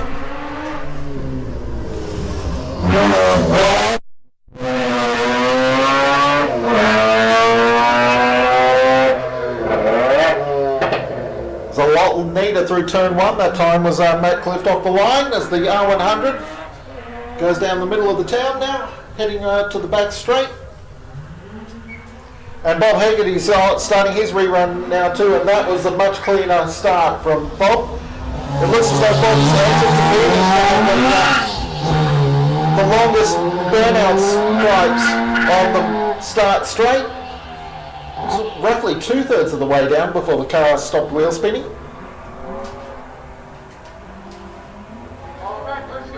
Oh no! Oh, Cliff's going to have another rerun. No, so Matt Clift is going to have to have another rerun, Jonesy. Oh dear. He called the Monaro. GT Falcon of Peter McConnell is on his way.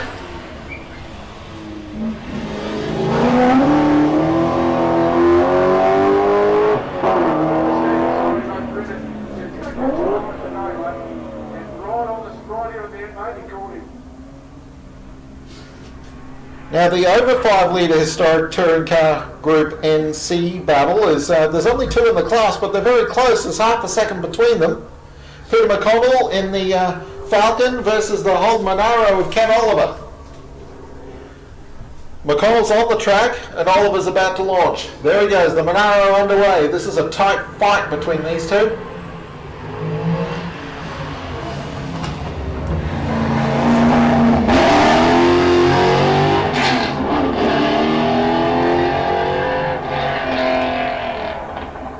Ken Oliver races this Monaro in the Queensland Stokes Touring Car Championship on occasions. Now the Wingett Sports Sedan's back.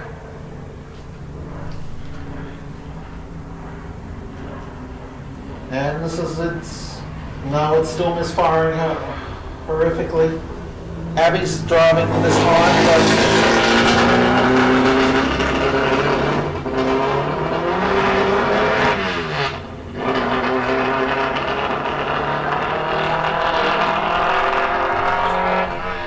the car is spluttering more than I do when I get an attack of nerves.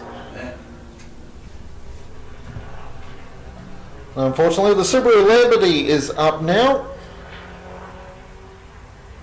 Kenny Ayres.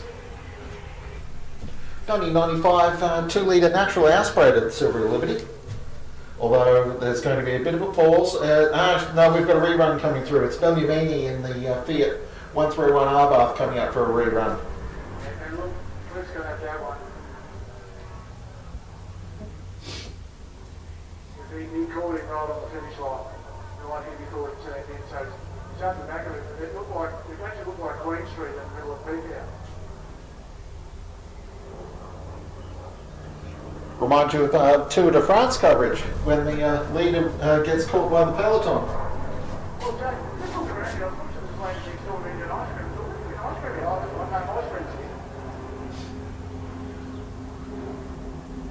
Now the Fiat Arbath of Nat Bellamini's on its way.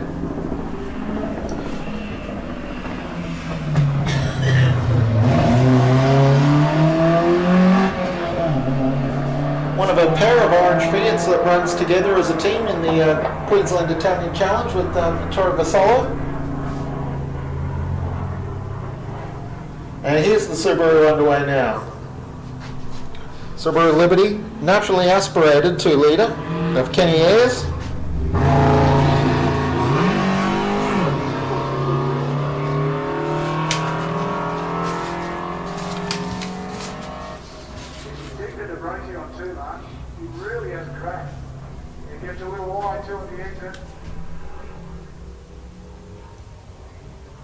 Yeah, the Subaru is the first of the sports sedans. Next up is Andrew Fletcher's Hillman M.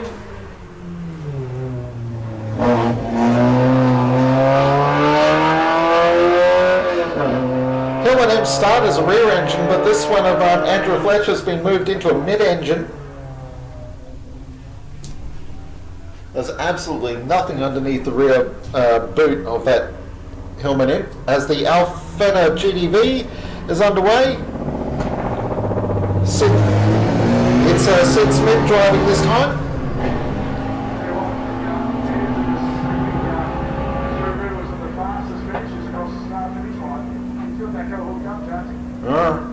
Now here's Lee Achterberg, by the way, in the Mitsubishi Starion. He's in the entry as a Porsche 928, but no, he's running the Starion this weekend.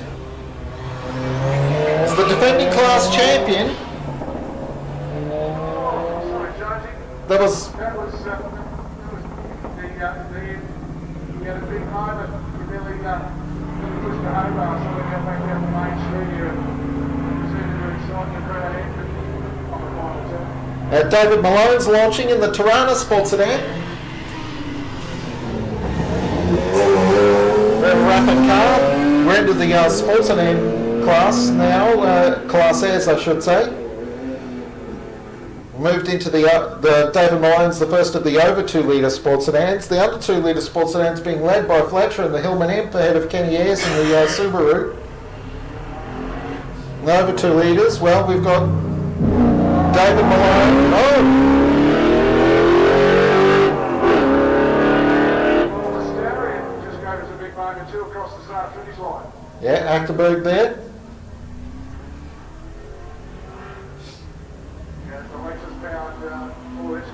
Indeed, and David Malone's coming towards him.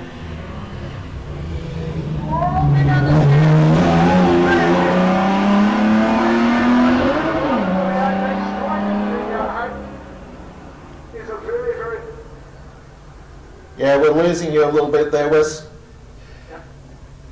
Malone set a 51.3, so the Malone Tirana is running exceptionally quickly.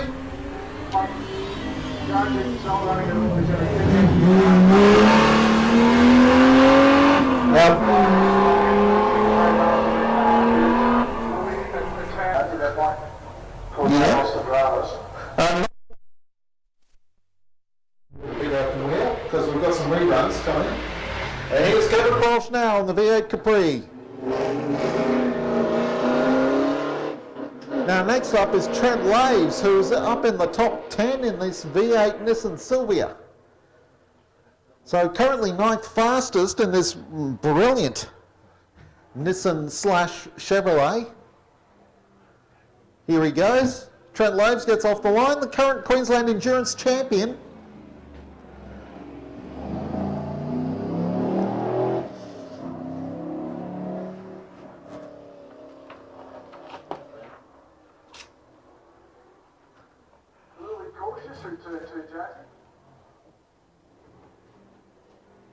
Sorry, it's John McGrath, of course, who's out there, not Trent Laves. Trent Laves is much later on in the entry. I'm getting myself all backwards. Here's Brock Payne in the Morris Minor.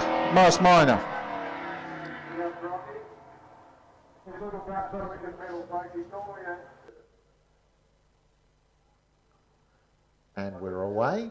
Stanley's on his way. Well, actually a fairly sedate start. He might be trying for a time on this run.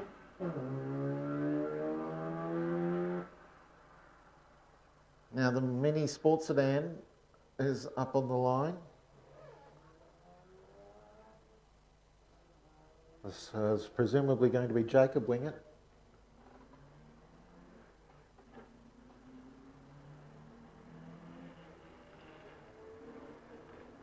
Yeah, Jacob Wingett having his run in the Wingett Mini, which still refuses to rev properly.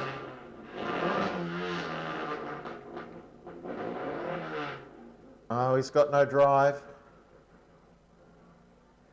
He's found a gear, eventually. I think...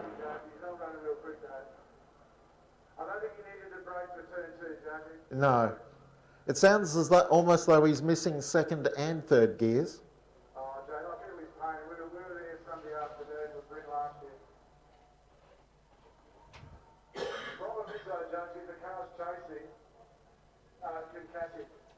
Now Tom West is up next in the Alfetta GTV.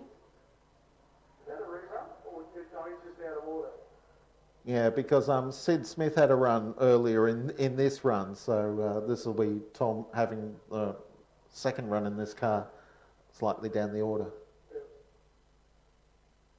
Next up, it looks like, is the Corolla V8 of John Tyson. It'll be violent. West is away now in the Alfetta.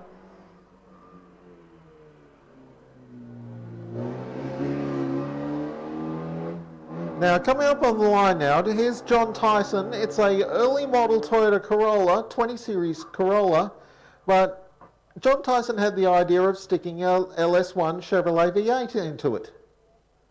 Now I'm not quite sure how many alcoholic beverages might have been consumed at the time of why don't we stick a Chevrolet V8 into a 1960s Toyota Corolla, but it has made for a pleasing product in the end, as here comes Tyson. Plenty of wheel spin.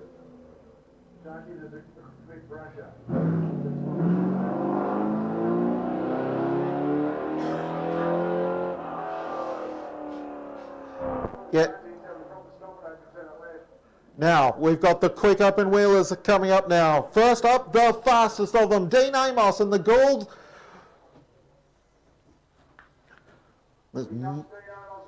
He hasn't started yet, but he's sitting on the line waiting for the verdict. He's so fast around the course, I've got to allow extra time for him.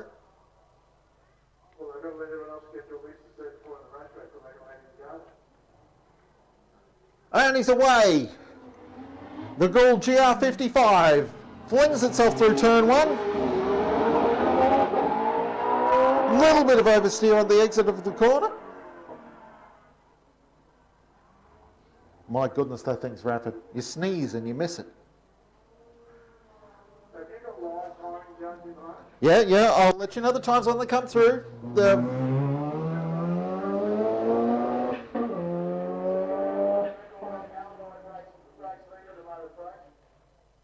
And waiting for the time to come through. He should be with you any second, Wesley. Duffield's out on the circuit. 41.5, so time's starting to go out of the course a little bit, I think. 0.4 off his lap record. And he wants a 39. I wrote it down on the back of the car. It's a 39 out of that car, but he reckons he's going to do a 38. Well, Daniel Duff... Oh. Sorry, Dave, if he does a 38, I have to do something too. I'll make it better. Well, Gilberts are launching now in the B&G special.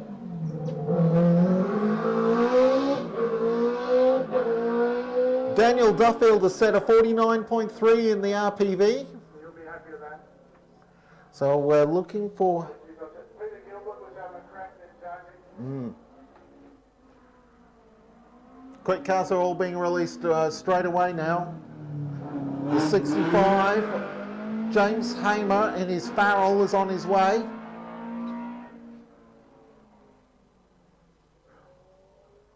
Now sitting on the line, we've got the number 67 RPV of Warwick Hutchison.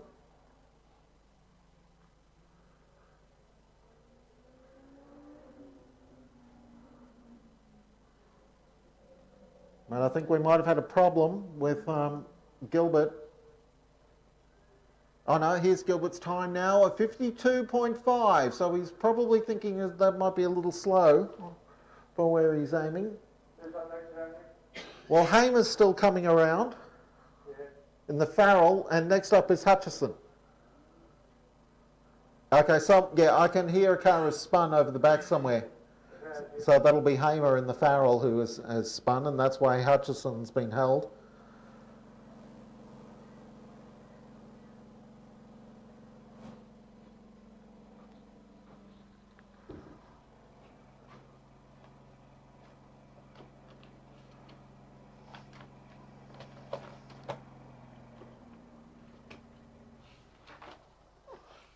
So we're waiting on car 67, or rather car 65 of James Hamer is coming around. Craig Hughes in the Formula V is having some problems, so the Formula V is not in the startup queue at the moment. Yeah. So the Morgan Park Raceway Commodore is out on the circuit again, so got some straightening up to do.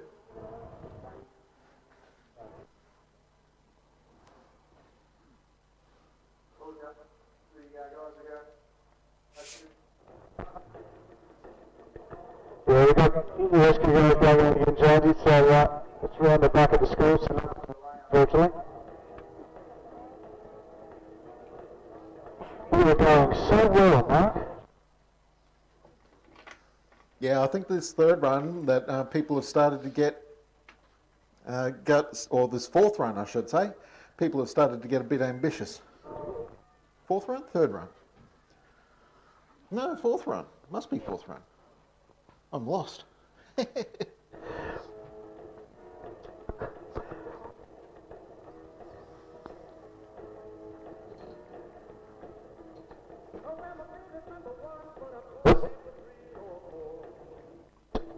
got him going, Jonesy. Here he comes around now.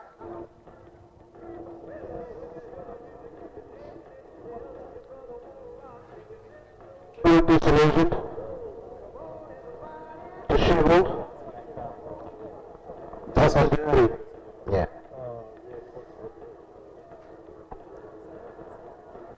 So we'll have to do a little bit of work to get it ready to go.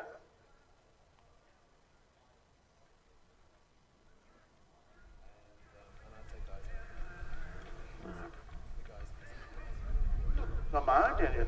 Everybody keeps moving away from me because we've got a microphone. You sure it's the microphone? No, Judge, there's a gentleman here from guy from the mini club, and he's the only guy I know that didn't need to step onto the third rubber runga. He's about 9'7", this bloke. I just can't imagine him trying to get into a mini, that's all. That's just what I'm saying. He's about 9'7". Him getting out of a mini be like trying to get a spot, like trying to watch a spider get out of a matchbox, but that's all I'm saying. He reckons he's yeah, but he drops into the sunroof, James, that's how he gets in, he reckons. You almost want to be able to peel the roof back. Yeah, it's always an advantage. Always an advantage. He does have a sunroof in the car, I suppose. What's the story? Take a little time to get this track ready, Jones. Yeah, well, we've just got Hutchison sitting on the line waiting to go. They've got the umbrella out to keep the driver cool. She's a good girl too, because she brought him off that case car. Okay, well, he just lost his quick girl, actually, because we must be about set to go.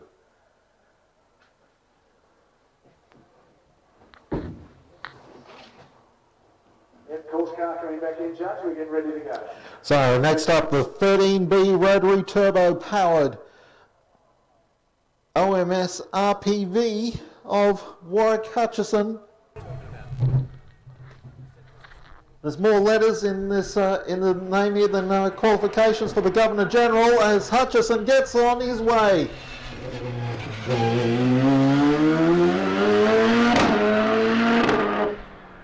Oh, that car sounds magnificent. People say bad things about how rotaries sound, but you listen to this thing, that sounds fantastic. Another of our quick open wheelers off the line.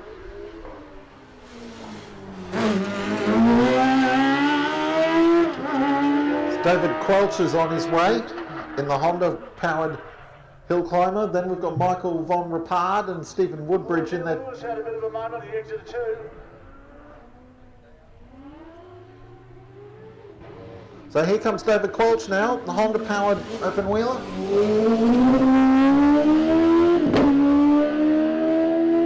And next we've got the two Delaras. So Hutchison has set a 44.2 to be second fastest. Comes from Rapard. Yep, and he's looking very nice indeed. And Woodbridge is coming up to the line. And he's the last of our open wheelers, the Formula Libre class, that fills up the top of the running order. Lewis has set a 46.0. They're getting faster, Jonesy. Yeah. So Lewis is third fastest. Now here's Woodbridge starting out.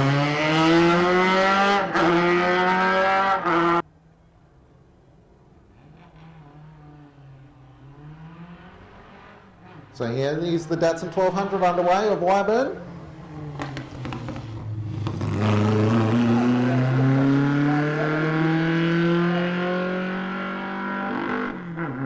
Now Craig Lawrence and the Escort's only just been through, Wes, and he set a 54.9, so the very rapid time from a tin top.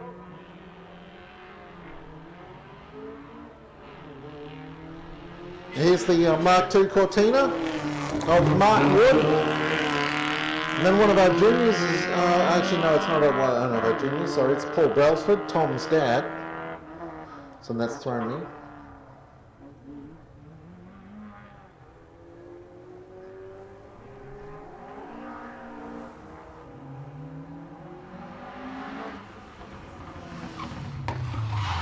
Oh, we got right into, no, he's just short of the barriers. That's car 84 has almost hit the barriers here in turn 1. Paul Brailsford in the Mark I Ford Escort pulled up just short. He might have a little bit of hay that was sticking out a little bit in the front radiator grille. He's using, hey, Jonesy, he's paid for the whole track this weekend. I'm going to use every bit of it. Well, he's at a moment as well. Chris Chance on his way around. Now here comes the Volkswagen Type 3 of Ian Dalgleish is up next. It's a very unsavoury comments coming from the Mini fraternity about all the Fords and the Escorts. Well, have Mini drivers ever respected anyone else?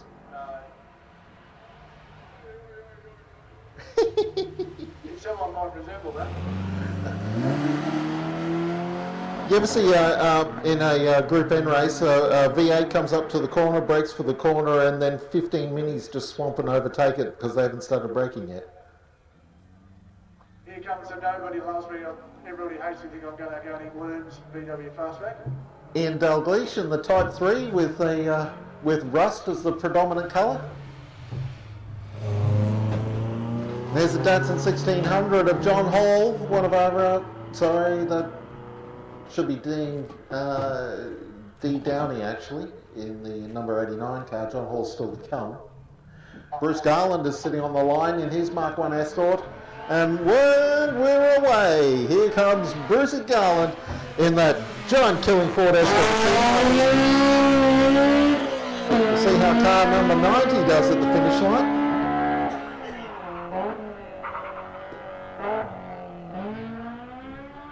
I'm pretty sure they went right up to the rev limit just then, did Garland. As here's John Hall now, another one of our Queensland Rally Championship competitors. In this one? Yeah. By all means. You've got batteries for it? I don't know. What batteries does it take? Here we go. Did you give you spares? There is a pack. There was a pack of batteries here before. Here comes Garland. There you go. Yeah. Yeah, must be getting the So push that button and that releases. Okay. The other mic is out on the circuit somewhere. Yeah, that's right. He's coming down here, so just ask me then to get you to swap them over. Andrew Hughes is having a proper crash at 32. Whoops.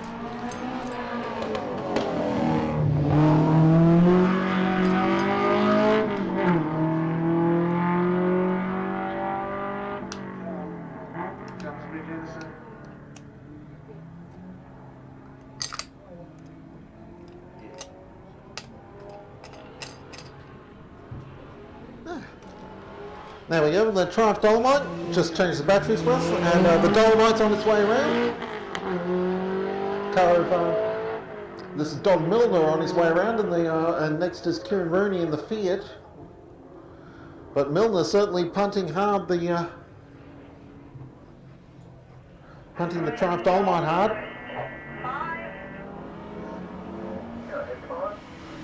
Here's Rooney in the Fiat 124. A couple of guys are making up some big time just on the final sweeper here, James. And they're throwing caution to the wind, I can tell you. Yeah, show them some picture of Dave Malone's car, and that might give them a little, a bit of caution. Yeah, I don't think it will. Dave Sittery is up next in this brilliant Volkswagen Beetle. It's not very often that you hear about a 2-litre Volkswagen Beetle, but this one's got it.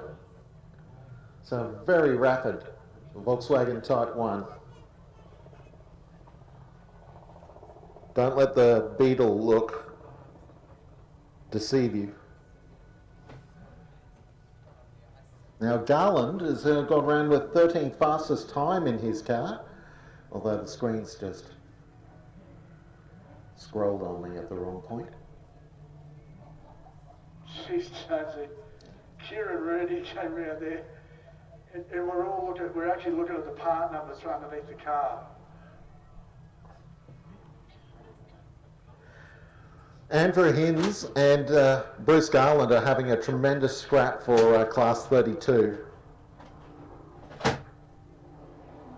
They're both high into the teens. Hinds is set at 53.6, Garland at 54.4. And here comes Sitter in the Volkswagen.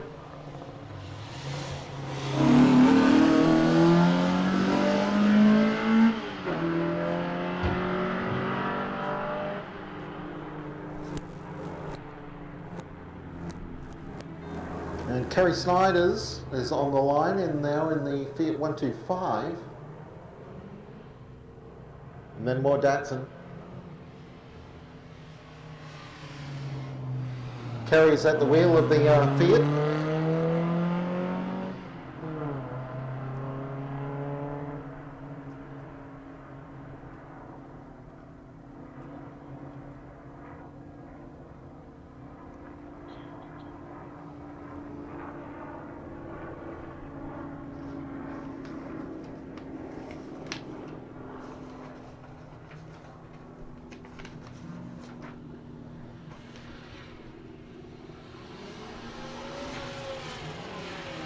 Now here's the Datsun. It's been shared between Dallas Wolf and Justin Bartlett. It's been very hard driven. Car 98. Next is Toby Barker in the Triumph PI.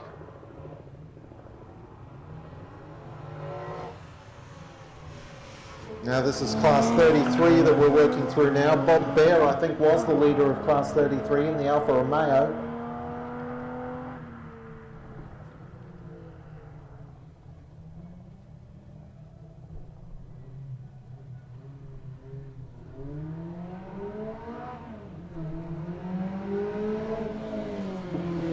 Here they come now. He's Bear in the Alfa now, chasing out after Toby Barker's Triumph. Then we've got a Tirana of John Bolton coming up, and Graham Horchner is at the back of the group in the Supercharged Mini, Leyland Mini Clubman. So here's Bolton on his way. Bolton's been very, very consistent.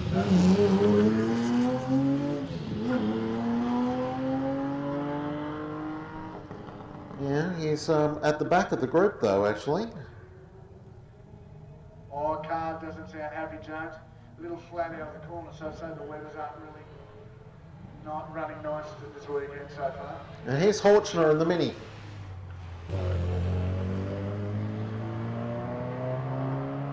I think that's a misprint. I don't think that car is supercharged.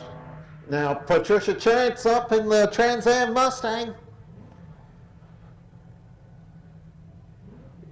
One of the organising committee, Tricia, and no doubt about to vent a fair amount of frustration. Oh, I don't want to put it like that. Now, nice start, actually, very smooth start.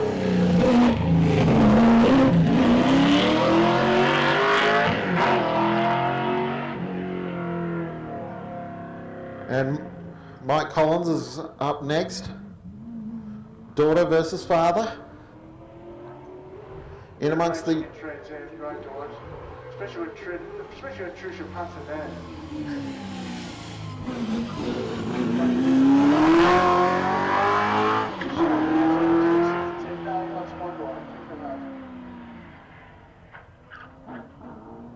Now leading the class 33 that's just been through is actually Dave Wolf in the Datsun 1600. Class that's only just been through, as Collins is on his way, as is now the Mustang of Greg McKinnon.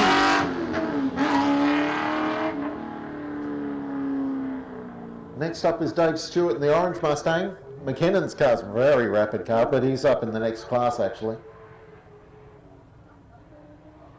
Greg McKinnon's putting on a show, Jonesy. Is Dave Stewart in the much more standard looking, well, I say standard, and then he smokes it up quite heavily coming out of turn 1 is Dave Stewart. Certainly not looking like any kind of a eurythmic. Dave Stewart got to stop that. More Mustang, and this one smoking the tyres big time. Darryl Busby.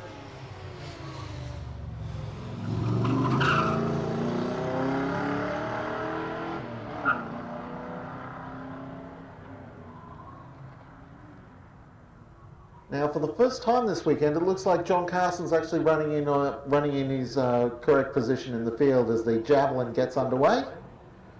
Been running out of order most of the weekend, but here he is now.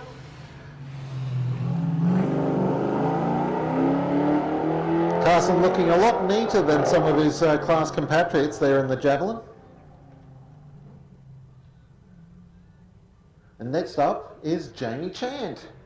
Jamie's had another run, but that was to try and get one of our ride ticket winners to vomit. So it'll be slightly straighter. I'll say slightly. Actually, not much straighter through turn 1 that time. Yeah, very nice run from Jamie there. A nice start to the lap, anyway. You can just hear that NASCAR goodness, can't you? Dave Dunn's out on track now as well. It's GT Falcon. And next is John. Oh no, it's not John English. Actually, we've got another XY GT. John's not coming out this time. We've got Bob Hamilton up next.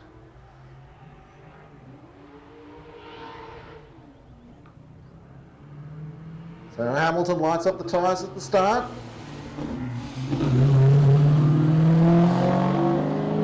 But then takes turn. Oh, is this the Ford Galaxy? It is. Jeffrey Holtz in the enormous landing barge that we call a Ford Galaxy. You know, in addition to holding Jeffrey Holtz and a 6 and a bit litre V8 engine, it can also hold a platoon of troops and storm a beachhead.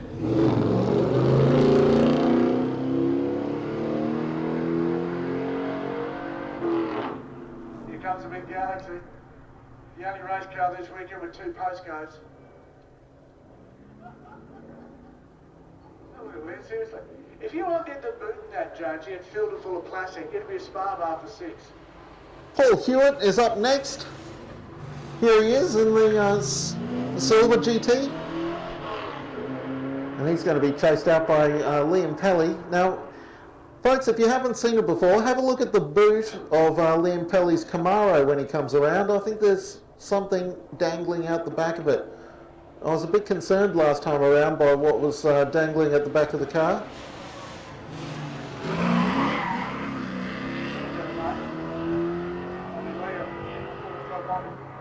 Our old sponsorship boss, Jonesy. Yeah. Surprising.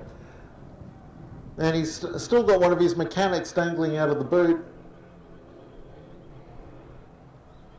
Seriously, Jonesy, the Galaxy come around the corner here with more of a lean on it than a 4 metre shark and a 3 metre swell. Oh, he's just doing it Ian Gagan style, isn't he? And here folks, here comes this Capri. This is actually a real piranha. A This is 5.6 a South African built car. litre Ford V8 under the bonnet of the Walters family Capri. And next is David Garland in the mighty Mitsubishi Lancer. Folks, would you buy a used motorbike for that man, Liam Kelly? Well,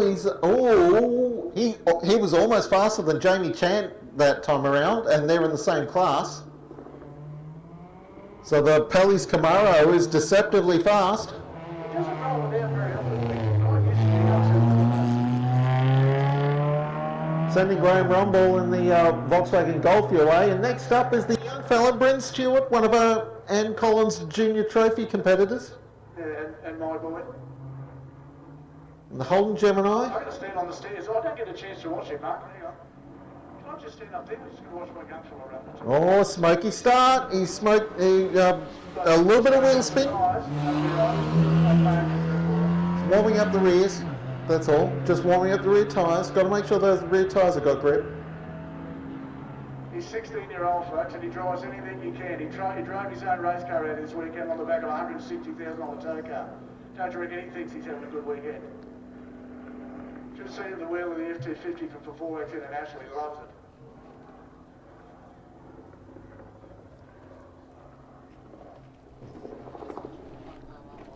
Sean Rooney coming up to the line in one of the Team Rooney Fiats. Just get on here, Brendan's time. He's driving to a 59-second lap time, folks, in the Gemini. This is a 57 in the car, which is really quick. Here he comes. I don't like watching my son go sit there like that. There's his crew chief watching with me as well. Did he? I think he bogged it down on the exit of turn 2 there. I think he got the wrong gear. No, I wouldn't think so. No, it's fine, Judge. He's fine. What's on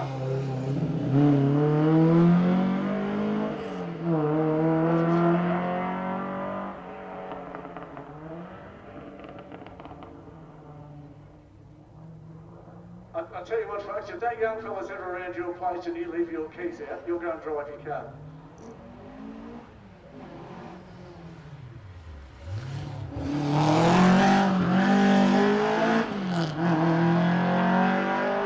So in the midst of a group of escorts at the moment, Graham Bailey and Tom Brailsford are both out on course at the moment. Georgia Collins is next, and then Wally Conway and Phil Kay. They're all quite tightly bunched group of competitors.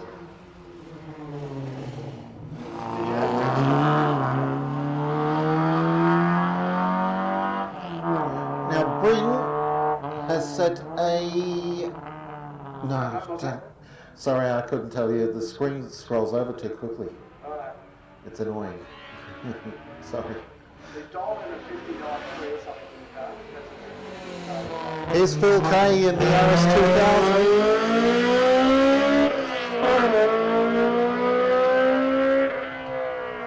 That's the Honda powered car, isn't it?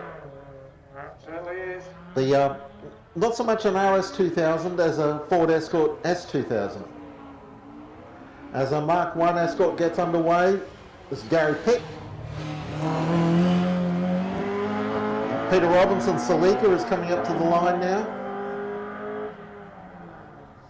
Followed by, this will be the Monaro up next of the Get Chopped car of Darren Cardiff. Gary Pitt got me off my chair, Jones. He had a bit of a moment on the end of the two. Gary Pitt. Gary Pitt, sorry, yeah. Yeah, here's Robbo in the Salika.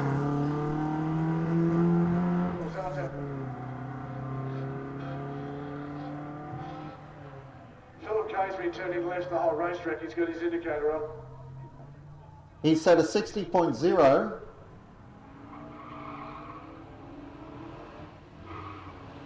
So right on the minute there, as the Get Chopped Monaro of Darren Cardiff comes around.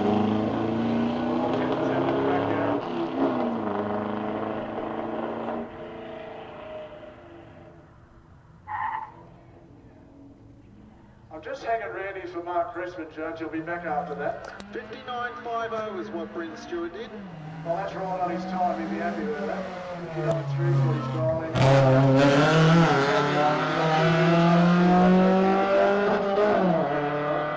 Now we're just having a rerun there. I think that might have been He's leading his outright class.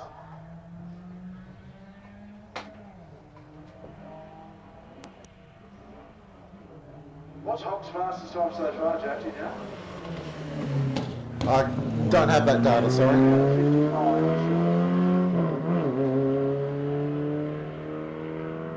Wally Conway's just going through, chasing after Georgia Collins. So we've had a couple of cars running slightly out of order. The Fiat, one of the Fiats is coming towards us now, actually. It's rerun from actually quite some time ago. This is the from near the top of the order, the number 25 Fiat 124 of Quentin Ryder. And then we've got the Capri of Bevan Reid. This one's a V6, not one of the V8s that most of the other Capris are.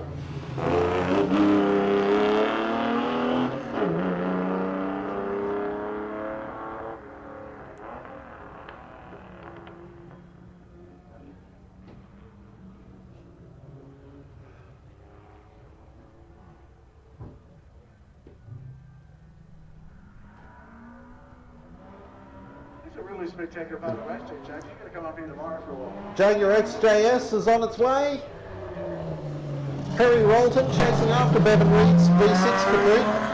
Then we've got the Mazda RX-3 of Spiteri. Rolton certainly pushing hard with the Jag.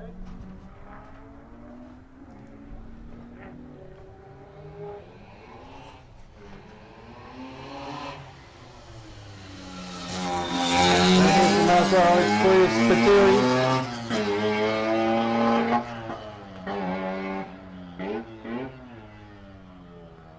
Paul Spiteri is actually leading the class at the moment in the RX-3, defeating all the cars that are running ahead of him, including the Jag, the Cardiff and the Get Chopped Monaro, and Ledgerwood in the Tirana, who's coming around now. Bevan Reid in that V6 Capri, so the Mazda RX-3 is going brilliantly at the moment, down into a 52. The big cat got a cone. Did it now. I suppose it's hard for him not to hit them, the car's so long. Oh, he hasn't cleaned them all up.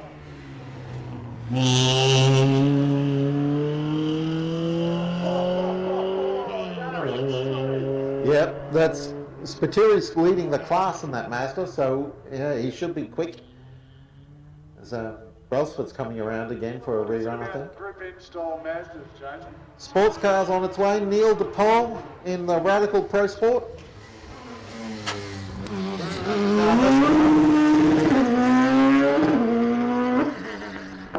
Spateria set a 53.4, so that's mighty fast in that white Mazda RX-3. Brian Dunn launches in the Arrow. Then we've got Mark Crispin in this big V8 Cobra.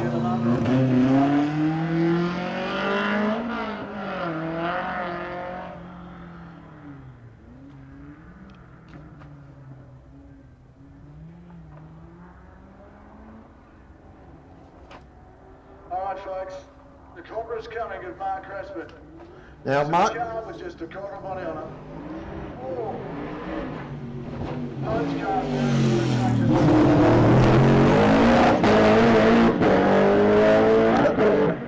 Early in the day, Crispin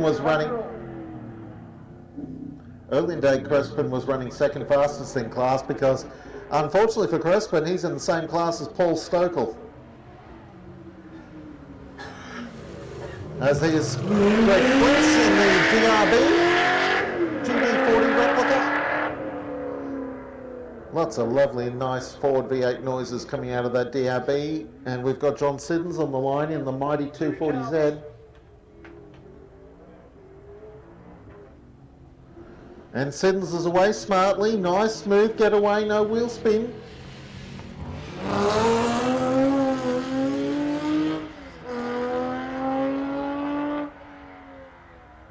I'm looking for some great times out of these cars, actually. Oh, Mr. Jones, I'm on my way back. I'll see you shortly. The Mazda RX-4 is on its way, car 133.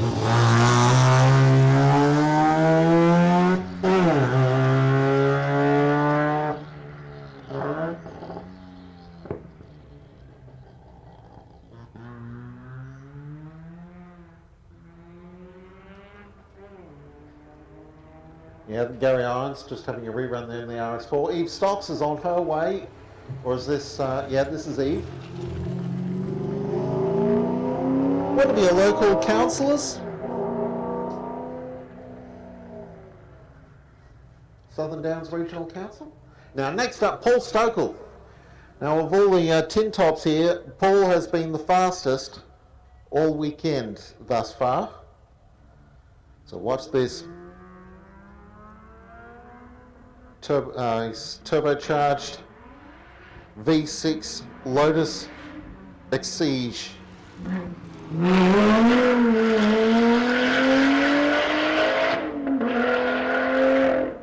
That car sounds magnificent, and it's massively rapidly driven, of course, too.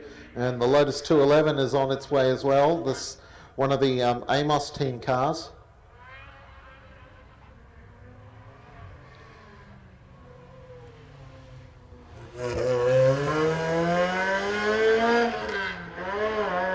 Mark Crispin has had a sensational time in the Cobra. A 47.59 out of the Cobra. That's fourth fastest overall.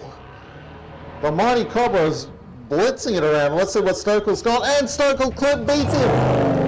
The Lotus does a 46.8. My goodness me.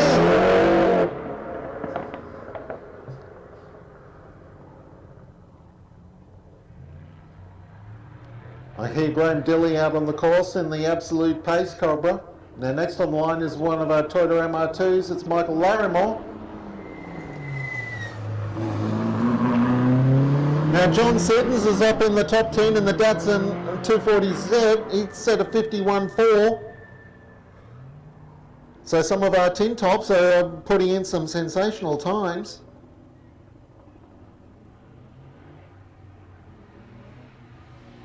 Another 240Z. This is the car of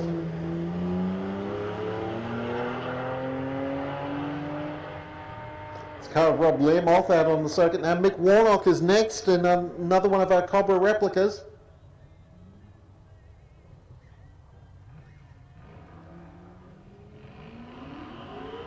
Now Warnock's away.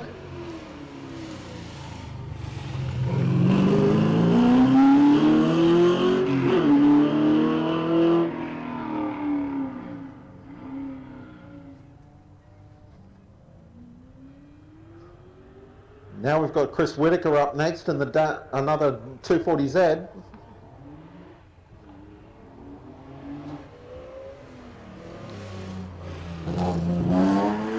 Running the old Datsun factory colour scheme from North America.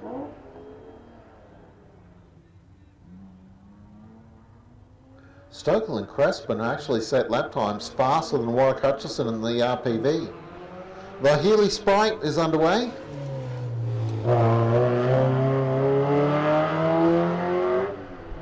Caravan Kaz Mikulek. Next is Earl Murray in the Fiat 124 Spider. Then we'll have Peter McCullough in the C3 Corvette.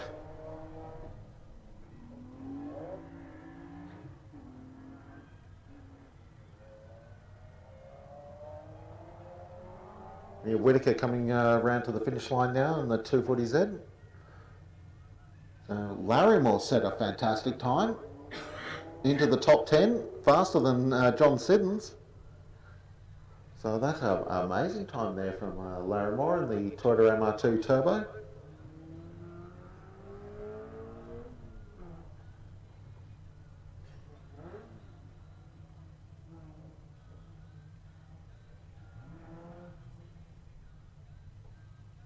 And looks like we might have a little bit of a pause right at the moment. So potentially a problem for Whitaker or Mikulek.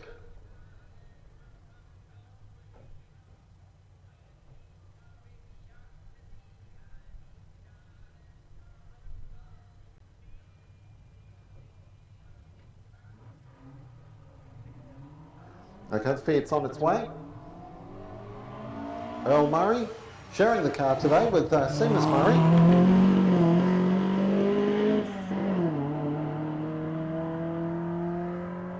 And here's the big C3 Corvette that that Brett Curran has driven the last couple of years. Unfortunately, Brett lost his battle with cancer only a couple of months ago. And Peter McCullough, who actually owns the car, brings the C3 Corvette around to the first turn. And that glorious Chevy V8 sound. Steve Donker in the Lotus Elise is next up.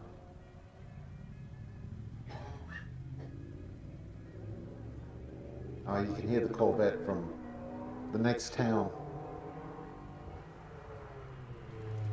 And there's Donker in the Lotus. Now we've got an MGF. There's a couple of MGFs coming up shortly, but one is next. And that first car is the car of Leith Johnson. There's a Toyota MR2 and then another MGF. So Johnson's away in the dark green MGF.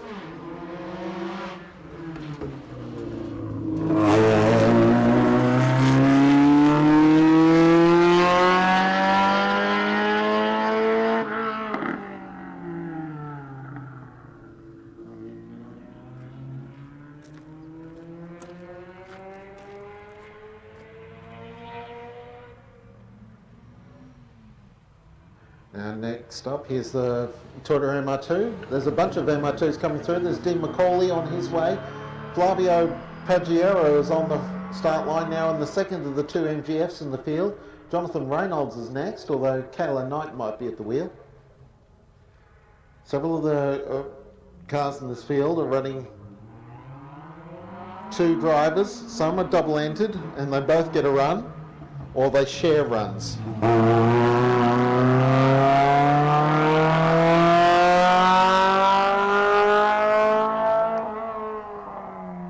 Flavio Paggiori's MGF sounds gorgeous, I must say, on the run up towards turn 2. The Honda S2000 is next, Jonathan Reynolds. We've had a Honda S2000 car, or a powered car, run out on the circuit already, but that was underneath the sheet metal of a Ford Escort. This is an actual Honda S2000, and Reynolds punts it well. Paul Hibbard's Mazda RX-8 is up next. So we've got an RX-3, we've got an RX-4, but no RX-7s this year. But we do have an RX-8. And here's Paul Hibbard in the plug to left of the car now.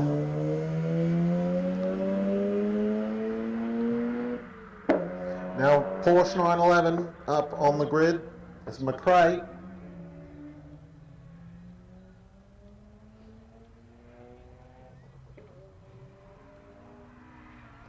991 SC. Sorry, 911 SC, I should say. Not 991. And the last of the Toyota MR2s in the field, here's Doug Swan.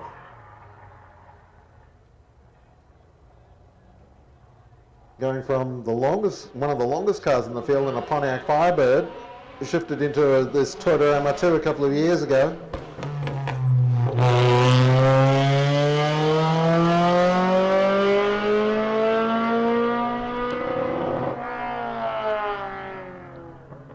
(1600cc) supercharged, the Toyota MR2. Porsche 911 of Riley Willering is up next. 2.5 litre 4-cylinder engine.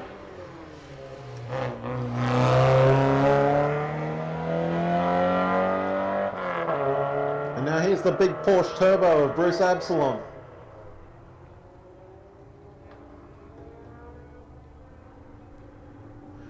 A Porsche 996 series car. These were the first of the water-cooled Porsche powered cars. They've all been air-cooled up to the Porsche 996.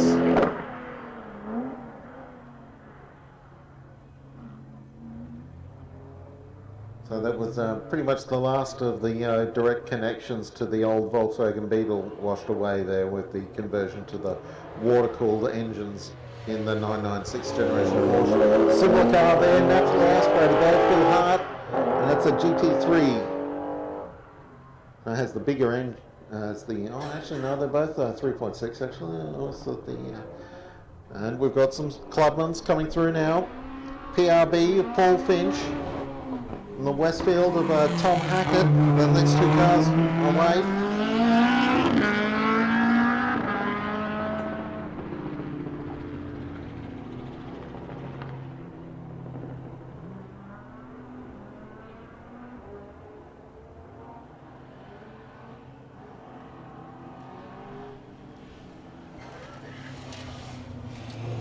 And there's the Westfield of Hackett. Trying to keep on top of the times here. It's a little bit difficult right at the moment, I'm afraid.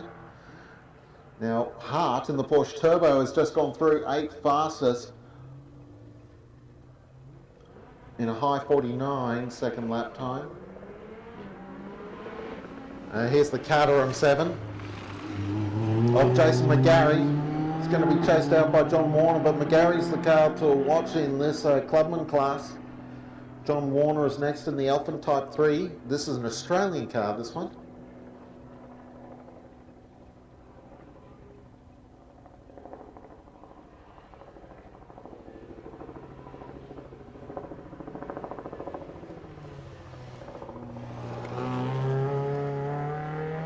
Next is the Toyota Leyburn, which is a fancy name for a Corolla.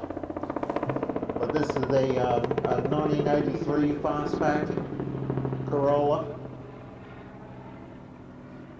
with the 4AGE, if memory serves, 1.6 litre Toyota engine. Made such a good touring car engine. It was in all the Corolla touring cars of the period. Car that Bob Holden knows a bit about actually. Well, not specifically this one, but Holden raced Corollas and Sprinters for several seasons in the 1980s and into the early 90s. Sophia Pacini going through one of our junior races in the Proton Saturday.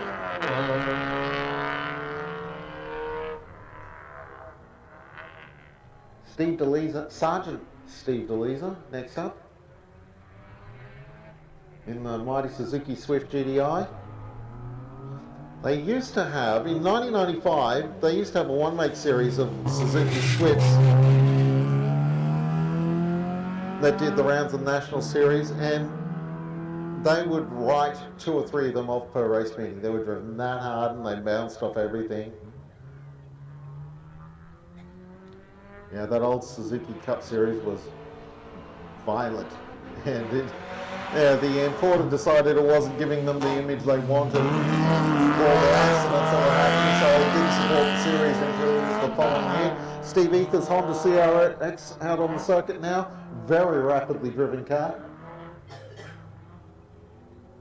David Evans is next. XL Series Cup car. A lot of these XL Cups. There's about 400 XLs all around the country now. The series is only just over 10 years old. And there are capacity grids in 3 states. 20 plus grids in every state except Tasmania, and Tasmania is getting larger too.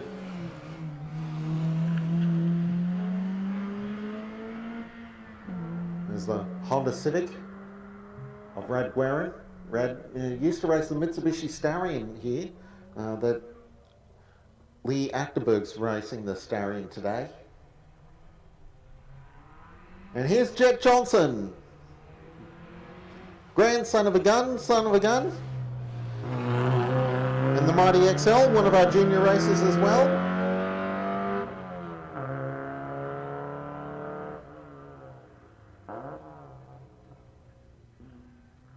Son of 2-time Touring Car Masters champion Steve Johnson, of course.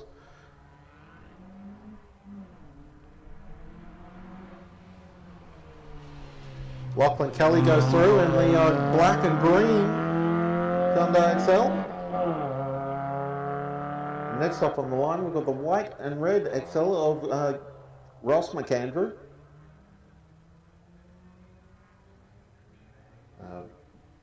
Ken McAndrew's brother. Of course, we saw Ken before, who decided to put the Ford Cortina through the fence at the school.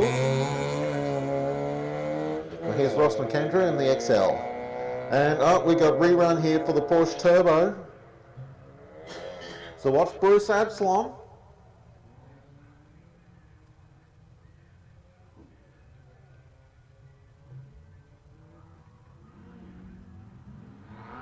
And here's the Porsche Turbo once more.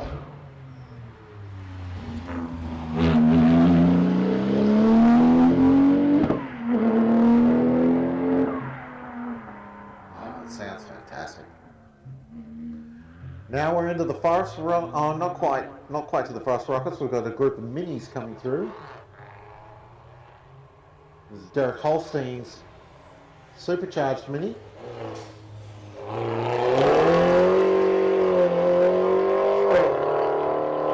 Now, apologies, the next car out. I've probably got a few of them mixed. Oh, actually, no, we're going with another. There's another XL car coming out next. This is Grant Ossington. Actually, that mini who's just launched is actually Tammy McKay rather than Derek Holstein. So, because there's Ossington. So, yeah, McKay's out on the circuit now. Ossington's next. And then we've got Carly Bacchini in the BMW 130i.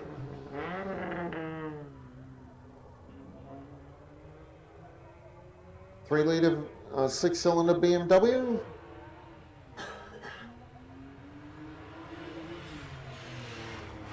And there goes Carly. She's chasing times at the moment. Now we've got an Alfa Romeo lining up now. This is John Coleman's GTV 6 Alpha. Nice start. There's that V6 Alfa Romeo engine sound.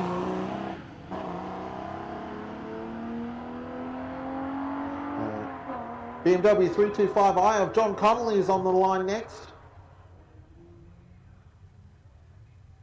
Another 6-cylinder in this group of cars. There's a Volkswagen Type 3 coming up next. This is not any kind of a Volkswagen Type 3 that anyone would be. Greg Daly, this car, runs a 3-litre engine in this car. And then we're into the Bathurst Tribute Series cars. Now have a listen to this Volkswagen Type 3.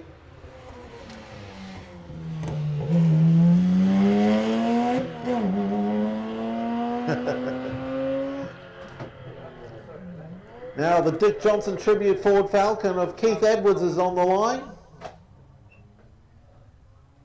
And a 6-cylinder Falcon, dressed up to look like Dick Johnson's final race car from 1999 into 2000.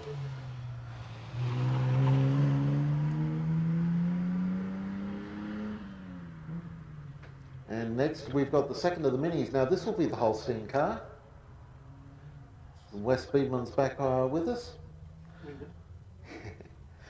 Don't have to chat straight away. The mini gets underway.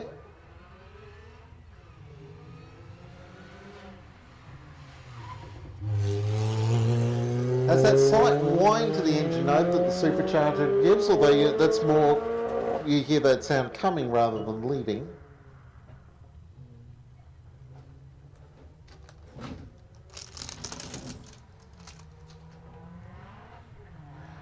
Now here's Trent Laves and the Nissan Silvia. Now I got these cars mixed up before, the two Nissan Silvias. One of them here is a V8, and that's the McCarthy car. This is the turbo of Trent Laves. Queensland Endurance Champion, and going great guns there in the Silvia. Next up is the big Commodore V8 here of Glenn Allingham and Alwyn Bishop.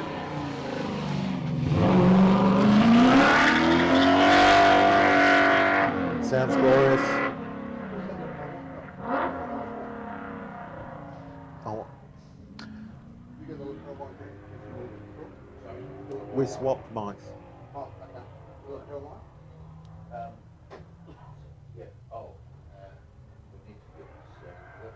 Now we've got the Castrol Perkins tribute Commodore of Wayne Bell coming up to the line. Here we go. Oh, very tyre smoking start. And Bell gets underway, and here's the Green Stuff tribute car now of Steve Blaxland. That car's strong, Jonesy, doing a great job too.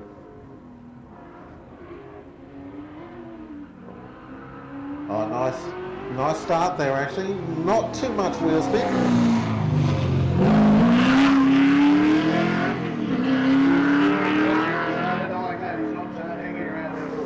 How deep do the wheel rims go on that car? They're gorgeous, aren't they? Oh.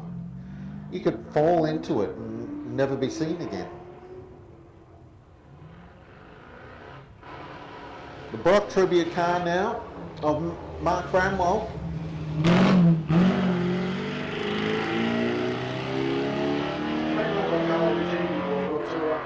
I've been winding her up a bit today, sorry about talking about everyone else in the family but her, but the kid does a great job. She's so competitive in that car in sprints and everything else now. She's just waiting to have a red hot crack at proper racing. She's blowing the wheels on. And speaking of, here's Paul Boccini in the turbocharged Beamer. He's having a great, that was really clean out of there too, Josie. Power down, got it stopped, he's got it turned. This is going to be a quick time. What's the time this time's through, Mark?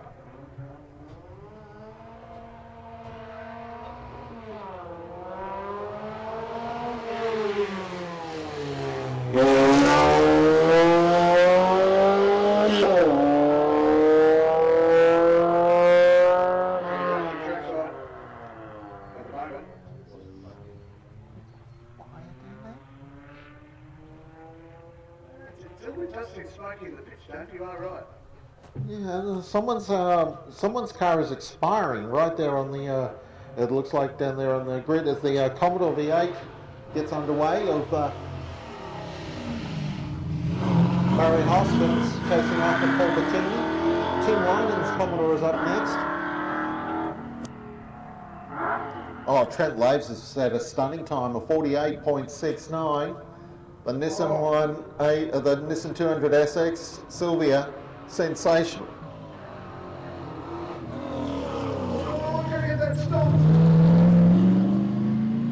They rush towards turn one, Jones. Look at that. There's a fair bit of smoke hanging over turn two. That was from the other Commodore, the V8 Commodore, Jones, as you went through.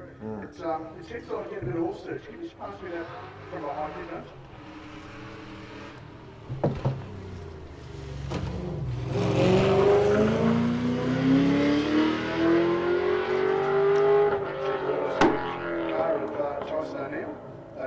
No, that's Glenn Mitchell's HSV. Tyson O'Neill's up next.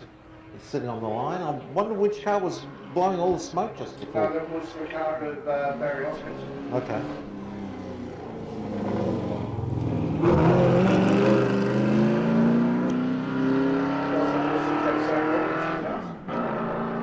Blake can't do, we just noticing it all because of the angle of the sun. Well, yeah, but there was a, yeah. Tony Rutherford around next? No, he's not. No, Shane Woods is next in the Bathurst Tributes Commodore. Here he comes. Rutherford's lining up down there, but he's not quite ready to start. Now we've got the MacTacs coming up to the line. A pair of little miniature race cars, motorcycle powered.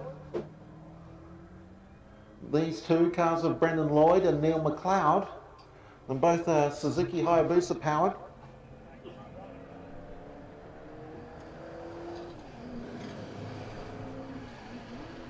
Silverado's done some work today, isn't it? We're going to start another round too, Jonesy, just to let you know. We're probably going to get up to around car 90 or 100 is where we're planning to get to. Wow, they've been flying today. Even though we've had a couple of long stoppages. 3.5 rounds, that's a good effort. We're going to try and come in through the 6th, so I gather that's what we're going to do. We got 7 runs in last year, but we had a smaller field last year. We've got over 200 cars this weekend, so that's 7 runs is probably going to be stretching it a little too far. But the first of the MacTacs are on their way. We've probably lost, Jonesy, probably an hour today. That sounds about right. Here's McLeod, car 200. Second of these Suzuki powered MacTacs.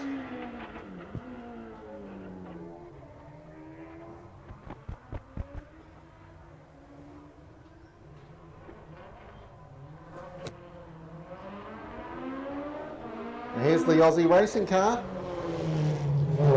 Des Thomas, Hayden Cruz body on the car, but it's a 1300cc Yamaha engine powering this car. And then we're into the Forest Rockets. Chris Ching's first car out. And here he comes, the Mitsubishi Lancer Turbo of Chris Ching as the special interest 4-wheel drive class comes to the line. Some very rapid cars in this group. We've got a new sponsor now too, some guys getting behind them, which is the guys from Carcoon. They offer great deals on rent-to-own car finance. You dropped out. Make sure you give a call on rent-to-buy car finance from the guys from Carcoon. Now supporting Chris Ching as well. Here's the Contajohns, and it looks like Neil, they've got the 2-litre car back up and running again after its issues.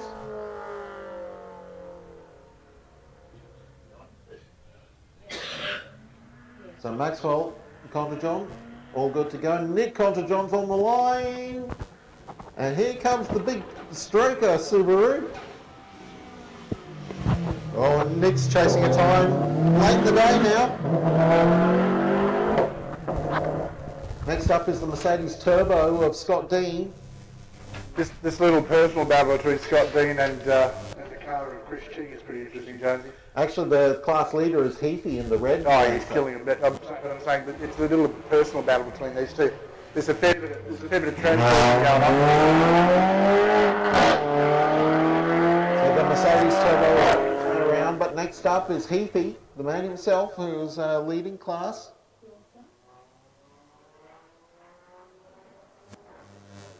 I'll watch this red Lancer get underway. This is a really fast car here from Heafy. He's going to go deep into the top.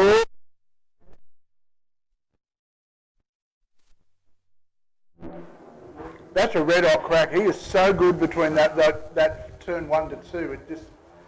His launch speed is unbelievably high.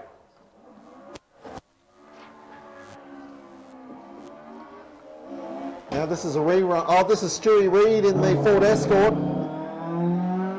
He's actually running much further up the field because they've had a change of car. His race entry is down the bottom of the field amongst the turbo 4-wheel drives because that's what he was entered in a turbo 4-wheel drive. But they're running the Escort instead, so that's moved him into the touring car classes much further up the field. Rosenberg next there in the Evo 9. Then Aaron Spring in the silver Subaru is up next, and then Nick Windsor in the Toyota Celica.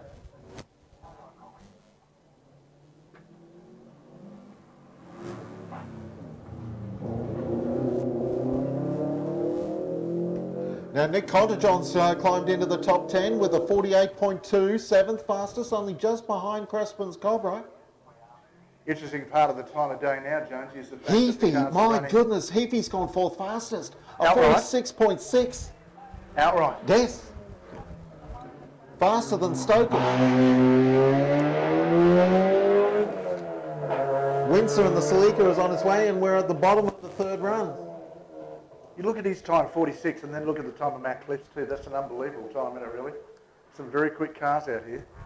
So open wheelers have only secured the top 3 positions. After that, we've got 10 tops. Heafy in the Lancer, Stokel in the Lotus, Crespin in the Cobra, which isn't really a 10 top. Oh, slightly out of order, but only very slightly. There's Reed there, or the Reedster actually is the name of the car, I think. Sorry, I'm slightly... yeah. Matthew Reed in the Reedster MTR1 Pretty out rapid on the bit of circuit. kit. Torque steers like all hell it looks like too, just quietly. 46.6 out of Heafy. That's right on the tail of Neil Lewis. That'll hurry him up.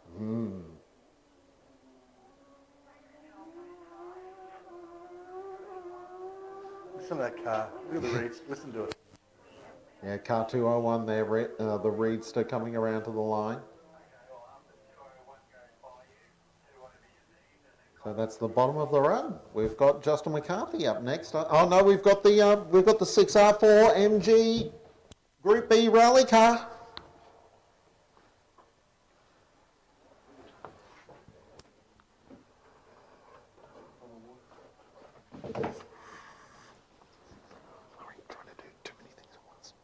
Well, plenty of quick times at the moment as they come through. Once again, this little the MG coming through.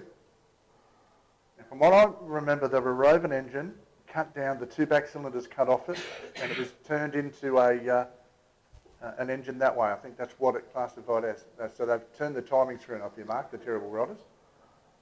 We're starting a new run. So we're starting a new run, zeroing it through. So that would have been a quick time from the Reed Speed car. We can probably check when it rolls back through again.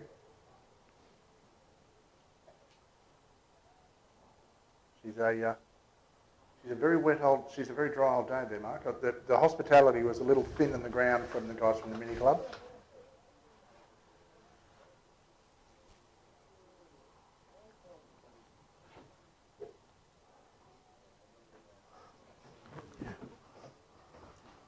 Once again, we talk about the quality of the field of these cars at the moment. It is really quite high. It's so good to have this amount of cars on. I think we're returning a huge amount of entries away because we can't physically get through them. We're going to try and get through half the field again this afternoon, so basically 3.5 runs. Just a good effort, considering the fact that we've lost about an hour today as well, so we'll be pretty happy with all that.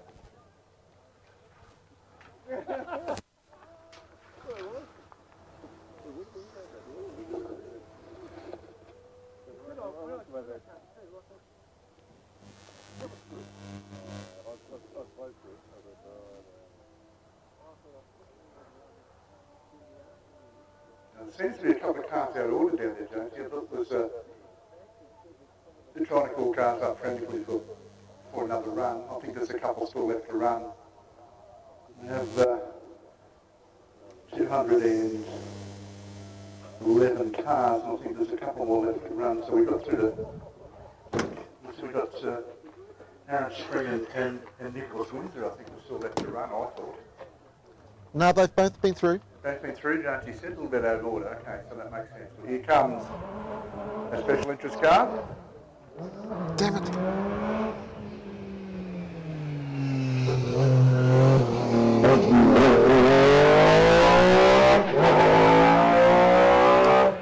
The acceleration of that car is unbelievable. Absolutely incredible. And consider what it was built to do. It was an immense engineering success. the gentleman who owns the car said it started off, they wanted to build something, then they built it and they realised they didn't have tyres, so then they just added fiberglass around what they needed to repair to make it work. So she's a very, very interesting motor car.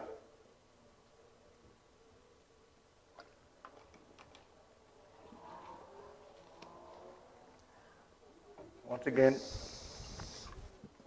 with about an hour left to run, we're going to try and get through another 100 cars before we close up shop today. So this is going to be a rather large ask to get it all done, but we'll try and get as many runs as we can through today as far as competitors, so we can start again tomorrow morning nice and early. So Almost to go.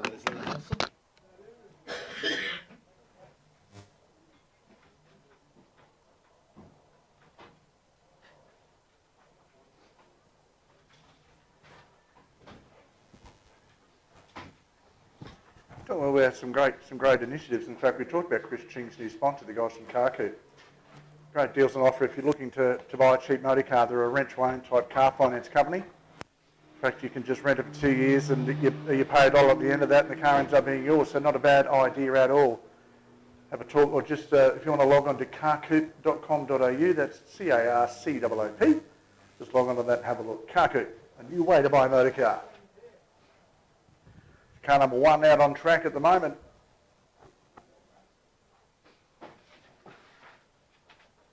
And it's good to see, as we said, this quality field of cars that we've had. Some of the guys have been running here for quite some time.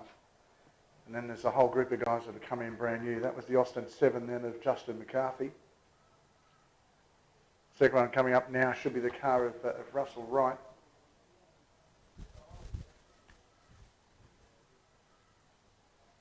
Some very interesting cars further back. Centaur Wagons back there as well. As well as a host of Caterham type motor cars. And we start getting into a couple of guys. I was actually sitting with Kenny Northrup for most of my time over on the back end. Ken's loving his first ever appearance here in the old FJ. So it looks like we're going to try and get through to cars 1 to 100 around that area. So that's what they're trying to do. They announced before. Car 2 away now. Another one of our sort of Brooklyn super sport cars, the Austins. The boat tail for aerodynamics.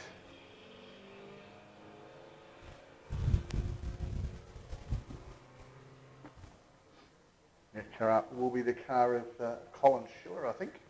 Fine. Lovely motor cars. Once again, if you get a chance to roam through the pits, that's probably part of the attraction of weekends like this, is the fact you can get up close and personal with some of these cars, and it's very important that you get a chance to have a look at them, because it's a rare thing to be able to actually spend some time looking at some of these cars, because some of them are absolute museum pieces. 6:30 tonight too, folks, don't forget, in the pub. Our major auctions tonight, we'll be doing that to actually raise some money for a local charity. Plenty of fantastic auction items. And that'll be just sensational. So really looking forward to that.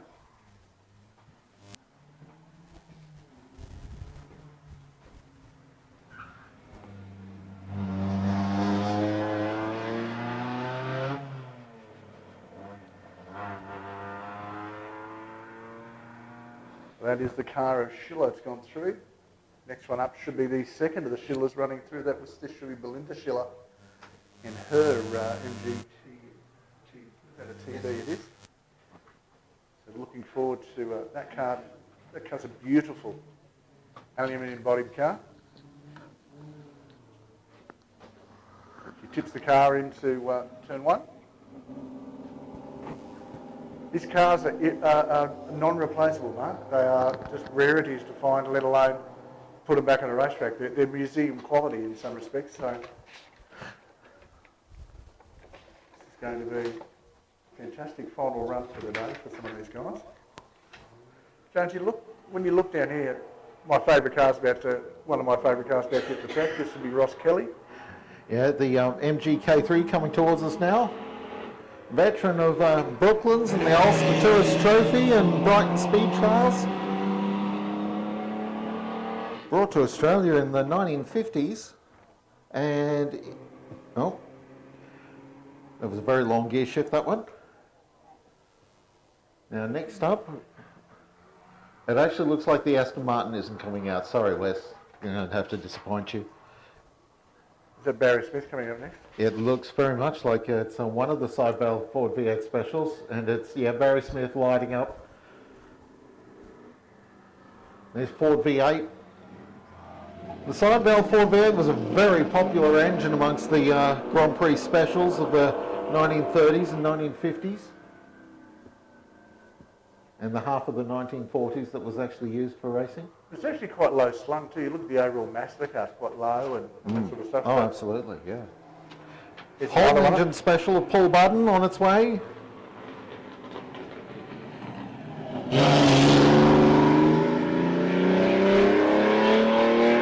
Got that classic Speedway sound to it. I know that Pete Trapnell's not coming around because I can see Pete out on point there halfway down the turn 1-2 straight. Pete, is that a big lens you're shooting with? Yes, it is. The Norton special was slow off the line.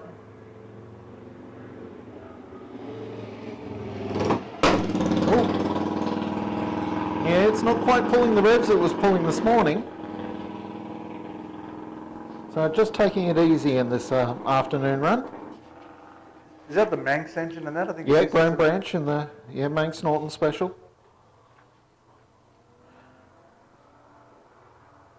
That's an ex-John Surtees motorcycle engine, actually. That's the story. I was remembering what it was from last year, and we see this car fairly regularly, and Jones and I sort of really latch on to different things. And I remembered that a Surtees engine is itself a collectible car, let alone the fact that car as well. So. John Devitt, another Holden engine special. This car was built by Glenn Scott. Oh, righto. A noted Queensland open wheel racer of the 1950s and 60s until his career was unfortunately cut short. A couple of cars in this category haven't been in the same paddock together and are now pit beside each other for the first time in 50 years. Here's the Centaur GT with the 2.4 litre Waggett Holden engine. Waggett Engineering were masters of rebuilding and retuning and had some very highly developed six-cylinder engines that were originally Holdens, and they did their own castings for a engine based on the Ford 1.6 litre twin cam. Built fantastic superchargers too, from memory as well. So that's Matt Devitt out on circuit in the Centaur Clubman. Centaurs were built in Brisbane. Now, the interesting thing, we were talking about that car before. There were some about cars that haven't been together. That's one of the cars in that group that haven't been together for 50 years, and they're pitting together for the first time. Yeah, Jason Wingett driving the Holden Repco Special. This car's an absolute treat. Very original car. Shane Murphy. His Lotus 7.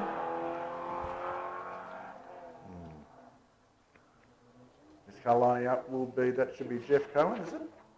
Looks like it. Cohen gets away. Very strong.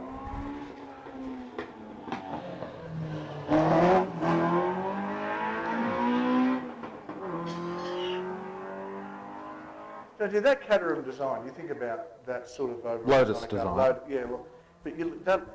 they brought into so many cars that have come into that sort of ilk now. It's amazing, isn't it? Because it's still one of the most efficient body shapes if you think about it, as far as race cars. Well, so many people have built versions of Clubman Lotuses all over the world from, Caterham are now the official Lotus 7 builders, but there's all kinds of, there's Westfields and, here comes the timesheets from Run 3 about to come out behind you.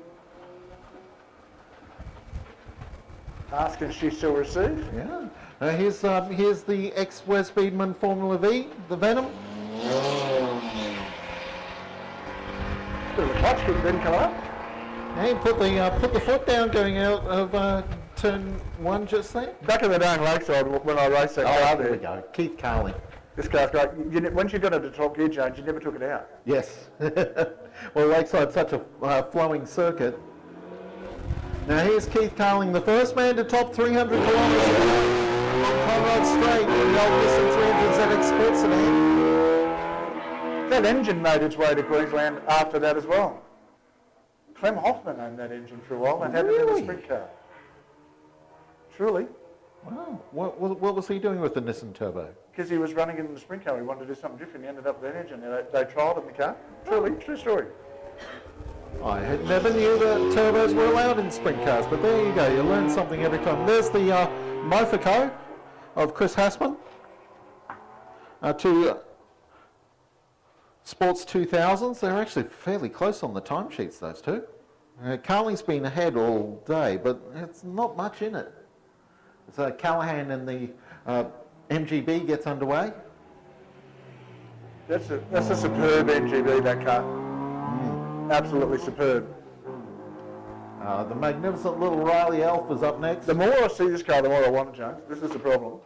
Like it's half the capacity of the MGB, but it's so much more rare. Like you just don't see them. Well, no. Mara and Neil Douglas sharing the car over the course of the weekend.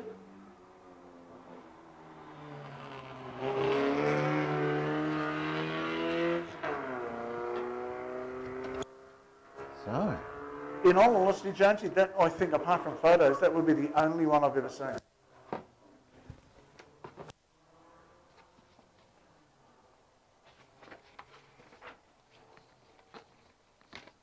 So we have the latest updated times. We can go through those at a high point, Jonesy. This is by category and by class. Oh, having a bit of a go this time. That was Quentin Ryder. Oh, he's having a red hot crack around the back part of the circuit. He's all on his own in the historic production sports car class there of Group SC, Quentin Ryder. So he's sort of measuring against other similar capacity cars. Yep, they're the Austin Lancer. We're now into Group NA cars.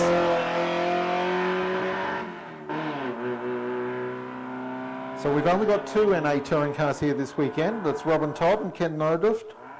The Austin Lancer has actually got the better of the two of them at the moment. Robin and Cameron Todd sharing that car. The best of a 66.9 for the Austin Lancer compared to a 71.7 second time for the FJ Holden. Car doesn't like stopping, that Holden. He says, I'm having a couple of troubles going to get it to stop and turn. Interesting bloke, Ken. He's been around for a long, long time. We've seen him plenty of places, James. He's a true fun bloke to be around. Now we're moving into Group NB, historic touring cars. There are 5 cars across 2 classes. 4 of them are Cortinas. And here's Roy Davis, who Roy had the excursion here at Turn 1 on the previous run and gave him a rather slow lap time. You remember Roy Davis's Triumph GT6? Blue and white car? Yes, I do. Magnificent car, that one. Here's the Isuzu Ballet of Glenn Potter.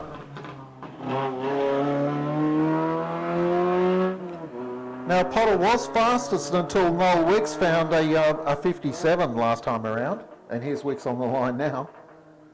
But Potter had been the class leader on a 61.7 compared to Chris Rath had set a 61.5, but Potter's dropped to around 4th fastest now.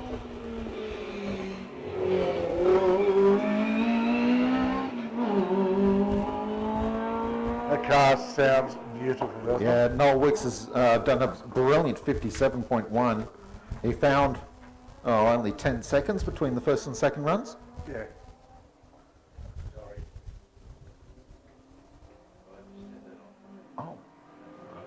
So special thanks again to the guys from Power TV and welcome back. Here's to our viewers, and we hope you guys have been enjoying the broadcast from Power TV today. Chris Rath coming through now, and here's Rob Robertson on the line. To try really hard not to say Rob Robertson. Rod Robertson, the yellow Cortina. So that's Group NB. Now, I don't think Ken McAndrew is coming out, guys. Because look, to be honest, it's probably drivable. Well, Tom Clift is first in the class anyway. Yeah, I'm just saying, but I don't think he's coming out, so there'll be one less in this category. Although I could be wrong. Now this is historic touring cars, Group N, under 2 litres. There's 3 cars in this class. Tom Clift leading them around in the Toyota Corolla. Then we have Paul Gilbert, who's the class leader in the Datsun 1600, and he's well ahead of McAndrew and Clift. Nice start from Gilbert. A 55.9 is his best time so far.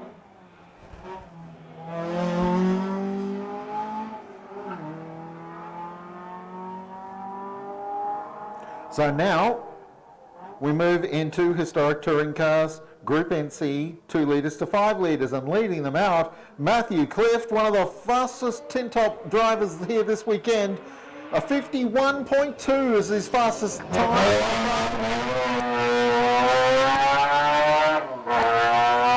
And I don't think Matthew's had a clean run so far. So 51 is, by his terms, slow. It is. My glasses are still in, James. I'm going to need these shortly. I can see it. Hegarty is up next in the Mazda RX-2, chasing their Mazda R100. So the 2 rotaries are out, and once again, yeah, Hegarty's car just doesn't seem terribly happy. He's got plenty of horsepower. He's spinning the wheels in every gear. It just doesn't want to.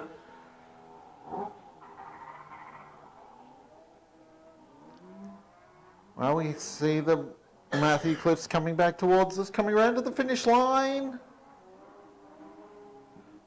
51.6, Jonesy. That's slow, still slow. 51.2, it was his best. Here's Lightfoot in the Mustang.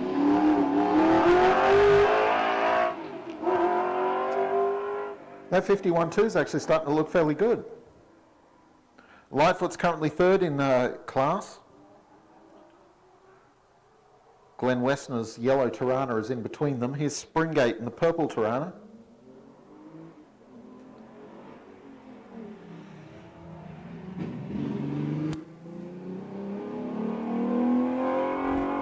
That familiar Holden 6-cylinder engine note. So many Tirana touring cars going around in historic touring car racing. Here's Westner, who's the big rival, the only one with a chance of unseating Clift.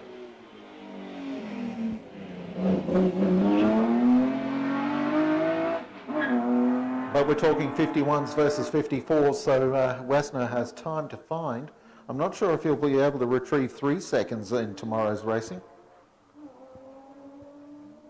Now moving to over 5 litre class. Here comes the boys from Get Shot. Oh, no, it's not. No, this is Norm Foister.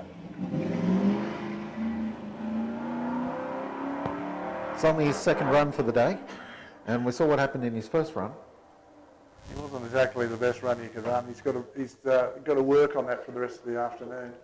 That'll be him now today. He'll have to come out and run it cold tomorrow. Now this is a great scrap here going on between Ken Oliver and Peter McConnell. The Falcon up first, McConnell.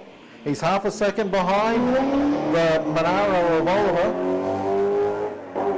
And Oliver's Monaro is an actual circuit racer. So McConnell's doing a tremendous job of keeping up with Oliver.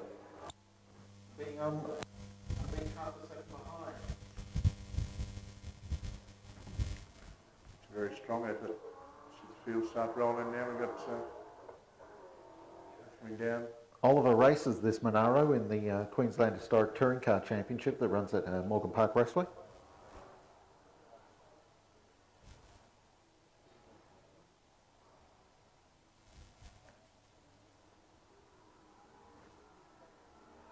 Of course, not the fastest historic touring car Monaro. That, of course, is Kevin Heffernan's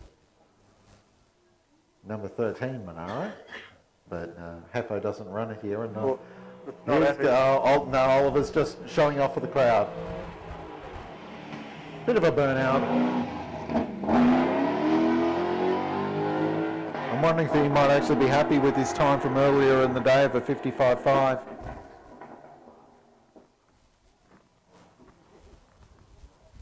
Sports sedans now, and it's time. That's going again. This is Abby. That car has been diabolical today for her. Yeah, well, for both of them.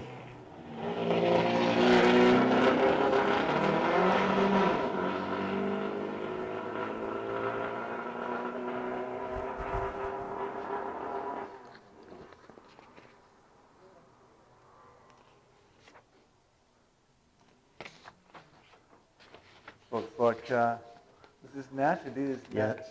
Bellamini in the Fiat 131 Abarth. Very rapid car. I've seen this car regularly in the last couple of seasons in the Italian Challenge and circuit racing. So there's a very nicely put together Fiat. Currently third fastest in what's a very competitive class. Is running in the under 2 litre sports sedans. And he's running against Andrew Fletcher's Hillman Imp and Kenny Ayres in the Subaru Liberty. And also the 4-cylinder Alfetta GV of Weston Smith. And ready for start. Here we go. Wait for Abby to come around the back of the school before we let him go.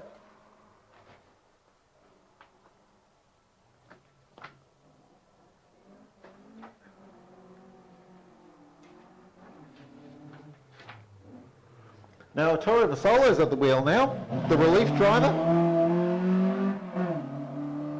who also races in the Italian Challenge, although when he does, it's actually in a BMW, which isn't very Italian at all, but we make exceptions. It's a, shall we say, North Italian Challenge. So Fletcher's Hillman Imp gets underway. The mighty Imp.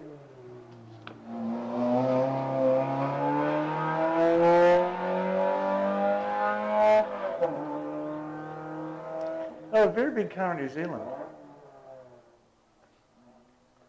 Hillman did a lot of very interesting things as far as engineering is concerned, especially with slanted blocks and stuff like that, Jonesy.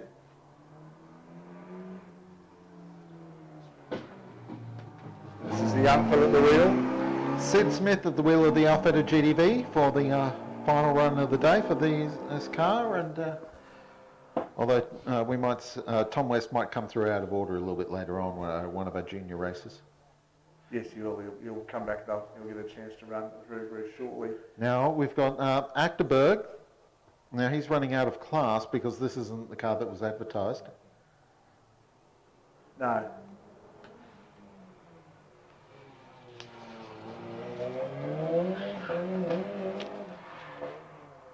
Oh, that's not heavy. There's a missed gear there. Car he was supposed to be running, unfortunately, not here this weekend, which is his 928. Must be nice when you can grab your spare car, which is a Starion. Here comes the car that you and I both know very well. This is Jack Rosen. And the Lexus Power Ford as well. Yeah, Achterberg's actually running in the special interest classes. He's currently third in his special interest class. As the Jack Raisin, is David Malone set a 51.3 in the Tirana before he crashed it. Here's Steve Wingett. Yes, Steve Wingett. Clutch kicked it to get it through. That was lurid. It was.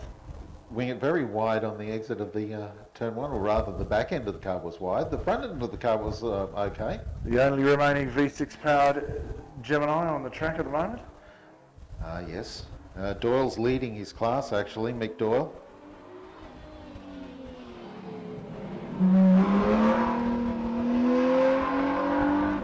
Sports sedans over 2 litres, non-logbook. So yeah, Doyle's racing against a bunch of cars and he's leading the class.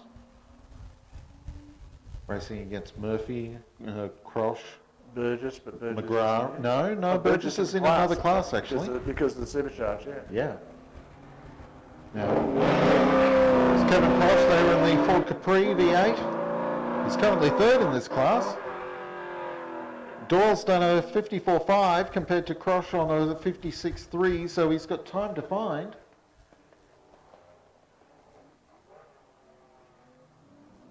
Oh, and here's John McGrath in the V8 Nissan Silvia. No, it's not him. Relief driver's in the car.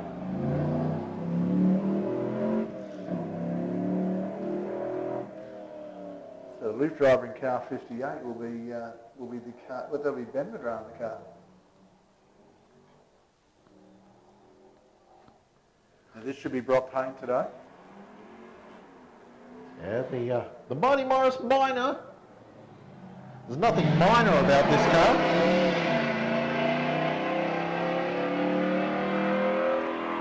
He reckons he's had to get his head round driving an auto. Really? That's an automatic? Oh, that's amazing. I love it. And he said it doesn't handle quite the same as my Silvia. Here's the rotary turbo Mazda 323.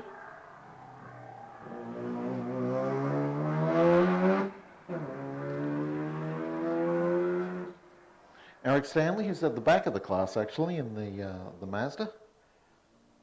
One of the larger classes, 6 cars in that class. Although next we've got Formula Libra coming up shortly.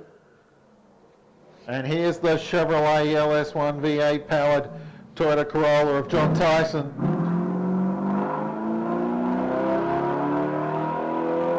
Chasing time as well, he's only on a 59.6.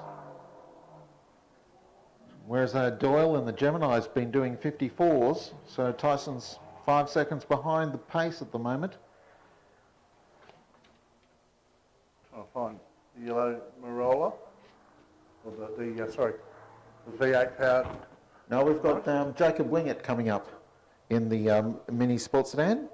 Abby did her run before, and now Jacob's coming up for his run.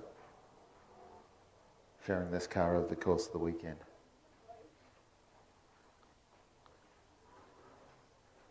Actually, I've got the strike through 44 rather than 45. Oh yeah, that means it's Jacob, yeah. I know what I'm doing.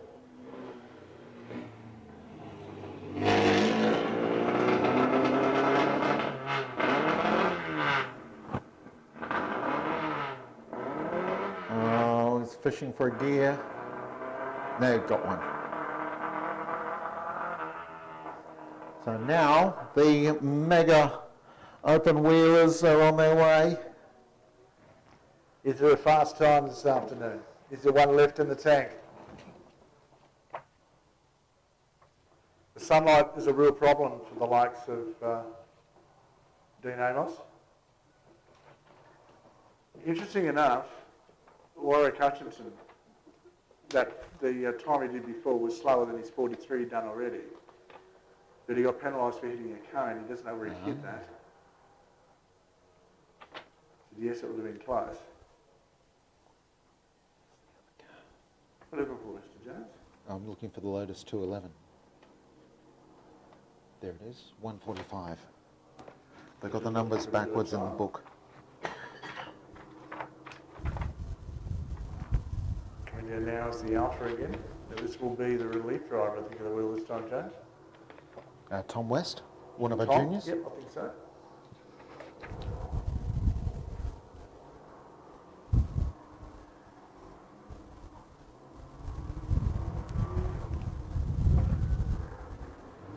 So it's car 50 in fact.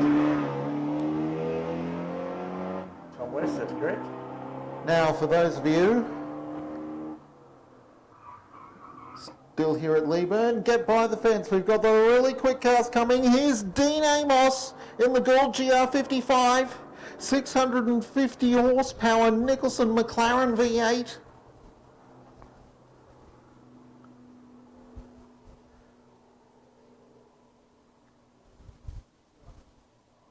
Current fastest time is a 41.1.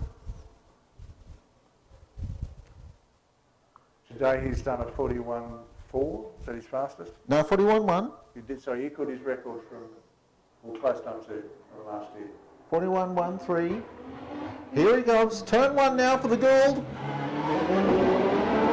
Amos chasing time.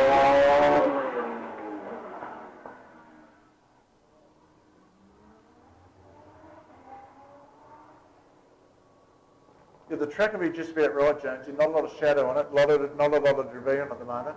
Yeah, it's starting to lose a bit of temperature, I would have thought. Here's Daniel Duffield in the RPV1.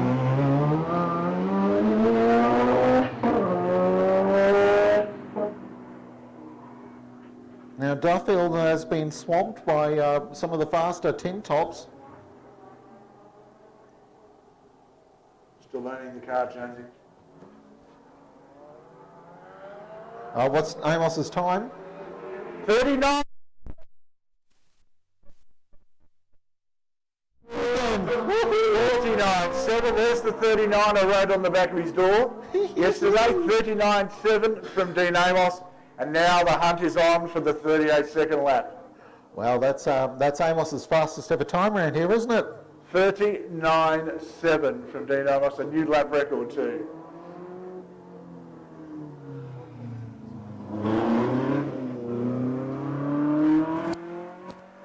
The silent assassin, that boys. He just gets about his job very focused, and they dial that car in. It is a mighty, mighty car.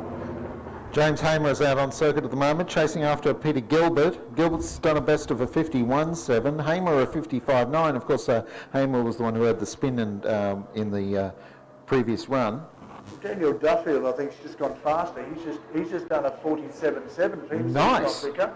Here comes Warwick Upchurton. 43 is Warwick's quickest time so far. Yeah, 43.2. So he's second fastest overall this weekend. Car's crisp.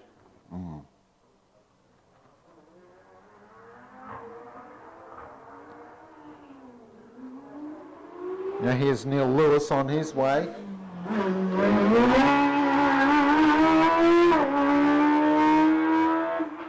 Lewis is currently 5th in class, but Woodbridge has who's 4th in class, has had a crash on his previous run, so I'm not sure if he'll be able to take the start this time. Oh, I can see Woodbridge is there, so yeah, he'll be up. Here's Quelch. Quelch's best is a 50.3. Now, do we have a time for Hutchison, Wes? 43.9, so we're a little slower though. Yeah. 43 is a good sign. I'd say the sunlight's caused him a couple of dramas. Well, here comes Michael von Rapard.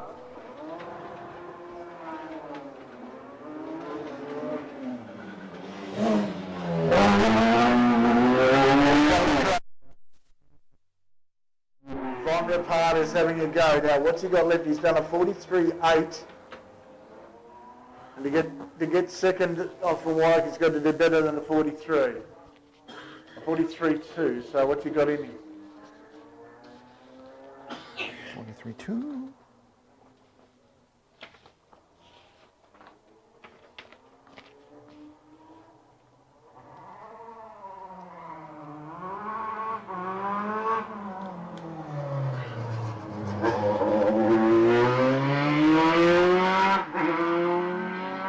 Von Rapard's done a 44.0. We're slightly slower than his last run.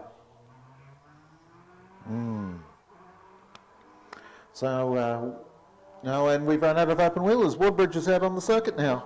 And Hillman Imp of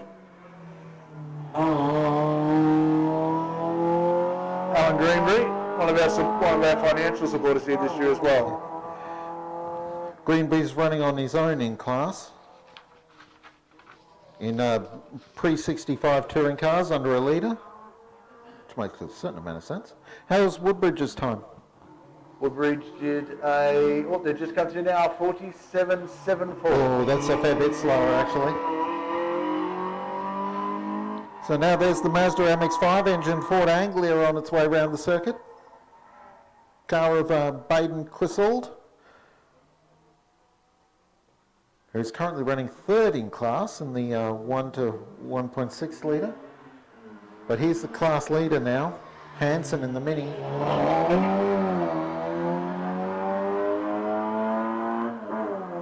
Hanson set a 55.0, so this Mini's very quick.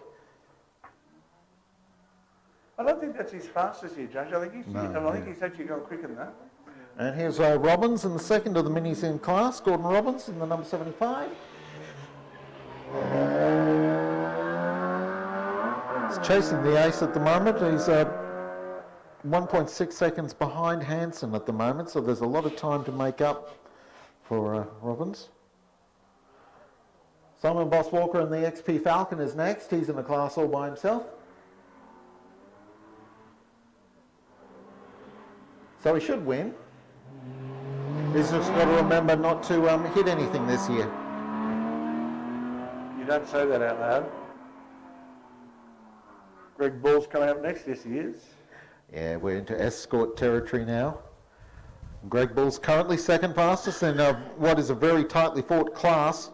He's racing against Craig Lawrence for the class lead. So there goes Ball in the number 77 car.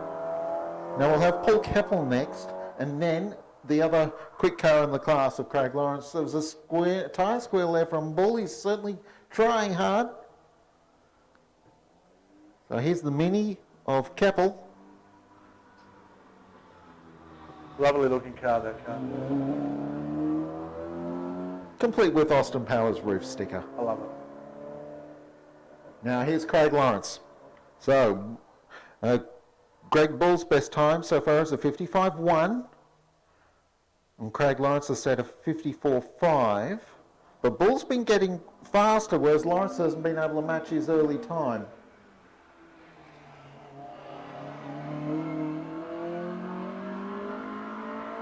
Focusing on a clean run through turn 1 that time, Lawrence.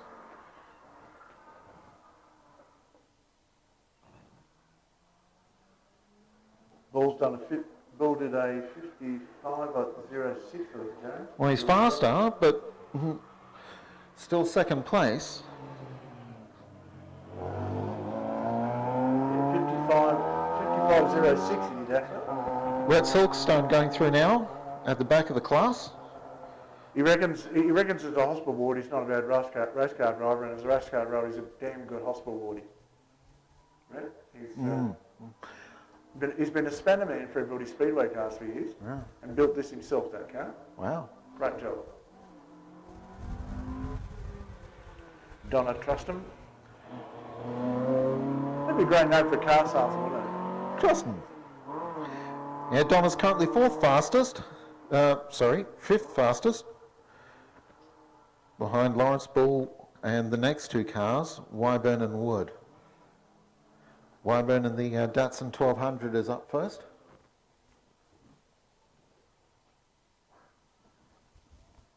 Do we have a time for Lawrence? Coming through just now. I'll give it to you in 2 seconds as it's coming through.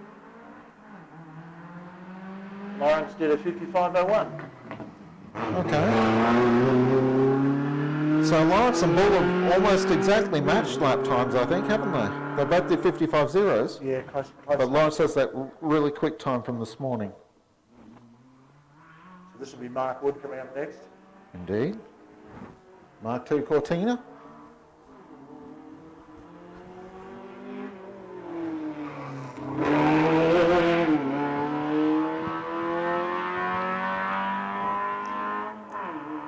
And Wood's the last car in the class. From here we move on to the 2-litre touring car class. And this class is currently being led by Stuart Reid, who's down the bottom of the order in the special interest class. And he's got a fair distance over the rest of the class.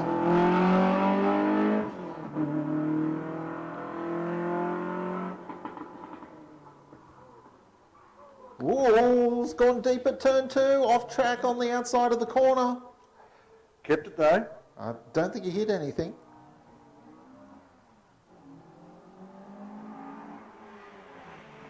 That would have been Brailsford, wouldn't it? Who was off the track there at turn 2. Yeah, so. 86 that was now. That's just the car of Chris Chant. And the Volkswagen up next. Car 88 is it, Jonesy? This will be Ian Dalglish possibly. Yes, that is Dalgleish there in the primer and rust-coloured Volkswagen Type 3. Big dust cloud. Someone was wide at school corner. Possibly only the left rear tyre, mind you. Out there activating the dirt turbo. So here's Dalgleish and the Volkswagen Type 3. It's all set for its respray.